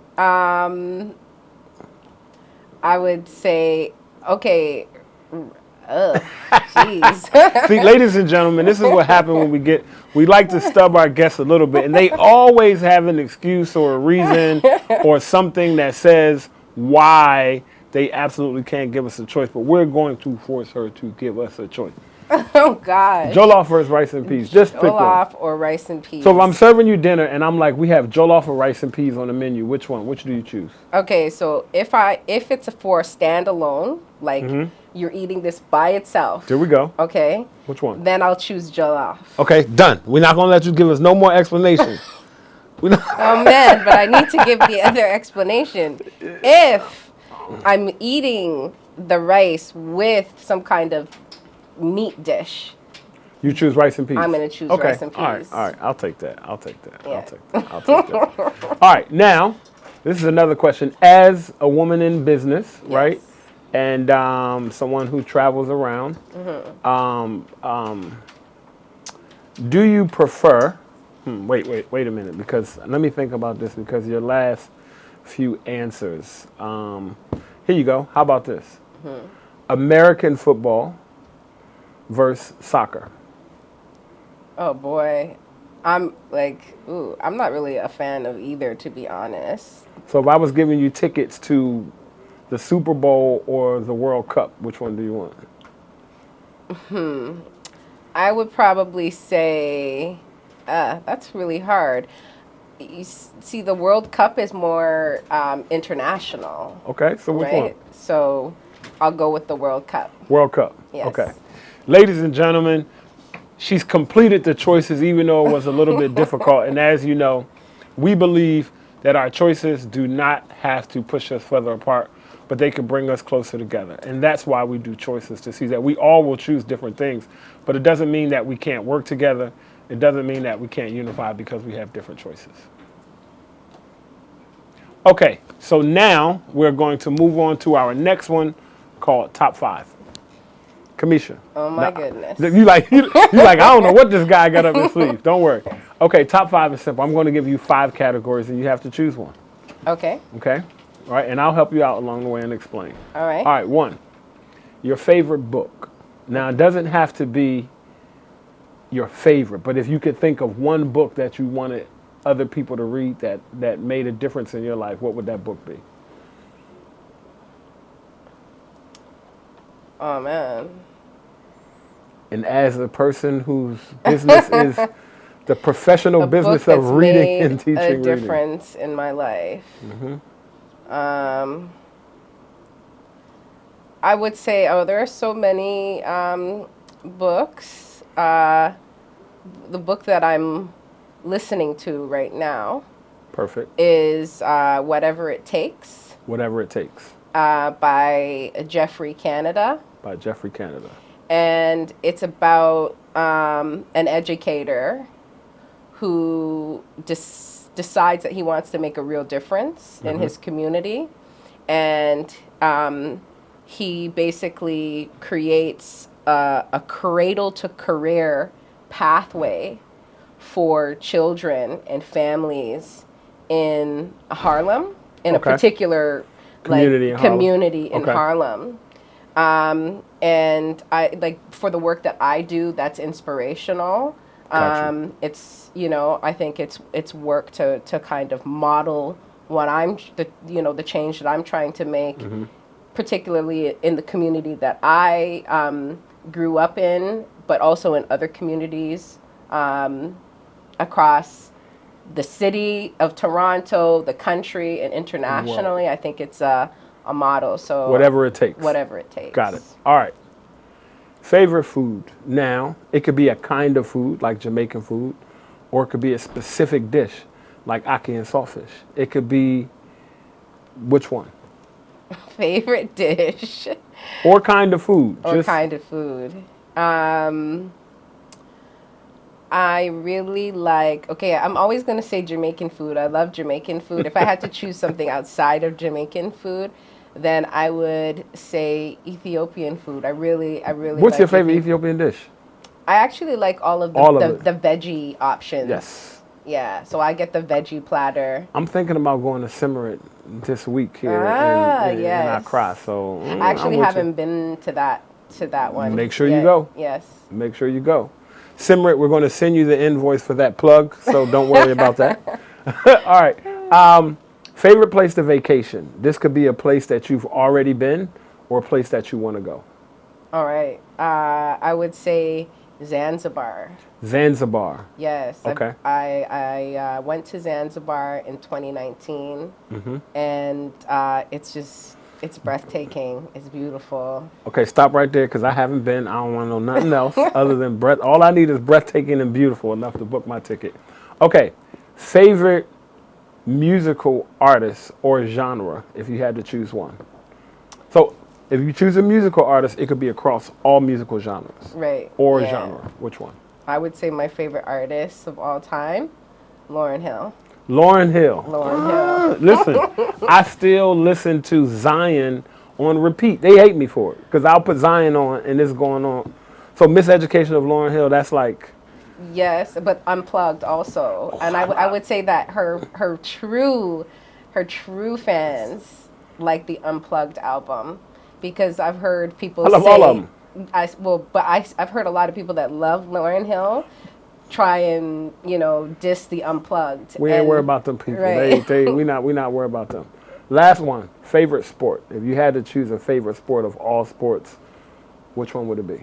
Can I say badminton? No. Yes, you can. That's the one that I can play. No, I would say in terms of watching sports, basketball. Basketball. Yeah. Perfect. All right. Our top 5 helps us learn more about our guests before we dive into the interview. As you move around the world and you meet people, one good way to find out a little bit about who they are is through their top 5. So now let's dive into the interview and talk to Kamisha about her journey, what she's doing here in Ghana, where her business is in Toronto, and all that she's into. Great things, around the world. We are back on Diaspora Link. Now it's time to dive into our interview with Kamisha Cox. Kamisha, yes. Let's find out a little bit about who you are. So you mentioned that you are of Jamaican heritage, but from Toronto, live in Toronto. Talk a little bit about your family's background in Jamaica. Is your mother and father from Jamaica? Yes, both of my parents are Jamaicans. My mom actually passed away a number of years ago, but she was from Jamaica. I'm sorry to hear that. Thank you.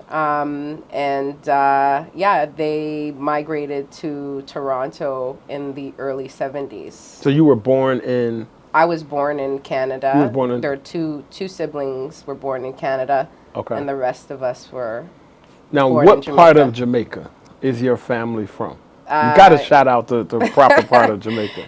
My father's side is from St. Mary. Okay. And my mother's side is from St. Catharines. Okay. Yes. And over your childhood growing up, did you go back and forth to Jamaica a lot or sometimes? Or was yeah, it? not so much in my childhood. I did visit when I was like around 12 with my dad. But, when I became an independent adult is when I started to go back more on my own. Okay. Annually. So usually around my birthday, around this time, I would, plan some kind of trip to Jamaica and be there for at least a week. All right, when you go to Jamaica, are you a tourist or are you at home? A bit of both. A bit of both. Yeah, like the last time I went, I was definitely a tourist and did all of the, you know, all of the spots that you need to hit up, the Blue Hole, the falls, where else did I go? Just the restaurants, all of those Kingston, things that you're Bob supposed Marley to. Museum. Got you. Yeah. So talk to us a little bit about the community you grew up in Toronto, right? So being of Jamaican heritage, did you grow up in a diaspora community where a lot of times in these different places, we have these communities where if you're from Jamaica, your parents lived in a community where there are Jamaicans, Haitians, Africans, all. Did you grow up in that type of community, or was it somewhat different? I would say I grew up in Scarborough. Okay. So this is a suburb within Toronto. Okay. And Scarborough is very different. So there are two, like Scarborough, there are pockets of communities within Scarborough. Okay. So my like kindergarten to high school was in a community called Agincourt, and that wasn't so like, you know, there was probably a handful of black families in my neighborhood, like in my direct neighborhood. You'd probably have to drive a little 5 minutes outside of the community, or maybe like a 15-minute walk to get to where there were more black folks. But, you know, with the passing of my mother, that led to all kinds of, you know, just financial hardships for my family. And so my dad had to like sell the home that we were living in, and we moved to another part of Scarborough, Kingston, Galloway, Orton Park, which is known, you know, as a low-income, high-potential community and highly racialized. So you have your Caribbean, your African population there. Okay. You also have your South Asian population as well. And so that's the community that I lived in from high school until university. In fact, I bought my first home in that community as well. Nice. Yeah. Very nice. So you've had a bit of both worlds, or two different worlds, growing up in your experience. What school did you go to? High school, West Hill. Okay. And then shouts out to West Hill High School. I don't even know where y'all are or what y'all do. It just sound like y'all super lit. Shouts out to West Hill. And then, but I graduated from Laurier, Okay. Which is like in Toronto. You at the time, we don't have it anymore. We had a grade 13, which was OACs. It was preparing you for post-secondary. Okay. Specifically for university. So my year was actually the last year of OACs. So I did up until grade 12 at West Hill, and then I transferred to Laurier to do my OACs, and then I went on to Laurier, we university. ain't hating on y'all, but y'all only got 1 year of commission. Y'all didn't get the whole high school, but we're going to give y'all a small shout out. Yes, exactly, yeah. And then what college did you go to? I went to, for my undergrad, I went to the University of Windsor. Okay. Shout out to the University of Windsor. A lot of the skills that I have now were built on that campus. When it comes to advocacy, you know, black students really had a challenging time on that campus, and that's really where I began to develop my advocacy skills. You know, I started a festival there for African Heritage Month. Okay. Called the African Diaspora Festival. We call Shouts out to you. Yes, yeah. We call it Afrofest for short. It's actually still running to this day. Excellent. Yeah, it was about bringing black professors to the campus, black film, black art, and really celebrating the talents of black students on campus. And really, we had to fight to get that festival institutionalized. So on campuses, you'll have a lot of clubs, but clubs don't have access to funding. But when you become institutionalized and a part of the student government, right, then you are able to access funds. You can have office space. You can have paid staff. You bringing back so many memories, because I remember being in college and being the anti-student government guy advocate on campus, feeling like oh, you student governments, you all are just lackeys for the administration. You're not really addressing the real student rights. I was a student activist. We went super hard, blocking off the street, storming city council meetings, fighting for our funding for our school and things like that. You mentioned about when you moved to that community and you began interacting with different groups of people. And it sounds like that was kind of maybe your first official introduction to African people, continental African people, around a little bit, right? In terms of being in those close quarters. Well, I would say there were some experiences in childhood. For example, like we had, I remember in maybe grade 5, 6, we had an influx of Somali students that came, refugee families living in communities in close proximity to the school, the elementary school that I went to. So there were African children in the school, not necessarily right in the direct community that I lived in. What was the first African country you visited? Ethiopia. Ethiopia. Yes. And what about other countries? We're in Ghana now. What other countries have you visited? South Africa. Okay. And then Tanzania, but really Zanzibar. So I didn't have a chance to go to the mainland. Okay. Yeah. Nice. So what we're going to do right now, and this is the thing that I said I absolutely would not tell you about. This is something that we call Africa in 60. Okay. So we want you to name as many African countries as you can in 60 seconds. This is not a pass-fail, right? Don't get too nervous. And I'll tell you why we do this after you do it. But we're going to start right now, okay? All right. All right, so I got a timer set. All right, I have a timer set in 3, 2, 1, go. Zambia, Zimbabwe, Ethiopia, Somalia, Eritrea, Djibouti, South Africa, Eswatini,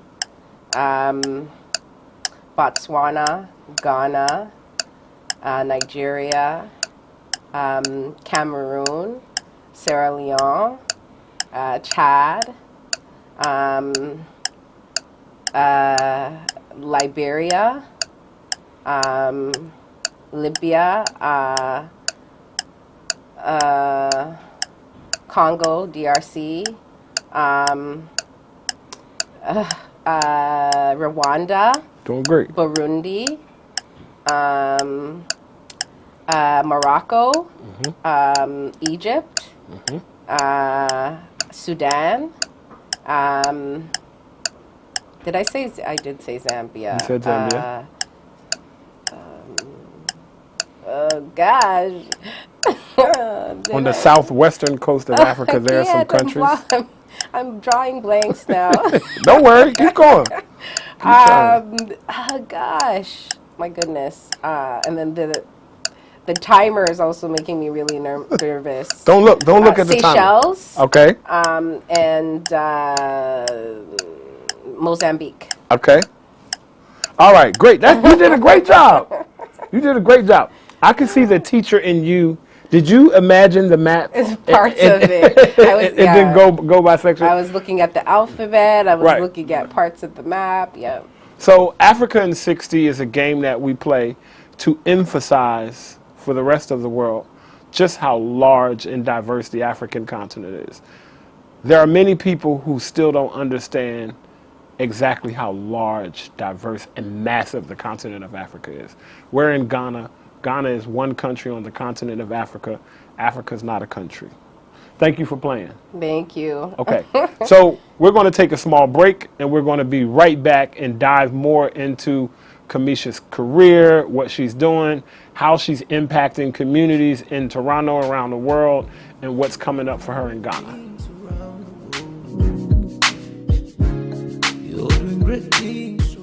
Peace, global African family. My name is Diallo Sumbri. I'm a co-architect of Ghana's Year of Return 2019, and I'm the president and CEO of the Adinkra Group. For the past 5 years, we've been bringing loads and loads of people to Ghana. Many of them, their first time on the African continent, their first time putting their toes in the African sand, in the African soil. and so many people have had their life changed. Our birthright journeys are curated cultural immersion journeys centered around reclaiming cultural identity, exploring your ancestral heritage, and celebrating African resilience. It gives me great pleasure to introduce our Birthright Journey Partner Program. It's really simple, and you really don't have to do much other than email us at info@theadinkagroup.com. Now, what makes a great Birthright Journey partner for our program? Are you a leader? Are you an influencer? Are you that person that your family calls on to organize, or do you automatically know that that's your job? Are you somebody of status in your community? Are you a community leader? Are you that person in your church or in the school? If you are the ideal Birthright Journey partner. Do you believe that every person of African descent should have an opportunity to touch ground on the continent of Africa? If you are, then you are the ideal Birthright Journey partner. It's simple. We're going to show you how you can travel to Ghana for free. Not only can you travel to Ghana for free, but you can actually get paid to travel to Ghana. Really simple. Just contact us at info@theadinkagroup.com and set up a discovery call. You'll get to travel with your family and friends, you'll get to travel with your community, and the best part of it is that it'll be free for you. Or you'll even earn money doing it. So again, info@theadinkagroup.com. We look forward to seeing you in Ghana. We look forward to dancing with you in Ghana. We look forward to eating fufu, eating jollof, eating wache.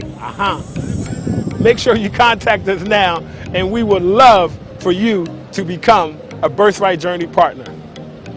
Madasi.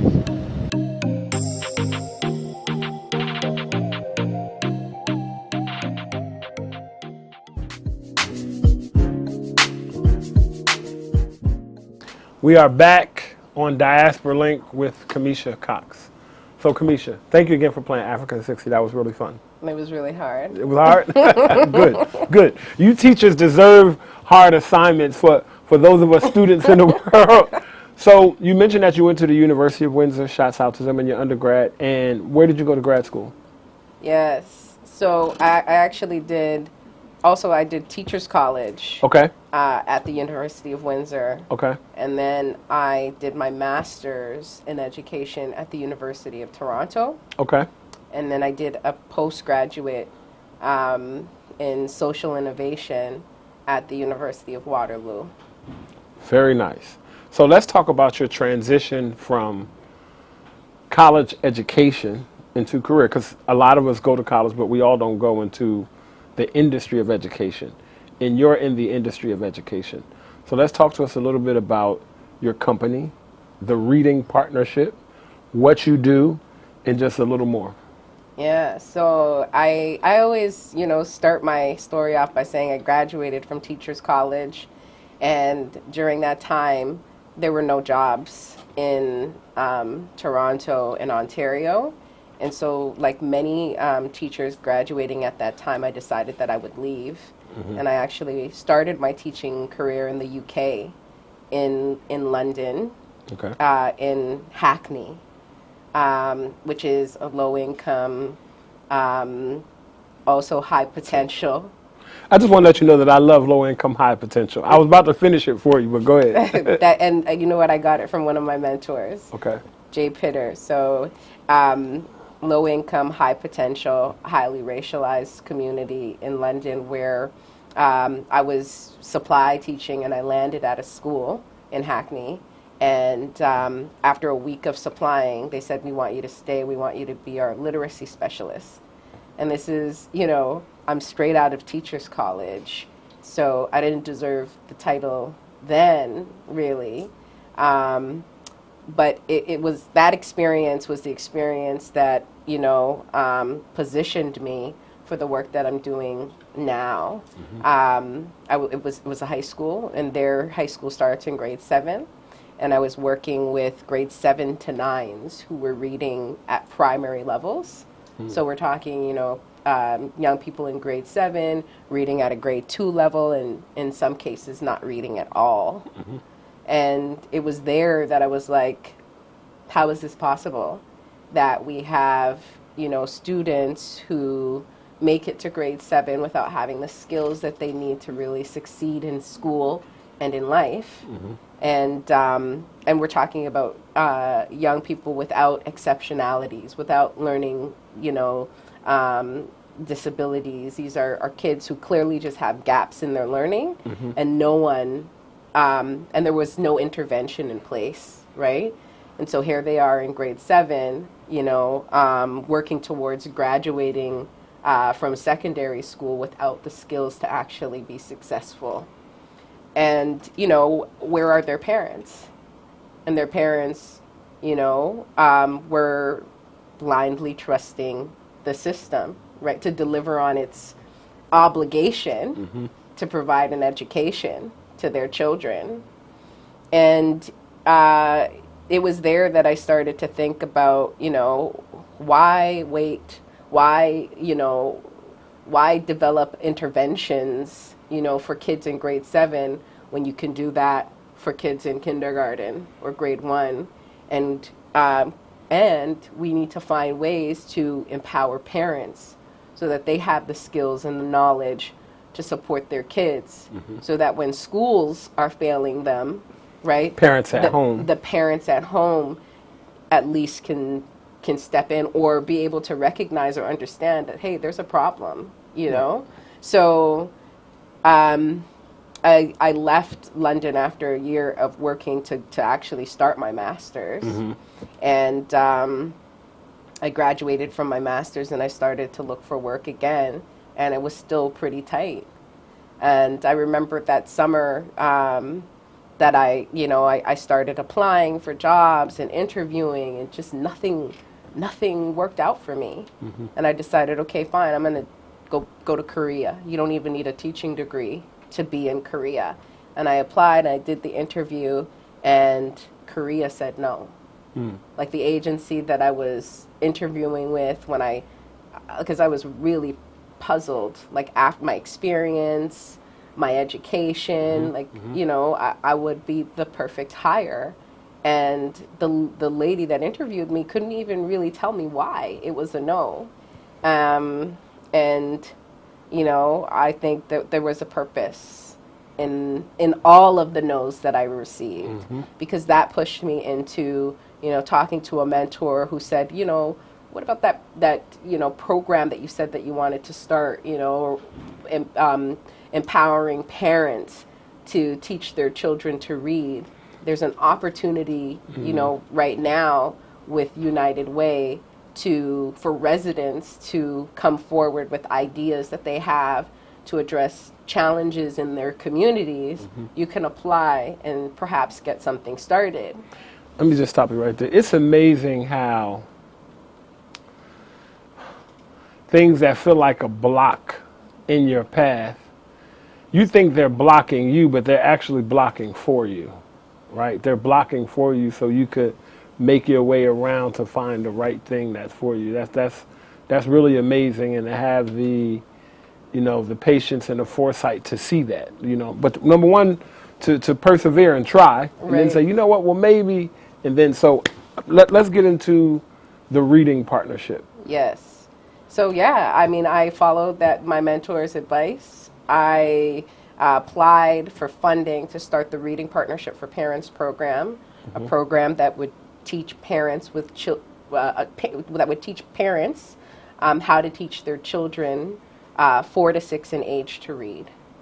And I was going to focus on parents living in the Kingston, Galloway, Orton Park community in East Scarborough, where at the time 49% of children in grade 3 were not meeting the provincial standards for reading. So it was addressing a real issue in that community, but targeting kids at the onset of their learning in school, right? Because when a child writes the standardized test or does that assessment in grade 3, it wasn't like they were reading at level in grade 2 and then they woke up on the day of the test not knowing, right? These are skills that they didn't develop over a period of time that have now led to this kind of performance and when taking the standardized test in grade 3. So let's start early. And I mean, it's been 10 years. So what was supposed to be a program actually over time developed into a full-blown organization where we offer 3 signature programs. We're, still very much focused on serving children and families in the Kingston, Galloway, Orton Park community, but understand that there's a need beyond the boundaries of that community. And so we've been doing work outside of Kingston, Galloway, Orton Park. So we running the Reading Partnership for Parents program, which has reached hundreds of families to date. We've moved that program online, like with the pandemic. We've had to move all of our programs online, but we've really developed that program to be just as effective as the in-person delivery now online, right? There's a 360 Stories, which is a program that gives young people in between the ages of 9 and 12 the 360 experience of bringing a book to life. Nice. From writing to editing to illustrating to publishing and presenting that book at a public launch. I was reading one of your program participants' quotes in an article that was written, I can't remember the publication, but in an article that was written about you in Toronto, about the work that you do. It was really, really impressive. And I understand that someone has recently received, congratulations, has recently received quite a large investment into their company. Can you tell us about that? Yes. So we're really excited about this. Like 10 years, like if you think about receiving 10 years ago $12,000 from United Way to start the Reading Partnership for Parents program, and 10 years later, receiving $750,000 to actually expand and scale that program to reach families across Canada. And that's an investment coming from TD Bank, one of the country's largest financial institutions. I'm gonna just give you an applause. That definitely deserves an applause. Yes, Excellent. we are grateful, and we're excited about the fact that a program that was incubated in Kingston, Galloway, Orton Park is now going to expand nationally across the country to serve children and families. And the vision that I have is to see that expand even further and become an international intervention across several countries where children and families need access to evidence-based literacy programs. So let's move to, what are you doing in Ghana?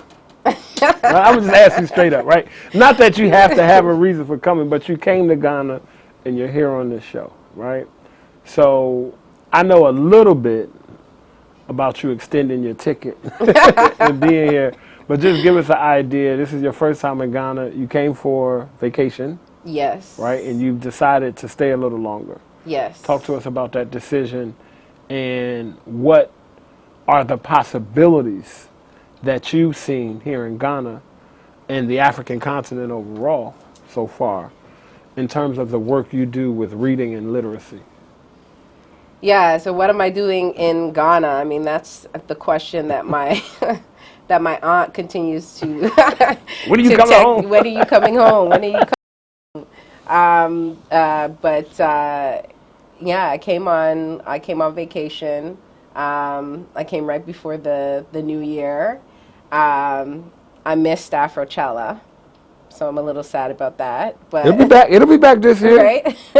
Hey, Kenny Abdul, y'all hear this, right? Right? You got people they upset because they miss Afrochella. Yes. Yeah, I was supposed to leave January 27th, I decided I wanted to stay. I wanted to work remotely from here for, 2 weeks. And you ain't just stay for a week or two. January 27th, we kind of far away from that right now, right? Okay, go ahead. I was only supposed to be here for a month, working remotely for like 2 weeks and then returning home. But after working remotely for 2 weeks and realizing, hey, I can make this work. And my work right now is remote, right? Everything is done online. So why go back to Toronto where we've had the worst winter ever. Where it's cold. And we've had the worst winter ever. Let me share my hashtag with you because our viewers know. Y'all already know. Hashtag no more winters. Go ahead. Exactly. So I just decided that, okay, no, I'm not going to go back. I'll extend a little bit because I can manage my workload from here. And I feel like I'm getting a better work-life balance, right? Because 9 a.m. in Toronto is 2 p.m. here. You got it. So, in the morning I can wake up, I can exercise, I can make breakfast, I can actually prepare my meals for the day, right? I could do everything that I need to do for myself and then jump online at 2 o'clock. And then, on some days I might be working into the night, but I've tried to organize my schedule now to ensure that I finish, at a reasonable hour as well. And it's working. It's working. So you here? I'm here. Let me ask you this question. Africa is the youngest continent in the world, right? And the population is expected to double here. And literacy is a challenge, right? Not just in English, but even in native languages. Talk to us as a literacy professional about how literacy affects development in communities and societies. I mean, it might be kind of obvious to some people, but I would love to just hear you hear your approach on that, and I would also love to hear if you feel like there are some possibilities for you to bring your skills in the research and the work that you do to Ghana and other African countries. Yeah, for sure. I mean, like I said when I was talking about the work that I was doing in the UK and working with, high school students who didn't have the skills to succeed in school and in life. And that's it. You need literacy skills to be able to succeed in school and then transition that into whatever it is that you choose to do for, whether it be post-secondary, college, university, the trades, all of these things. You need strong literacy skills to become gainfully employed, right? So, and when you talk about development, right, we're going to need engineers, we're going to need doctors, we're going to need teachers, we're going to need mechanics, we're going to need elevator mechanics, we're going to need all of these things in order to develop, right? Are we planning on empowering the children and youth here to become those doctors and engineers and lawyers and all of the things that we're going to need to help the country develop? Or do we plan on relying on, those human resources from outside? And if we intend to use our own people, then we need to make sure that we're setting them up for success. And that doesn't begin in university. It begins really from the womb, right? But it begins in the early years, right? So children in kindergarten, going to grade 1, need to have the skills that they need for grade 2. right? Like we need to make sure that they have those skills. In grade 3, we say that, you know, from kindergarten to grade 1, you're learning to read. Sorry, from kindergarten to grade 3, you're learning to read. From grade 3 onwards, you're reading to learn, right? When you get to college and university, you're reading to learn, right? And so we need to make sure that our young people have the skills that they need to read to learn and to succeed in school and in life. Our time is running short. I'm really enjoying this conversation, but I would like, before we go, to have you offer some advice for people who may be watching. You came to Ghana on vacation, and you found that it works for you here so far. And there are so many people who, when they think about teleworking and working virtually, they don't choose the African continent. They're going to Bali, they're going to Caribbean, they're going to other places and things like that. I would love for you to just share a piece of advice with our viewers for people who may be considering moving or relocating, even if not permanently, temporarily, to work virtually in the telework. You know, just give us some advice with regards to the experience that you've had thus far here in Ghana and how you're making it work. Yeah, I would say definitely you need to be open-minded.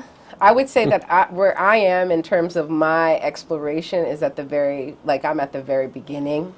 I'm like, you know, I'm 2 months in. My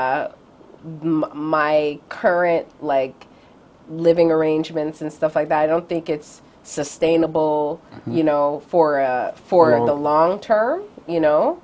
But for sure, for folks that are looking for a short-term stay, 3 or 4 months, there are, you know, there's Ghana for sure, and there's countries in Africa outside of Ghana that are, you know, that are developed enough for you to be able to do your work, to have a great time, to have access to all of the things that you think you might not be able to access. You know, like when I was coming, there were questions about reliable Wi-Fi. Like that's not an issue. I've had, you know, coworkers have more unreliable Wi-Fi than you back home than me, right? But just be open-minded and be, you know, willing to absorb and the beauty and to enjoy the beauty of a different place and different people. Kamisha, I want to thank you for joining us, and I want to just say an open prayer for you right here on camera, and I pray that you find some peace here. I pray that you find some new inspiration, and whether it be Ghana or another African country, I pray that in your business and in your trajectory and your push, that we have you as a soldier and a warrior for literacy on our side here in the African continent, because I believe that people like you, the work that you do, the passion that you exhibit in the work that you do is very necessary in developing the African continent. And in that, we believe that the development of the African continent really requires the help from the diaspora to help us move beyond aid.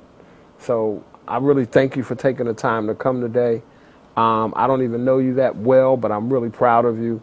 And I hope that any of our viewers, people here in Ghana or other African countries who are interested in creating literacy programs and reading to learn, you can reach out to us and we'll make sure to put you in touch with Kamisha and her program, The Reading Partnership. Thank you so much. Thank you so much for having me. We'll see you next time on Diaspora Link. Thank you again. You're doing great things around the world. Thank you so much for tuning in to another episode of Diaspora Link with me, your host, Diallo Sumbri, exclusively here on GhanaWeb TV. Make sure you click subscribe to follow up for the next episodes. We'll leave you today, as we do with all of our episodes, with some proverbial wisdom. Today's proverb is, if you want to know the end, look to the beginning. Thank you again. We'll see you next week. You're doing great things.